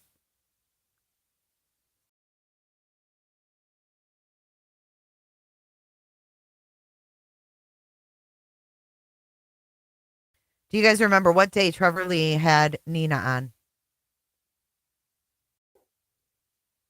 No, he knew Seth was spreading misinformation. It was a month in. Seth was doing 325 is right after they did those searches.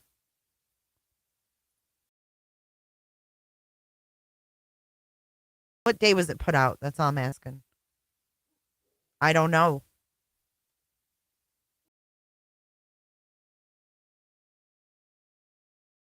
Dismissal without leave from DA.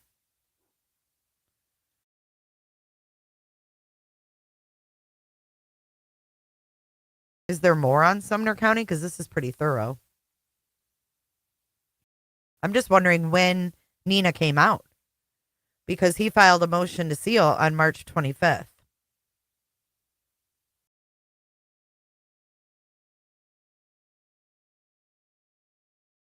Then on the 25th, he requested a hearing, probably about his visit and stuff.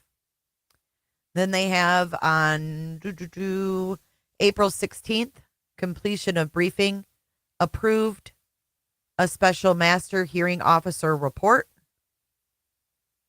Nina on April 18th responds her objections to Chris's motion to seal, pleadings and orders. She actually, wow. She actually objected to his motion to seal.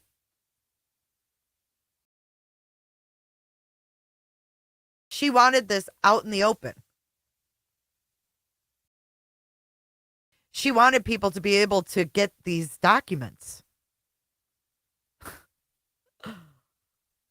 Wow. Why would you want your shit out there like that? Because you've worked real hard since 2017 to make them look like a complete shitbag? I don't know. Says a lot to me. Objection to respondents, motion to seal, pleadings and orders.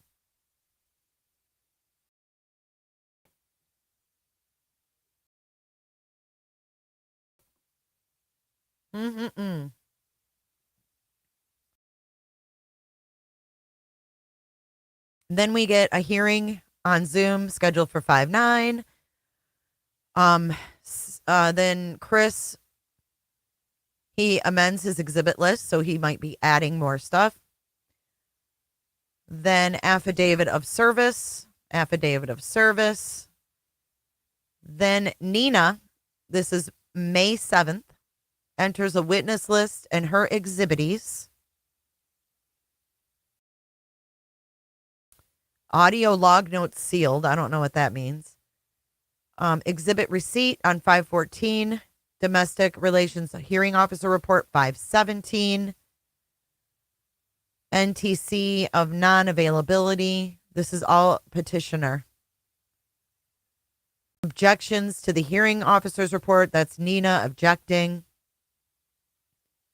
Then you have on June 6th, Chris entering a motion, another emergency ex parte motion, but this time to enforce the third amended parenting plan and sanctions.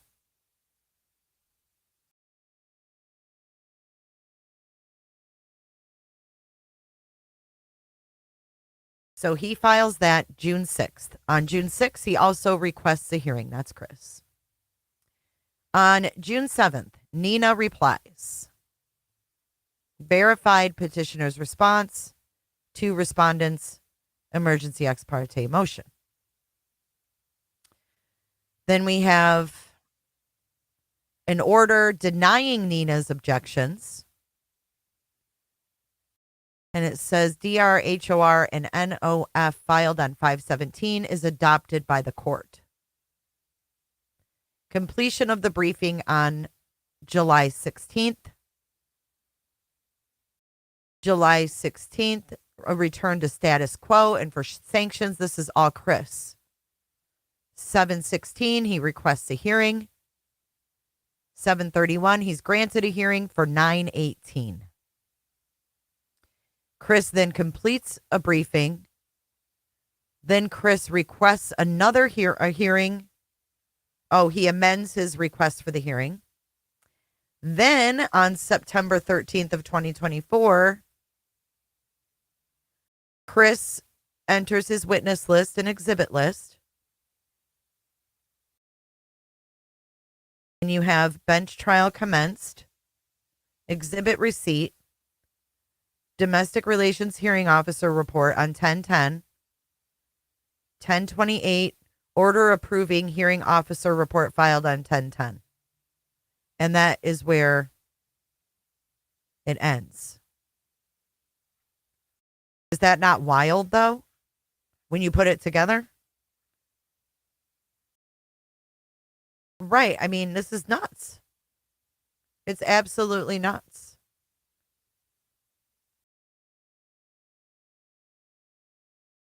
Ah, shoot. Hold on.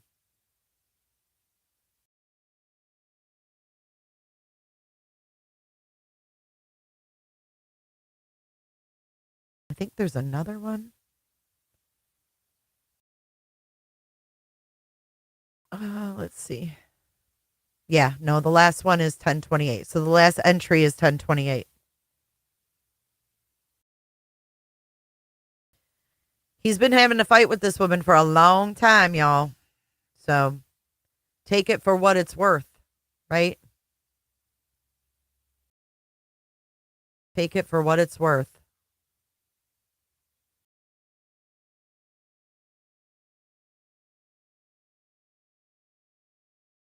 Right, Choo Choo, exactly. Very stressful on them, right? Right. Is that why maybe Sebastian was hiding? Was there a lot of turmoil that day? Were people upset?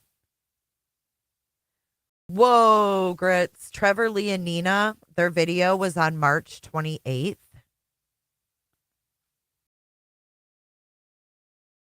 March 28th. She did it after he filed a motion to seal and before it was approved. Wow. She knew that he was going to have those things sealed. She already filed it.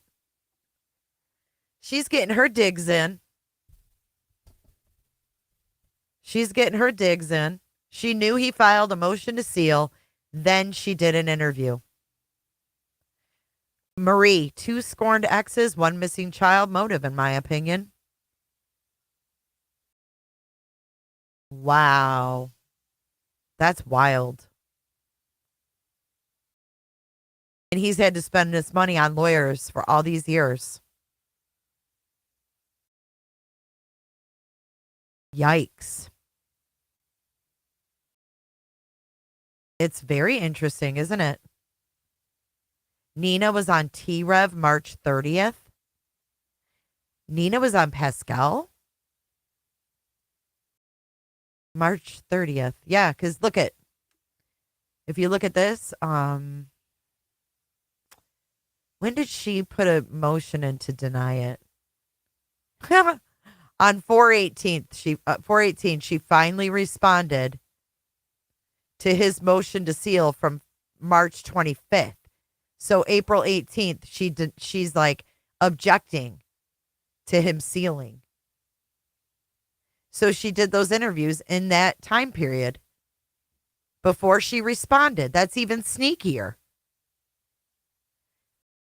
She did the interviews before she responded to the court. So she could basically say she didn't know. She didn't acknowledge his motion to seal and ran out to YouTube and did interviews. The motion to seal was filed 3/25 by Chris Proudfoot. She did her first interview 3/27. She finally responded to the motion to seal, objecting it, April 18th. So she waited like 3 weeks to respond. And then you have, Sebastian would FaceTime with his sister when he was here for an hour and a half. That's so much time for Seth, if he had Sebastian over Christmas, in my opinion, to talk to Nina.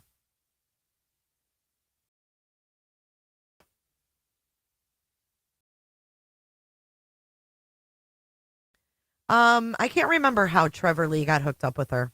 That I can't remember. I mean, it's not hard to get a hold of people. It could have been Facebook. I can't remember. Maybe someone knows. Trevor Lee was just genuinely helping.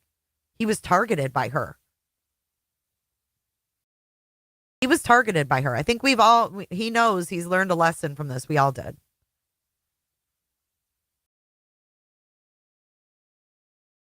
Is Nina the green team source? And they are running the scripted packets. I believe so, Lori. I believe so. Imagine what the kids heard while Seth and Nina were talking on FaceTime. What do two kids have to talk about in an hour and a half? I think Nina and Seth were talking. They could have been, I thought maybe they were playing games. Trevor Lee and Sean sit down for 4 to 5 hours. Talking is what Clue said happened the day she went to search. She heard them talking about it. See, that narrative was set by Seth early on.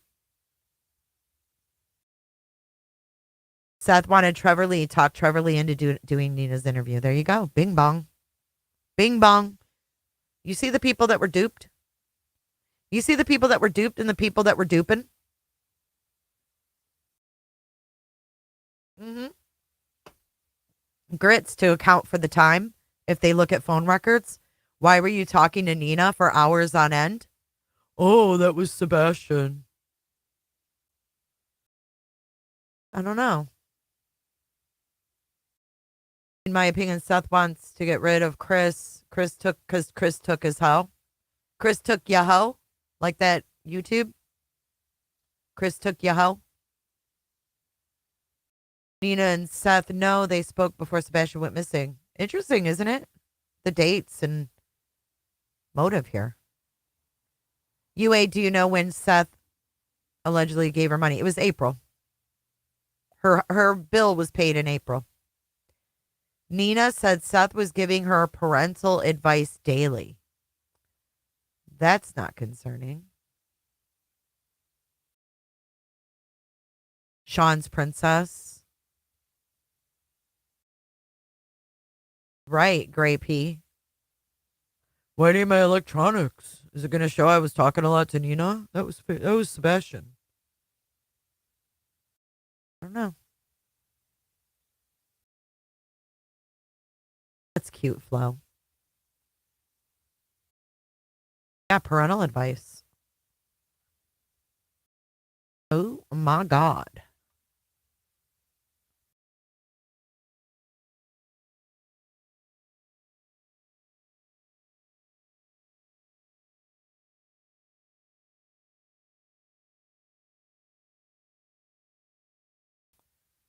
I don't know if I'm going to be able to get through this one,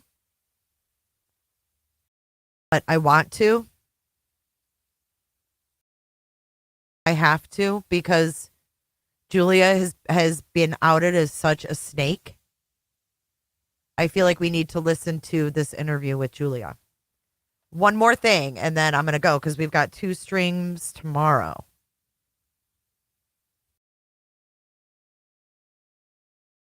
Army Captain Julia Valenti is on the ground in Tennessee with her 2 canines, volunteering in the search for Sebastian. Valenti shares the importance of canines in these types of investigations and gives us a better idea of how they were trained, etc. Truly fascinating.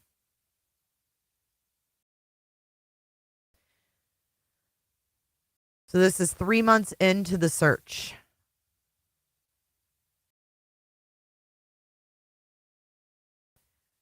Janine, I don't know if there's a reservation that she could do that with. I don't know if she has. Yeah, Grits. FaceTime calls are harder to trace. But I would think if you have Apple, like, I don't know. Can you video chat on Android? I don't know. We're going to play this one, though. I'm going to go get a drink really quick. I know, Gulia. Give me 2 minutes, guys. Let's see. I got to go get a drink. I've got to, let me see. Play something so I don't get struck. To keep you guys occupied so you don't go anywhere.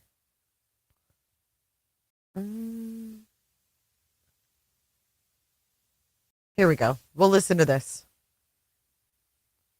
Sebastian was in his room and supposedly supposed to be getting ready for bed, whatever. Well, Katie was on her couch, and I think it was about 10:30 or so.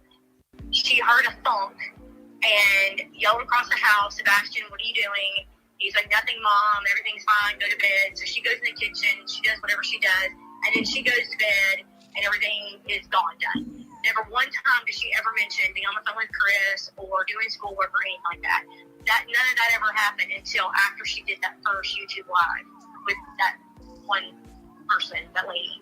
Yeah. So the question was, when I called my neighbor back and I asked her, I said, "Did you know anything about that phone call?" She said, "No." She never said anything to me about being on the phone with him. So then I talked to another friend of mine who lives down the street from me, who was actually at the command post. And then my neighbor, her granddaughter is in the EMS service, and she was there at the command post because they had EMS there in case for the first week, just in case they happened to find him injured or stuck somewhere or whatever. And she was at the command post, and she said that they got a ping on his phone in Memphis at the RV. And she said, "Yeah, but it never moved." My schedule is crazy, so these dinners come in ordering out. The gyoza salad is a new fave, but honestly, I haven't. Okay. Are you guys still awake? So the idea is, Are you guys still awake? Sitting in the RV. Are you guys still awake over here?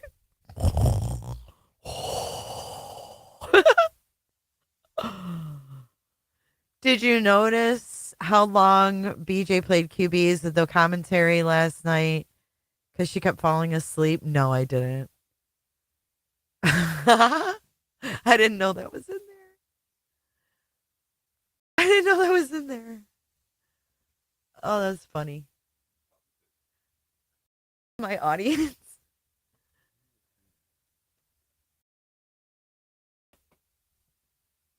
Okay, let's get back to this. Let's listen to the dog handler. You probably remember your first fender bender. I should have. Very few can tell the story. I should have started the commercials. I should have fucking started this one before I got up. You sent me a link, a clip, to what?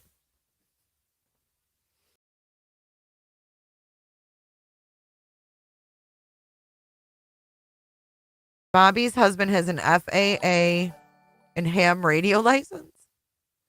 Peaky, welcome to Cooterville. Come on in and close your legs. I'm waiting for these commercials to end, y'all. I don't know what that means, though, Onyx. Are you saying like jammers or something? What would he be able to do with that other than talk to people? Mm-hmm.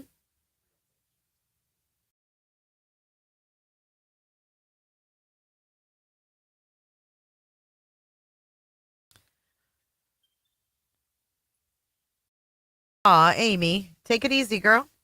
Thank you so much. Shake you, shake you.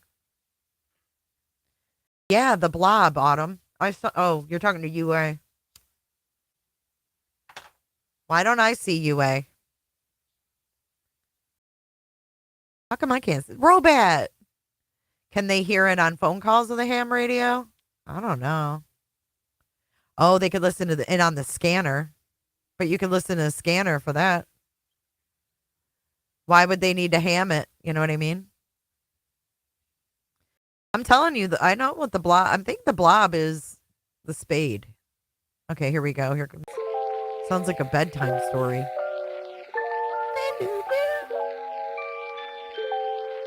feel like this was thrown together. Welcome to the Outlier Podcast. I'm your host, Lauren Conlin. And guys, it has been a little over 3 months since Tennessee autistic teen Sebastian Rogers went missing from his Hendersonville, Tennessee home in February. And it is so heartbreaking and it is so tragic to see what has been happening with this case. And I'm going to be honest with everybody. I tend to put blinders on. I get tagged in a lot of things on Twitter and on Facebook and Instagram. And I don't always pay attention to all of it just because there is so much happening between YouTube interviews with content creators, with Seth Rogers and with Chris Proudfoot. It's too much for me to keep up with and to decipher what is real and what is not at this point. So for today, I'm going to be going through what is real, what is factual, shower? And then I'm going to provide you an interview with someone very, very close to the case at this moment. Let's start with the last episode that I was on with Nancy Grace. It was a panel and it was on May 7th, 2024. And Seth Rogers and his representative, Tony Mathis, was on as well. And this is when Nancy revealed that Seth had passed the polygraph. And I know so many of us are like, oh, polygraphs don't really matter. They're not always accurate. And I still stand by that. However, listening to the expert from the FBI, Kendall Scholl, I really, really believe that Seth had nothing to do with his son's disappearance and was being completely honest during his examination based on everything that Kendall Scholl had to say. And he went into some extreme detail. So while everyone is absolutely entitled. Yeah, do you remember? Kendall said the questions he asked Seth Rogers, did you do anything to that boy that we talked about today? Did you have anything to do with that boy's disappearance that we talked about today? Who gifted memberships? I missed it. I missed it.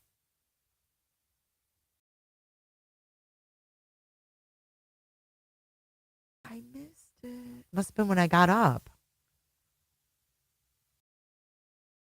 Who bought some cooters? Who brought some cooters over in here?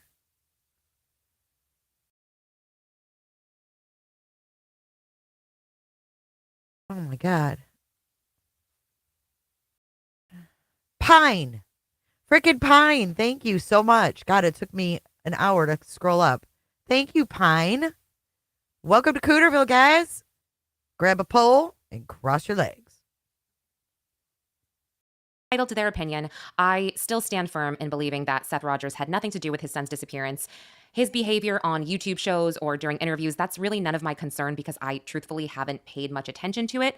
I will say that something else that came out of that Nancy Grace episode, the same exact day, the TBI or the Sumner County Sheriff's Office came forward and stated that the North Carolina photo from the Blue Ridge Mountains was not, in fact, Sebastian Rogers. And a lot of us were speculating or hoping that it quite possibly could have been him because at that point in time, the boy in the photo had not been identified yet. And then as soon as the Nancy Grace episode came out, the boy had been identified and the law enforcement officer said, nope, that's not Sebastian. So that was just really hard, I'm sure, for his family to hear. I know that Seth took off and actually drove to North Carolina when that photo was released. As a side, when that photo was released, as a parent myself, I hope and I believe that I would be able to identify my child within 3 seconds if a photo like that surfaced. So I did have a little bit of pause when I did see some rumblings of Sebastian's family saying, oh, we're checking on it, this and that. And it wasn't the family. His mom said no, right? Or was it Chris that said no? Could have just been saying that because law enforcement told them to. Who knows? I just thought to myself, okay, if that's my kid, I'm going to know it's them within 3 seconds flat. And that's not me throwing any shade. That's just me in general as a person. And then I want to pivot to a statement made by law enforcement on May 18th to WKRN. And that statement says, quote, with rumors continuing to circulate regarding Sebastian's disappearance, the Sumner County Sheriff's Office confirmed there are no new credible leads or information to share. Authorities said they've looked at the social media statements that are swirling and they found them to be false. End quote. And once again, I know that everybody is so frustrated here because they feel like they're not getting any answers from law enforcement and they're not even sure what law enforcement is doing. But I have to hope that they're doing everything they possibly can and that everything that everybody is saying online, I have a feeling they are investigating leads or statements that they may deem to be credible themselves. They might look at something online and say, hey, you know what? Maybe we should look into that because we know XYZ about what Katie said on XYZ date. Who knows? I mean, I know for a fact that law enforcement does watch social media. They absolutely do. So I just don't want people to think that everything they're saying is falling on deaf ears. I truly believe that law enforcement sees all and hopefully looks into what they deem credible. Now, on Sunday, May 19th, there was an event in Hendersonville that was held in Sebastian's honor to ensure that efforts do not go silent in finding him. And I'm going to read to you a quick little blurb from News Nation about this event. Quote, Jeeps and motorcycles revved through Hendersonville Sunday afternoon, working to make sure efforts to find missing 15-year-old Sebastian Rogers do not go silent. Sebastian Wayne Drake Rogers is out there somewhere, and my goal is to find him, the teen's father, Seth Rogers, said. It's been nearly 3 months since Sebastian was last seen at his mother and stepfather's home, just around the corner from where he attended classes at Beach High School. For Sebastian's father, the last 12 weeks have felt like a real-life nightmare. If I get sleep, I have dreams of my son. When I wake up, he's not there, Seth said. End quote. And I will link the full article out in the episode notes. And the last thing I want to do before I get to today's guest is I want to read her bio to everybody so you can see how credentialed she is and how truly amazing she is. Because as of right now, she has a full-time job, Julia Valenti. This is Julia. This is Julia. I haven't even said her name yet, Captain Julia Valenti. She has a full-time job and she is in Tennessee right now on the ground with 2 of her canines searching for Sebastian. So let me read to you Julia Valenti's bio. Quote, Captain Julia Valenti enlisted in the United States Army in 2007 at age 17, where she attended Fort Leonard Wood for basic training. After completing military school, she was selected amongst her peers to attend the Military Working Dog School at Lackland Air Base to become a canine handler. She deployed with her first canine, Dahlia, to Afghanistan, serving as an explosives canine handler. In 2017, she completed her bachelor's degree and commissioned as an officer. She continues to serve as a force protection officer, anti-terrorism officer, and is a company commander. She works closely with intelligence officers and CID, conducting investigations into potential local terrorist cells. What? Potential local terrorist cells? Oh, this may not age well for Miss Julia.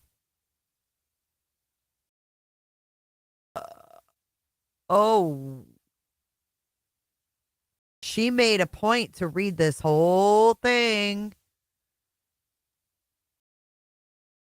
Handler. She deployed with her first canine, Dahlia, to Afghanistan, serving as an explosives canine handler. In 2017, she completed her bachelor's degree and commissioned as an officer. She continues to serve as a force protection officer, anti-terrorism officer, and is a company commander. She works closely with intelligence officers and CID, conducting investigations into potential local terrorist cells. She uses her deployment experiences and teaches classes on threat assessments, force protections, and anti-terrorism operations all over the East Coast. While overseas, her skills were utilized for detention operations, where she would be working in close proximity with the detainees. She has completed 2 tours in the Middle East, 1 in Gitmo, and 2 European tours. She also continues to work with and train canines in the U.S. Army, looking for ways to implement their military working dog training program. Currently, she is a company commander for a military... What? Tourism operations all over the East Coast. While overseas, her skills were utilized for detention operations, where she would be working in close proximity with the detainees. She has completed 2 tours in the Middle East, 1 in Gitmo, and 2 European tours. She also continues to work with and train canines in the U.S. Army, looking for ways to implement their military working dog training program. Currently, she is a company commander for a military police battalion as an AGR. She is also a casualty assistance officer and conducts military funeral honor details for deceased veterans. She is also a huge part of Operation Canine Hero, which is a nonprofit organization that rehomes former military working dogs. Currently, she and her partner Raymond have 7 working dogs. They are all dual-purpose canines specializing in different training fields: explosives, narcotics, tracking, cadaver, live tracking, etc. Julia also speaks Arabic, Spanish, and some German. Wow. So... Wait, what? Dual-purpose canines specializing in different training fields: explosives, narcotics, tracking, cadaver, live tracking, etc. Julia also speaks Arabic, Spanish, and some German. What? Prove it, Julia, without AI. What? Julia barely speaks English. What? Gitmo? What? Listen again. East veterans. She is also a huge part of Operation Canine Hero, which is a nonprofit organization that rehomes former military working dogs. Currently, she and her partner Raymond have 7 working dogs. They are all dual-purpose canines specializing in different training fields: explosives, narcotics, tracking, cadaver, live tracking, etc. Julia also speaks Arabic, Spanish, and some German. Wow. So Julia is pretty incredible, you guys. And I have a great discussion with her. I mean, I learned all about canines, all about what she does, and just how incredible these dogs are. So look, if you are looking for a gossipy interview and an interview that's going to talk poorly about the parents and people involved in this investigation, you should probably go elsewhere, because this interview is specifically about Julia, what she's doing to help, and what her canines have found thus far. So without further ado, I will play my interview with Captain Julia Valenti, and then I will close us out. Okay, Julia Valenti, thank you so much for joining me. I'm seriously so excited and honored to have you on the show to discuss your expertise when it comes to search dogs and canines. So can you please just give the audience a little rundown about who you are and what you do? So thank you for having me, Lauren. My name is Julia Valenti. I'm a captain. My name is Julia Valenti. I lie to people and in the United States Army, and I've been in for 15 years now, and for 10 of those, I've been working as a canine handler. So I joined the military back in 2008 and as a military police officer. And then my one NCO was like, how would you like being a canine handler? And all I thought of in the past of canine handling was, oh, you know what, you're just going to walk off the dog to like attack the enemy. And they're like, no, there's so much more behind canine handling. There's explosives dogs, there's narcotics dogs, there's, HRD, which is human remains dogs, which they needed overseas at the time, especially with the war, the conflicts growing. So I went to the 31 Kilo school in Lackland Air Force Base, and my first dog's name was Dahlia. We did not get along from the get-go. She had issues with her previous handler with she was handler reactive, and what that meant is like, which probably happened to her when she was a puppy, was when they were first bringing her up in training, there was a lot of handler canine conflict. He may have either corrected her wrong and she didn't react well to it, or maybe it was mostly a leash issue with her. So whenever someone would pull up on her leash, she, for some reason, there was something she didn't like, and she would turn and she would redirect her energy onto her handler. So when I first met her, she had a muzzle on, and I remember distinctly walking into her kennel. Thank you, Shelby Lynn. Here we go with the damn nonprofits again. I couldn't agree more. Every time one of these people talk, they're promoting some nonprofit. And she was just looking at me, and I'm thinking, oh, it's a cool German Shepherd. Like, I'm a dog person. Like, I could do this. So me being, cocky little, private first class, walk right into her kennel. And she looked at me, and her ears were straight up, just like in the movie Dog with Channing Tatum. Her ears are pointed. She was looking at me, and I thought, oh, it's all in the tail with the dog. So her tail's kind of doing this little back and forth thing. So maybe she's happy. Little did I know it's what the ears are doing, what the eyes are doing, what the tail is doing. You have to pay attention to everything. So she just ran up and just muzzle punched me right in the chest. and that was our first interaction. It took about 9 months for me and her to really bond. And then it was a rapid deployment overseas to Kandahar right after that. So she and I were an explosives team overseas. Kandahar? And then after I did tours overseas, I came back stateside, and I had a senior NCO come up to me and say, would you consider being an officer? And I was like, well, what's the benefits just to being, enlisted? And all they told me was, well, you need to like be a leader, and it's more like for people who are like not outgoing, but more like they want to inspire people. So I said, okay. So I went to college, got my degree, came back into the military. And this is when I learned officers can't handle canines. And I was like, what are you talking about? Had I known that was a stipulation, I would have never went to officer school back then initially. So they took Dahlia from me, and then I wanted to adopt her out. I was like, can I adopt her like a Megan Levy? And they're like, well, no, she's 5 years old. She's still like able to work. And that was devastating to me. But I was told what you can do is be a force protection officer, and canine training is a force protection measure, anti-terrorism. And I was like, you know what, fine, sign me up, because I still wanted to handle canines in my life, because Dahlia had saved me a couple times overseas. Canines overseas, like in Megan Levy, Rex saved that squad multiple times. The dogs were just a big part of me. Yeah. So I've been in, December will be my 15 years. And I'm AGR, I'm active guard reserve, which means Monday through Friday I do military work. And then Saturday and Sunday it's for, sport work, which is Schutzhund, or I own my own canine detection company right now, because I have seven canines, 7 dogs. I own my own canine detection company right now. Did you hear that? Did you hear that? Guard reserve, which means Monday through Friday I do military work. And then Saturday and Sunday, it's for, sport work, which is Schutzhund, or I own my own canine detection company right now, because I have seven canines, 7 dogs in my house, 6 are canines. Bellatrix isn't a canine yet. she's only 9 months old. She's a Malinois puppy. Yeah, So yeah. that's more so who I am. They're all dual purpose canines. Which means Gator's actually multi-purpose. He does narcotics, he does tracking, he does patrol, article searching, fugitive apprehension, evidence detection. He's got 6 skills that he does. The rest are just about 2 or 3. So they're getting there, but well, I mean, I have questions, but first of all, I apologize for not calling you Captain Valenti. I really do. No, I mean, you are ranked and you deserve to be called Captain. So you have your own company as well. You know, you work Monday through Friday. Can you just elaborate when you said he's not a canine yet, just for people that are unaware, what does that mean? What happens when a dog becomes a canine? So it's just like a title with, like, you know, when you're getting promoted in a company or when you're a police officer or patrol, you know, you get promoted to sergeant. Canine is a title reserved specifically for working dogs. So they have to be certified in something. So Bellatrix is in training for certification, but she's not officially certified. Oh my God, there is a Bellatrix that is in BJ's every night and kind of gives her a hard time. Now there's state certifications, regular academy and national certifications.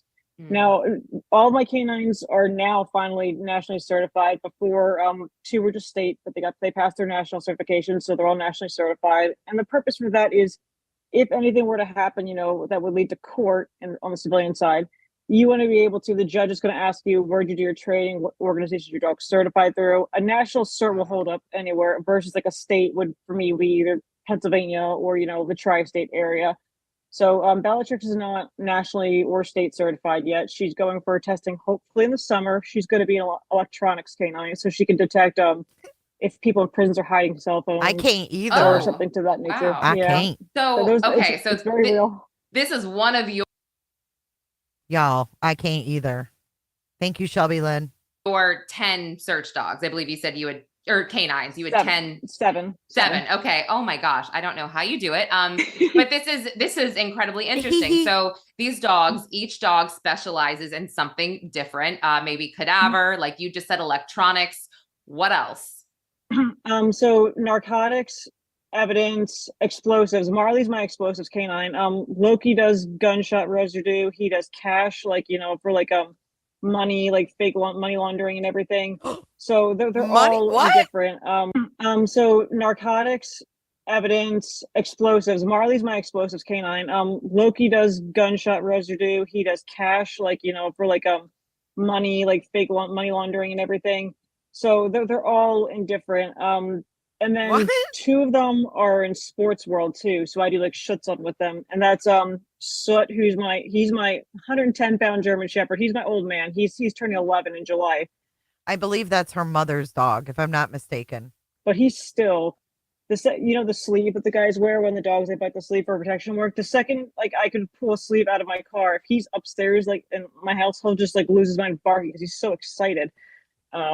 But yeah, this stuff is, I love this stuff. It's fascinating. And you mentioned about the dual purpose. The reason why I dual purpose my canines, especially the cadaver dog or the tracking dog, is because in the case of missing kids or missing persons, if they're out there in the woods, now for Gator's live tracking. So let's say they're out there in the woods and maybe they've got like a Fitbit or something on them with like lithium batteries or whatnot, something that can be used as like evidence, then the chances of them finding him go up because he's trained to find multiple things, people, and maybe like something on their person. RF, same thing. She's cadaver, human remains. If there's a cadaver out there in the woods, she's also trained in, you know, electronics. Her chances to find an individual go up because let's say they had their phone on them when they went missing out in the woods, or they had like a flashlight with like lithium batteries or whatnot.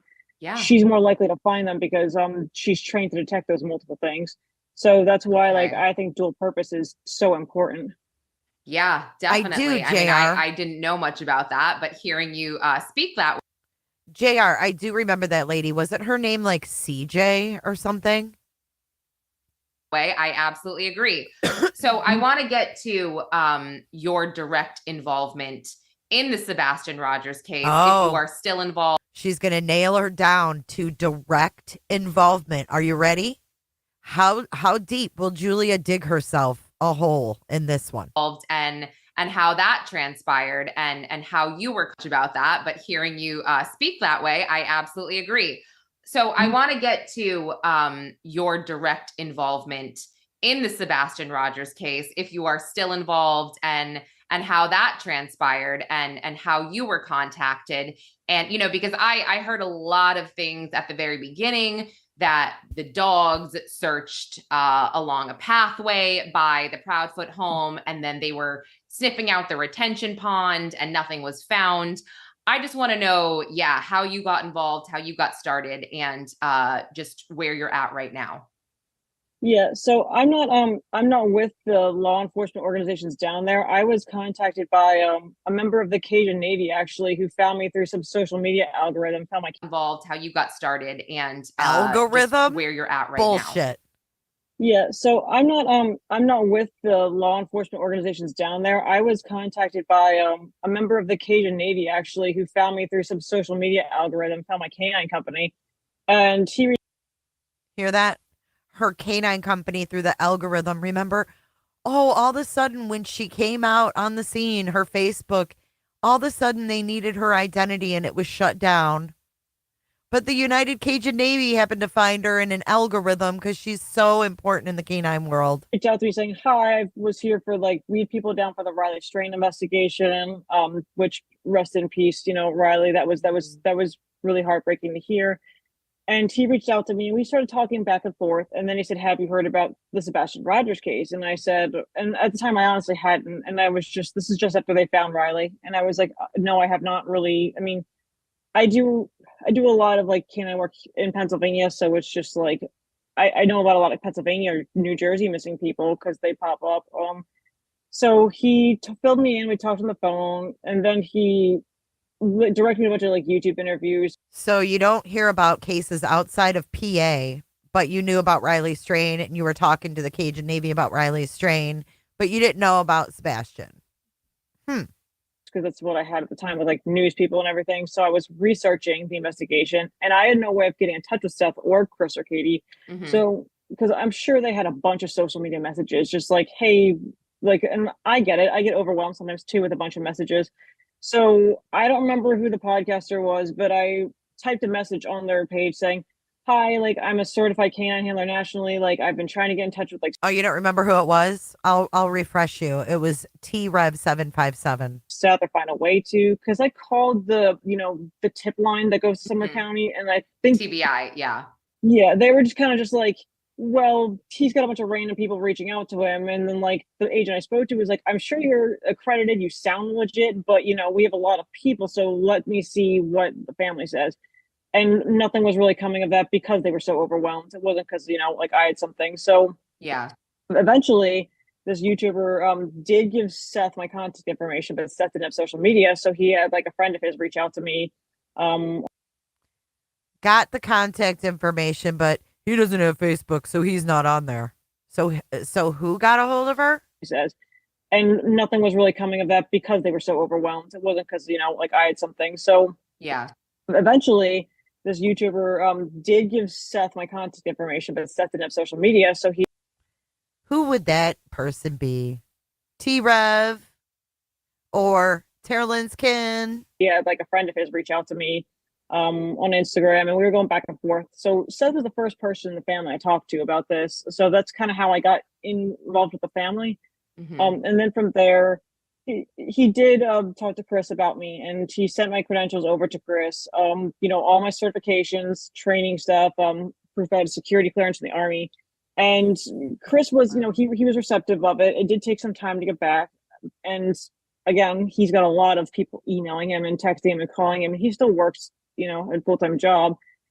And then from there on, that's kind of how it continued to go on. And I am still involved. It's just, I'm doing things on my own per se, search-wise, because the drama's gotten to be a lot, as everybody knows. I just prefer to focus solely on the canine search aspect, because there's so many different questions I had initially. You said, the track to the retention pond.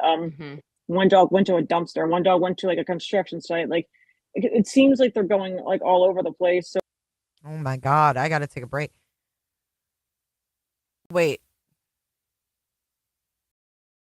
Yes, JR. I remember Mayor McCheese.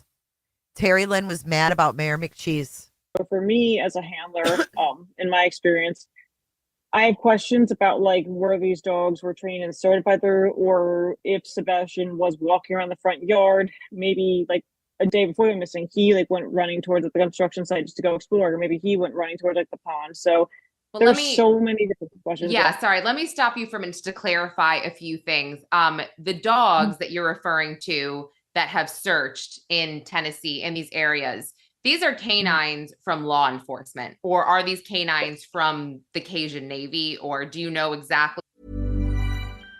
Oh, you probably remember your first fender bender, but very few. This is Lauren Conlin, the Outlier podcast. She's a reporter who covers this case.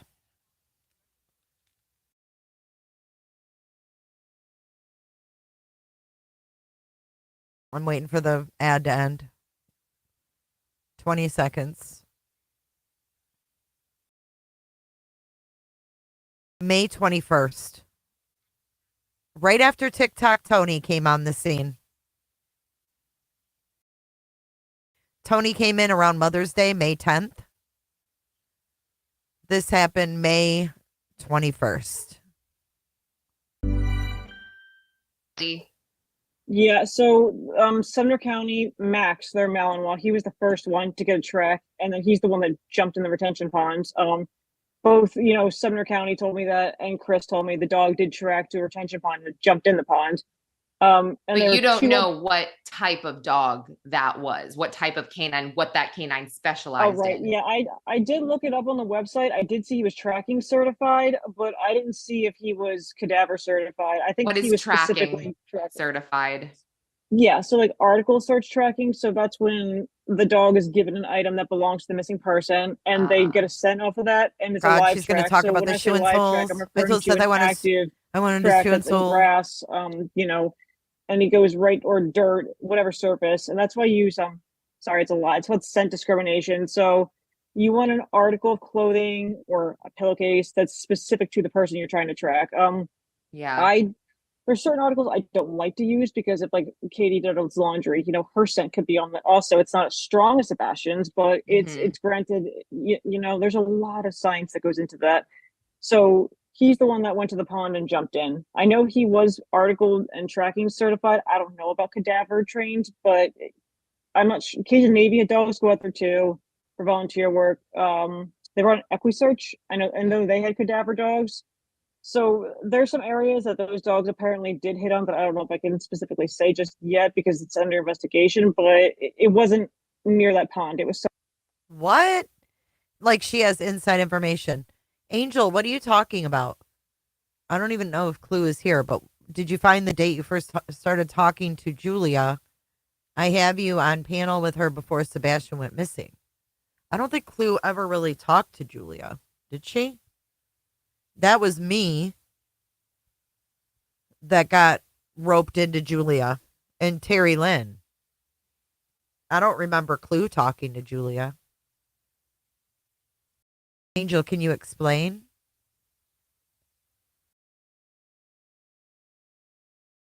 Yeah, I don't know about that.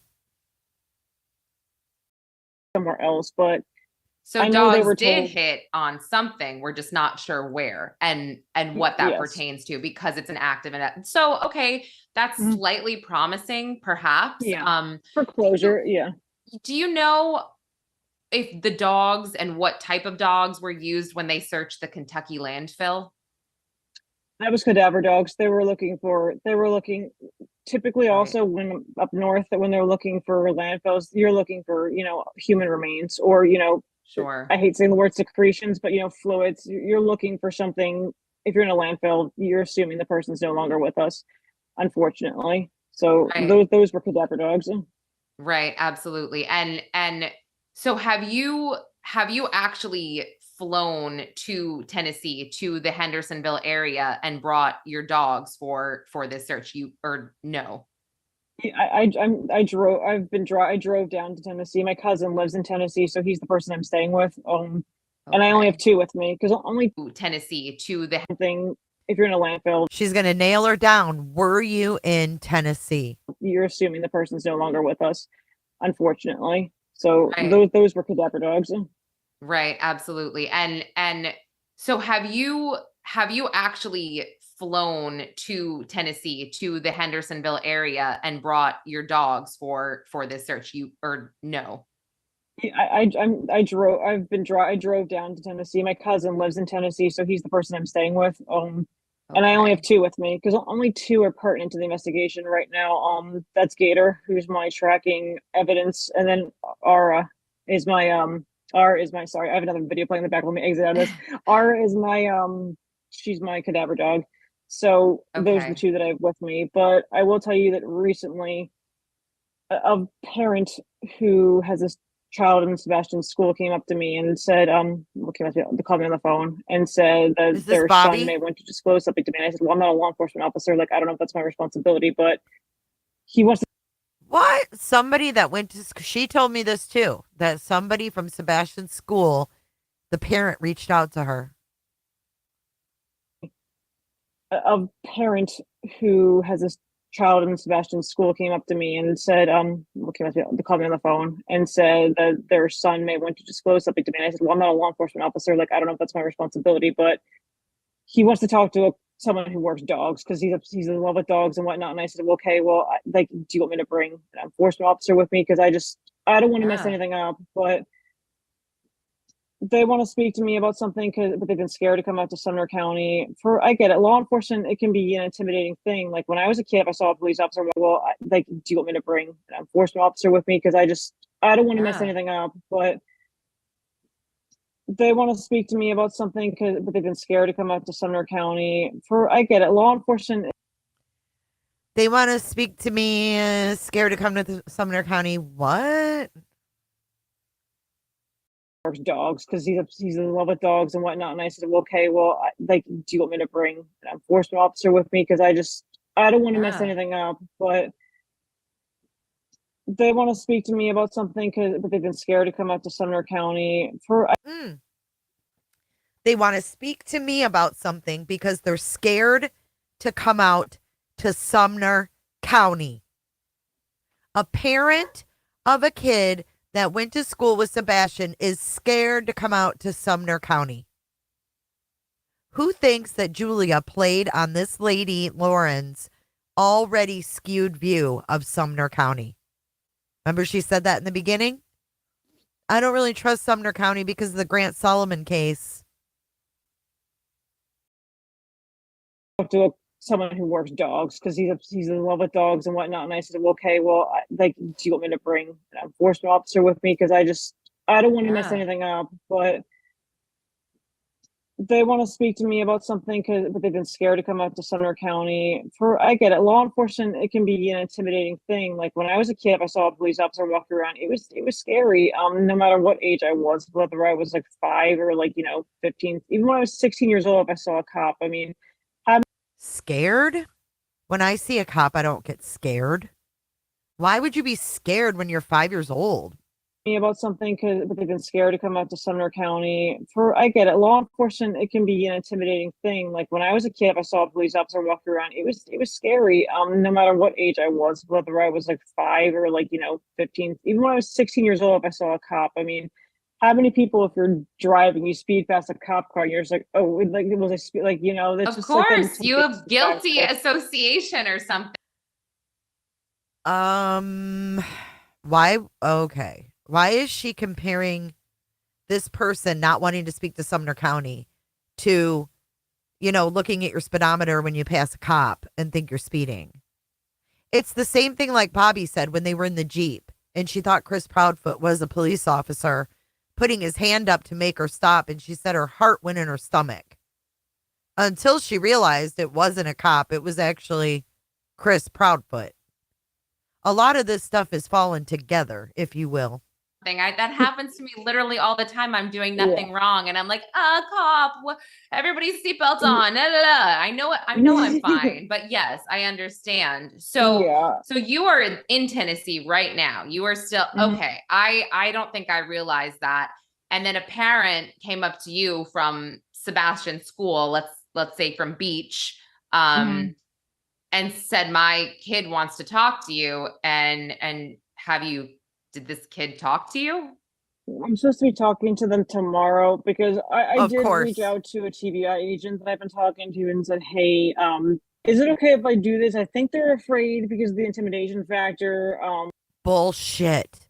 Oh my God. Yes, Bobby's son is in the Army. I understand. So you are in Tennessee right now. You are still okay. I don't think I realized that. And then a parent came up to you from Sebastian's school, let's say from beach, and said, my kid wants to talk to you, and did this kid talk to you? I'm supposed to be talking to them tomorrow because I did reach out to a TBI agent that I've been talking to and said, hey, is it okay if I do this? I think they're afraid because of the intimidation factor, but maybe I can assure them that like you guys are approachable. And this agent told me that was fine. So I'm like, we're gonna talk. I'm gonna bring R with me, my cadaver dog. She's great with kids. She loves kids. I feel bad for my cousin Howie because he gets to hang out with my dog Gator all day, but he's like, Gator's so cool. I love Gator. So yeah. But I'm gonna speak to them, and then one other person, a net resident of Hendersonville. I don't want to use names right now. They did call me and said somebody within the family, I don't want to say which side, does have a bunch of like hunting permits, a bunch of like firearms. So maybe you should consider bringing a GSR canine down, which is gunshot residue. Gunshot residue? Which my canine Marley can do. She's explosives in GSR. But I want to get more clarification on that before like anything, because like that's, you don't know where their speculation starts and where the truth kind of ends. So like I'm gonna follow up on that a bit more, and I'll bring it to speed once I find out. But that was interesting. My phone number was on my social media page, but then I started getting really weird text messages and calls. But I encourage people, if you have legit leads that I can follow with my canines, and I let TBI know what I'm doing. Like people think I'm a rogue element, but if there's something of significant page, but then I started getting really weird text messages and calls. But I encourage people, if you have legit leads that I can follow with my canines, and I let TBI know what I'm doing. Like people think I'm a rogue element, but if there's something of significance, I do report it to TBI, and I'm just like, hi. Just so you know, but I understand where it's scary when you're dealing with missing kids. And in the beginning, you probably saw in the beginning, so many people are getting threatened. It's I haven't been threatened. I've just been kind of bullied, I guess you could say. Which it's whatever. It's not whatever. It's literally not whatever. It's mind blowing. Actually, it's mind blowing, and I don't. She's saying that she's being bullied on May 21st. Like I said, I haven't necessarily paid attention to a lot of what's going on YouTube, a lot of these interviews. I'm just trying to pull things here and there that seem to be factual. And what you're saying right now seems to be helpful and factual. But what I want to ask of you is, or ask you, I should say, is have you been able to, let's say, bring your dogs to search around the Proudfoot house, to search around Seth's house? Have they granted you access, each set of parents, to do something like this? Seth gave me full permission to search whatever I needed to, his cars, his house, go over to. Oh, Seth gave me full permission. Did you do it? I could go over to his work area if his bosses were cool with it to search. Like Seth has been very open and transparent. Wait, what? Chris, like this. Seth gave me full permission to search whatever I needed to, his cars, his house, go over to city. I could go over to his work area if his bosses were cool with it to search. I could go to his work area if his boss is cool with it. What? Seth has been very open and transparent. Chris, I think with him, it was more so all these other dogs have searched. What can your dog really bring to the table? And I did explain to him on the phone. I'm like, well, my dogs are all multi-purpose. Some of those dogs that already have been, maybe they were, maybe they weren't. But it's you pass or fail as a team when you're a canine handler. So like I feel very strongly about my bond with my canines. Yeah. And he's never once like threatened me like if I wanted to search the neighborhood or if I wanted to go like anywhere like near like where he worked or like. But I don't think they want me in the house right now. Especially because again, and this contributes to all the online stuff. Everyone's saying because Seth was the one that brought me in, oh, maybe she's gonna be biased, or somebody said, oh, you'll plant something. That's not what I do. I don't think they want me in the house right now. Especially because, again, and this contributes to all the online stuff. Everyone's saying because Seth was the one that brought me in, oh, maybe she's gonna be biased, or somebody said, oh, you'll plant something. That's not what I do. Somebody said you'll plant something on May 21st. No one said that. This was 10 days after I met her. No one was saying that. No one said that at all until much later. What the fuck, Julia? This is like, what day did I have her on? Was it May something? Beginning of May? Oh my goodness. This is so silly. And you're working with the TBI at this point. You are very close with them. You are in constant communication with them, it seems like. And you don't have to answer this, but are you contracted by Seth? Like, is this something that you are doing fully as a volunteer, fully out of the kindness of your own heart because you have these resources? That's correct. I'm not paid by anybody. Since I am AGR, which is Active Guard Reserve, like I said, with the Army, I have a very, very understanding battalion commander, and he knows what I do. So, like, I still have to do Army work Monday through Friday, and I've told people that. So, like, the planting stuff didn't come out until the summer, because that was when we did that, like, 8-hour live where Terry Lynn was showing her texts, and we were outing all of the stuff. Remember, I'm the one that came out and showed all the stuff Terry Lynn was finding. No one was talking about planting shit on May 21st. At least I don't think so. I'll do my work remotely as I can. There is going to be a time where I have to go back up to Pennsylvania, and we have a battalion change of command coming up. We're getting a new incoming or brigade change of command. We have a new brigade commander coming in, so they want me up there for that. Just because it's a big deal. But I mean, I'm very blessed to have like a great support system back at home. I have a cousin that lives in Tennessee. So no, I'm not getting paid by anybody. Nobody's contracted me or paying me. It's purely volunteer work. But it's I've pretty not fantastic. lost money. It's pretty incredible and amazing. And just the fact, and I'm sorry to interrupt you, the fact that you are working so closely with law enforcement.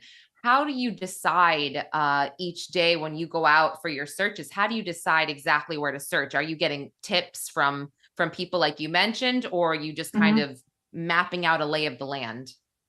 I originally started out by mapping based off what I heard on YouTube, but then when it was kind of put out there that I was going to be down there, I had 2 students from the School of Anthropology over there in Knoxville, and they said, we've tried to talk to people, we've been ignored, and because people think it's silly, but we have some areas based on, and these are people that are getting their doctorate degree in anthropology, so in forensic anthropology. This is where the FBI agents testifying in the Lori Vallow trial went to school.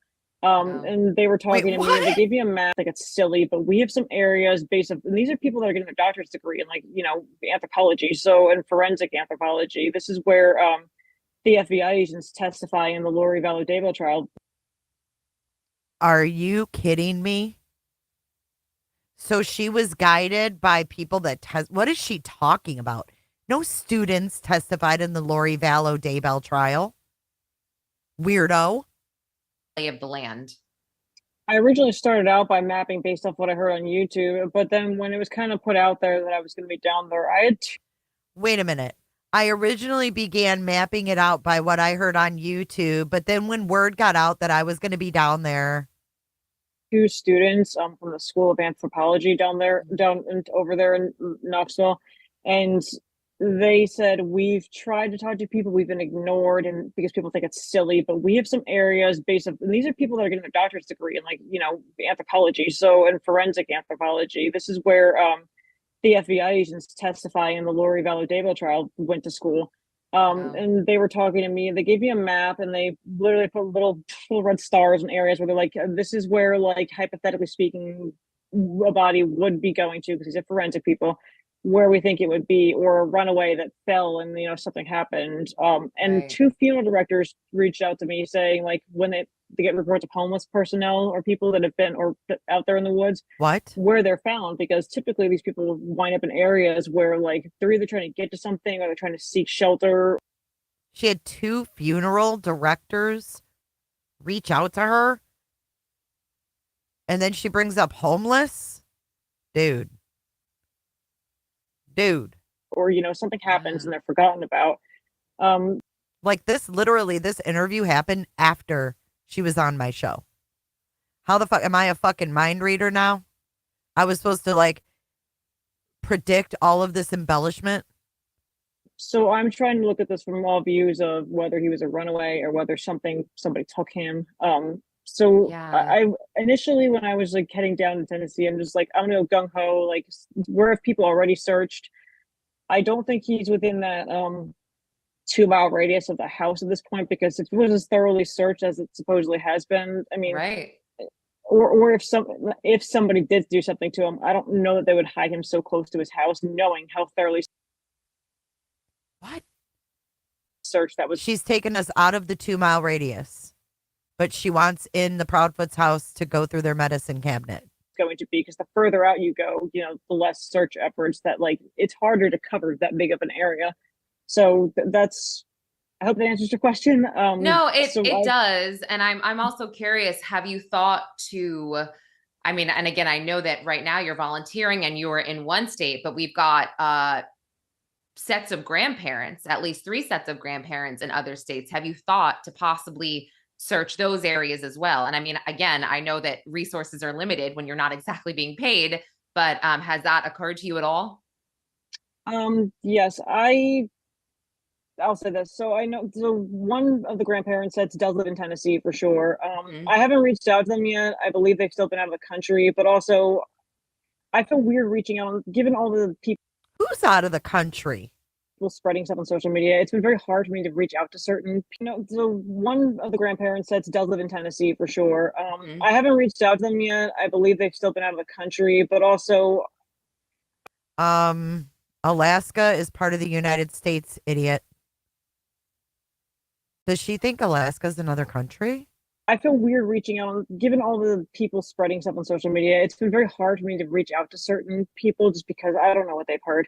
I put together we did have people. I have a partner I work with. He has another canine handler, and we did drive through Virginia, and we did I haven't even article Sebastian's on a person just yet. I've been looking at this from a cadaver aspect. Honestly, wait, what? We did have people. I have a partner I work with.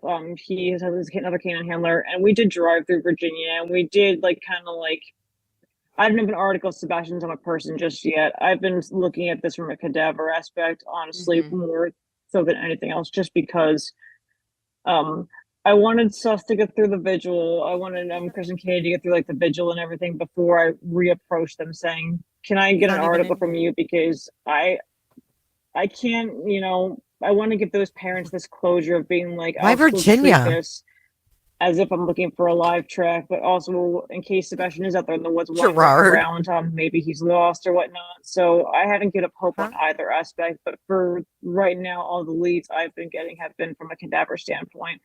But in Texas, I haven't heard anything about, because I think Seth's mom lives in Texas. I haven't gotten any reason to go out to Texas and search yet. It's a bit more of a drive, and I'd be willing to go out there. Virginia, because Katie's family. But she has no reason to go to Texas. Either aspect, but for right now, all the leads I've been getting have been from a cadaver standpoint. But in Texas, I haven't heard anything about, because I think Seth's mom lives in Texas. I haven't gotten any reason to go out to Texas and search yet.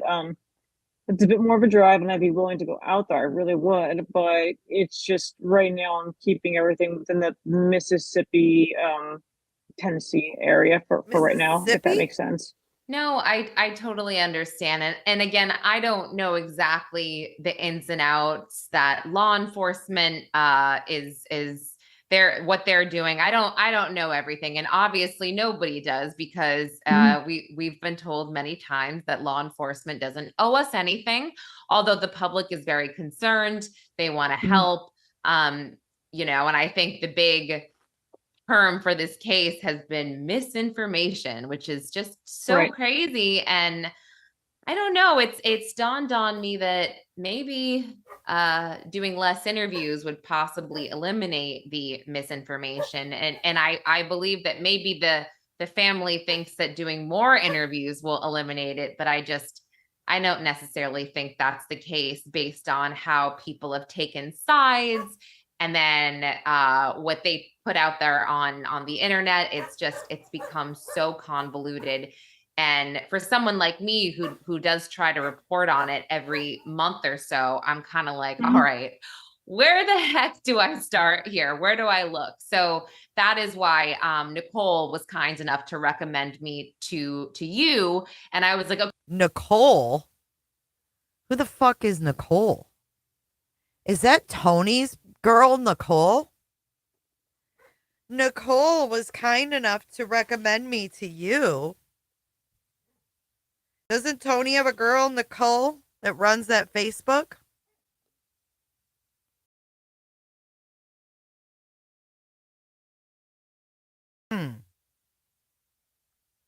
And for someone like me who does try to report on it every month or so, I'm kind of like, all right, where the heck do I start here? Where do I look? So that is why Nicole was kind enough to recommend me to you. And I was like, okay, this is great. She's factual. She's not involved in anything, and she's not going on any shows. And this is really good information. So okay. How long? So TikTok Tony was behind this, which says a lot to me. Like, his girl put her in contact with Lauren to interview Julia. Lauren says, "Oh my God, this girl's got creds." How long do you think you do plan to stay and continue your search?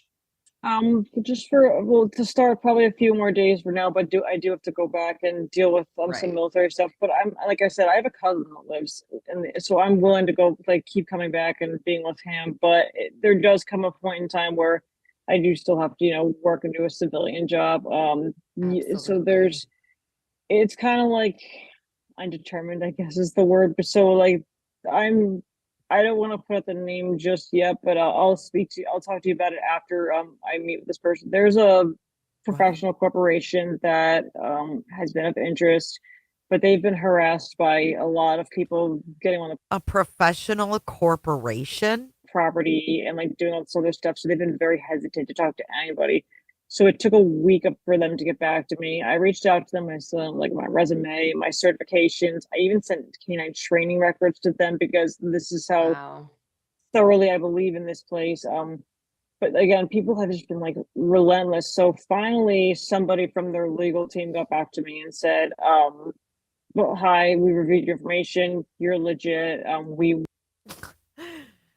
got back to me and said, "Hi, we reviewed your information. Do have a representative willing to speak with you over the phone. They want to schedule a canine demo with me to actually witness my dog.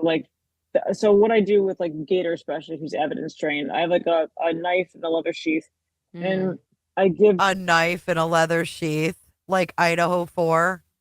I give the person the knife and I say, "Go hide this somewhere. Don't tell me where it's at, and we're gonna wait for about 15-20 minutes." So we do, and Gator, I bring him up, I have him snip the sheath, and then he will go find it for me. And I have no idea where this is at. He doesn't know where it's at. So people ask me all the time, "Do you work your dog on or off lead?" It doesn't make a difference, and it honestly does. With Aura, she's cadaver. I don't need to have a direct line to her because she's looking for someone who's no longer with us. With Gator, I keep him what's called a long line. It's a 10 to 15 foot line. And I know there's been speculation of, if your dog's on the property, but you're not, is it technically not trespassing? It's not you. Well, he's attached to me. He's a part of me. So yeah, he's a canine partner. So, Gator, I keep him on a long line so I can have positive control of him, just because like I want to know what he's finding, and if he indicates for me, which he sits for an indication. So if he finds something, he'll sit down.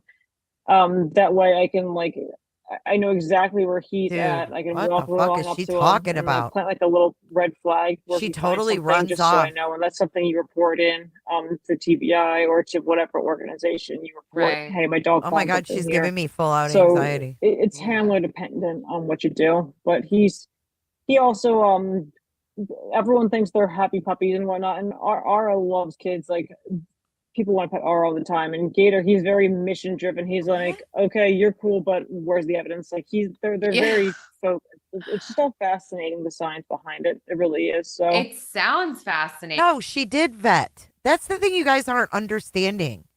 We did vet these people. We looked at their LinkedIn. We looked at the things they emailed. The shit looked real. Like, it's not that we didn't look.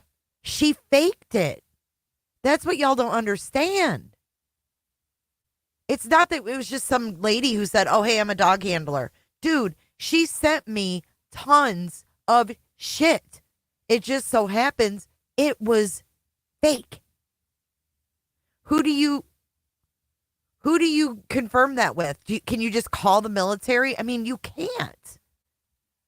Right? They're professional frauds. It's crazy.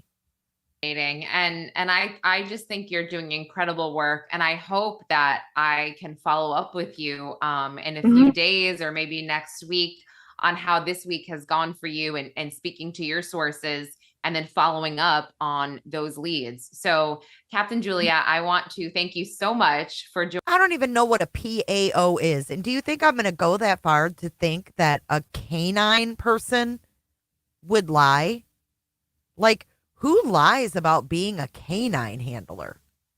You know what I mean? Like, you just would never think that she's lying. I mean, Google her name. You'll find a bunch of shit that would make you seem that she's real. Right. You would never in a million years expect someone to use a movie scene and say it was real. That it was a real funeral when it was a damn movie. It's bonkers. This is like Lifetime Movie Network shit. Joining me and providing all of this context. And thank you for literally doing God's work. Seriously. I mean, it is so amazing. And I'm and to sit there and take credit for doing God's work. I mean, this is like beyond anything I've ever heard. So impressed with you. So I'm going to tag all your socials on this episode so people can find you and follow you, and hopefully keep up with the case, the tragic case of Sebastian Rogers. Thank you, Lauren. I absolutely will follow up with you, especially if this meeting goes well. I definitely want to, and I'm sorry, there was a lot to fill into a short amount of time, but I'm going to keep looking. I'm not going to give up. So however I can offer help to both sides of the family, I will. But thank you so much for speaking with me about this. Unbelievable. All right, everyone. That was Captain Julia Valenti. She is such a kind person and such a hard worker. I would be so thrilled if she was working on a case for me, I must say, after speaking to her. But I'm very anxious to hear about the possible leads that she will be investigating. And this podcast actually is coming out the day that she is investigating these leads. So I will be sure to follow up with her later. Thank you again for listening. No follow-up. There was no follow-up for this. Just saying. Just saying. There is another one, but I got to get off here. I haven't listened to this one yet. So we definitely have more to go over. Did she call herself outlier because she's outside of rational thinking? I think so. Captain Con Artist. I fell for her after Steph. I remember the day well. Julie was on Jay's. I was in my pool. Yeah, it was awful.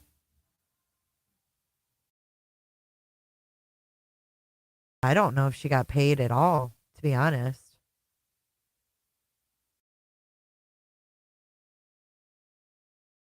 Akira, that didn't age well, Lauren.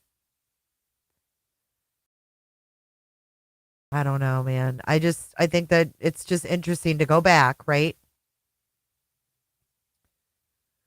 I think that the girl interviewing her, though, was also, taken for a ride, if you will. These people are conniving, man. I've never seen a professional con like I've seen with this case. And now we have the Rico case, right? Sane. Right, that's what I think, Shell. I think she was, for sure. I mean, did you read those? The credentials she read off for Julia were beyond what I even got. I can tell you that. So many people wanting to be famous. All right, guys, I'm out of here. I got to go do some stuff. I'll see you in the morning for coffee and scratch off Sunday. What time are we doing that at? Let me double check. I can't remember. Oh, we didn't schedule it. So I'll be live in the morning, probably like 9-ish or something. But then also tomorrow night at 7, meet my son. We're going to talk to you about gaming, answer all your questions. Maybe we'll even do a little Q&A. Mother-son Q&A. Scratch and Sniff Sunday. Thank you, guys. Kels, thank you. Thank you, everyone. Beans. Ish, everyone. I hope Ish has a great date tonight. Thank you for all the new cooterships. Stay safe out there and hit the like button on your way out if you haven't already. Thank you, Kels, for your super sticker. Lemon character moving his head from left to right with his mouth open.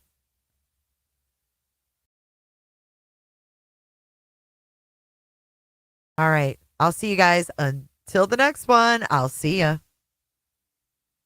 Wait, what's up, Tammy? What, Tammy? What? Tammy said, wait. Tammy said, wait. Gemini, cheers back to you. Check Discord. Okay, I will when I get off here. But wait, there's not more. I'll see ya. You guys dance it out. Pull up in the Tesla Elon. Pew, pew, pew.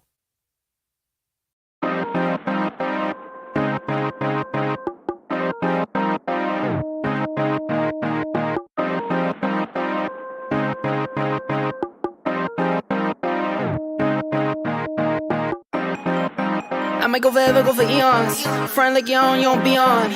Pull off in the Tesla, Elon. When I was a kid, I was a phenom. When I was a kid, I was a beast. I pull up, then I be gone.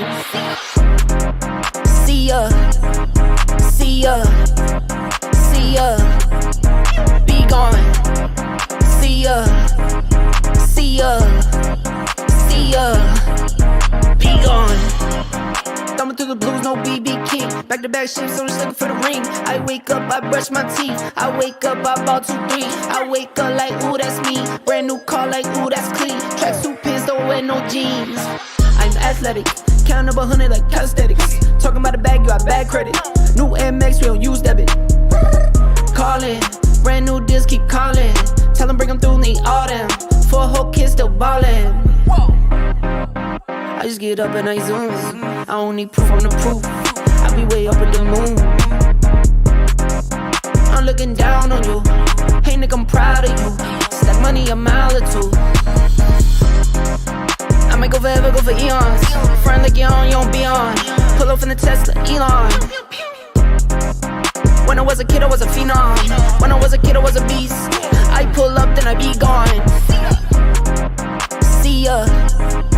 See ya, see ya, be gone. See ya, see ya, see ya, be gone. I'm on a run and you better know. I'm in the know and you better know. I'm here to stay and you better know. I'm at the table, I never fold. I'm at the table, I'm up again. I'm at the table, I'm here to win. Don't cook a record, don't come again. Please, I just need what I need. I collect for my seeds. Would've thought my name Tree. I pick up then I leave. In my pocket I be. I don't like to be seen. I just get up and I zoom. I don't need proof, I'm the proof. I be way up with the moon. looking down on you. Hey nigga, I'm proud of you. Stack money a mile or two. I might go forever, go for eons. Front like you don't be on. Pull up in the Tesla, Elon. When I was a kid, I was a phenom. When I was a kid, I was a beast. I pull up, then I be gone. See ya, see ya, see ya. Be gone. See ya, see ya, see ya. Be gone.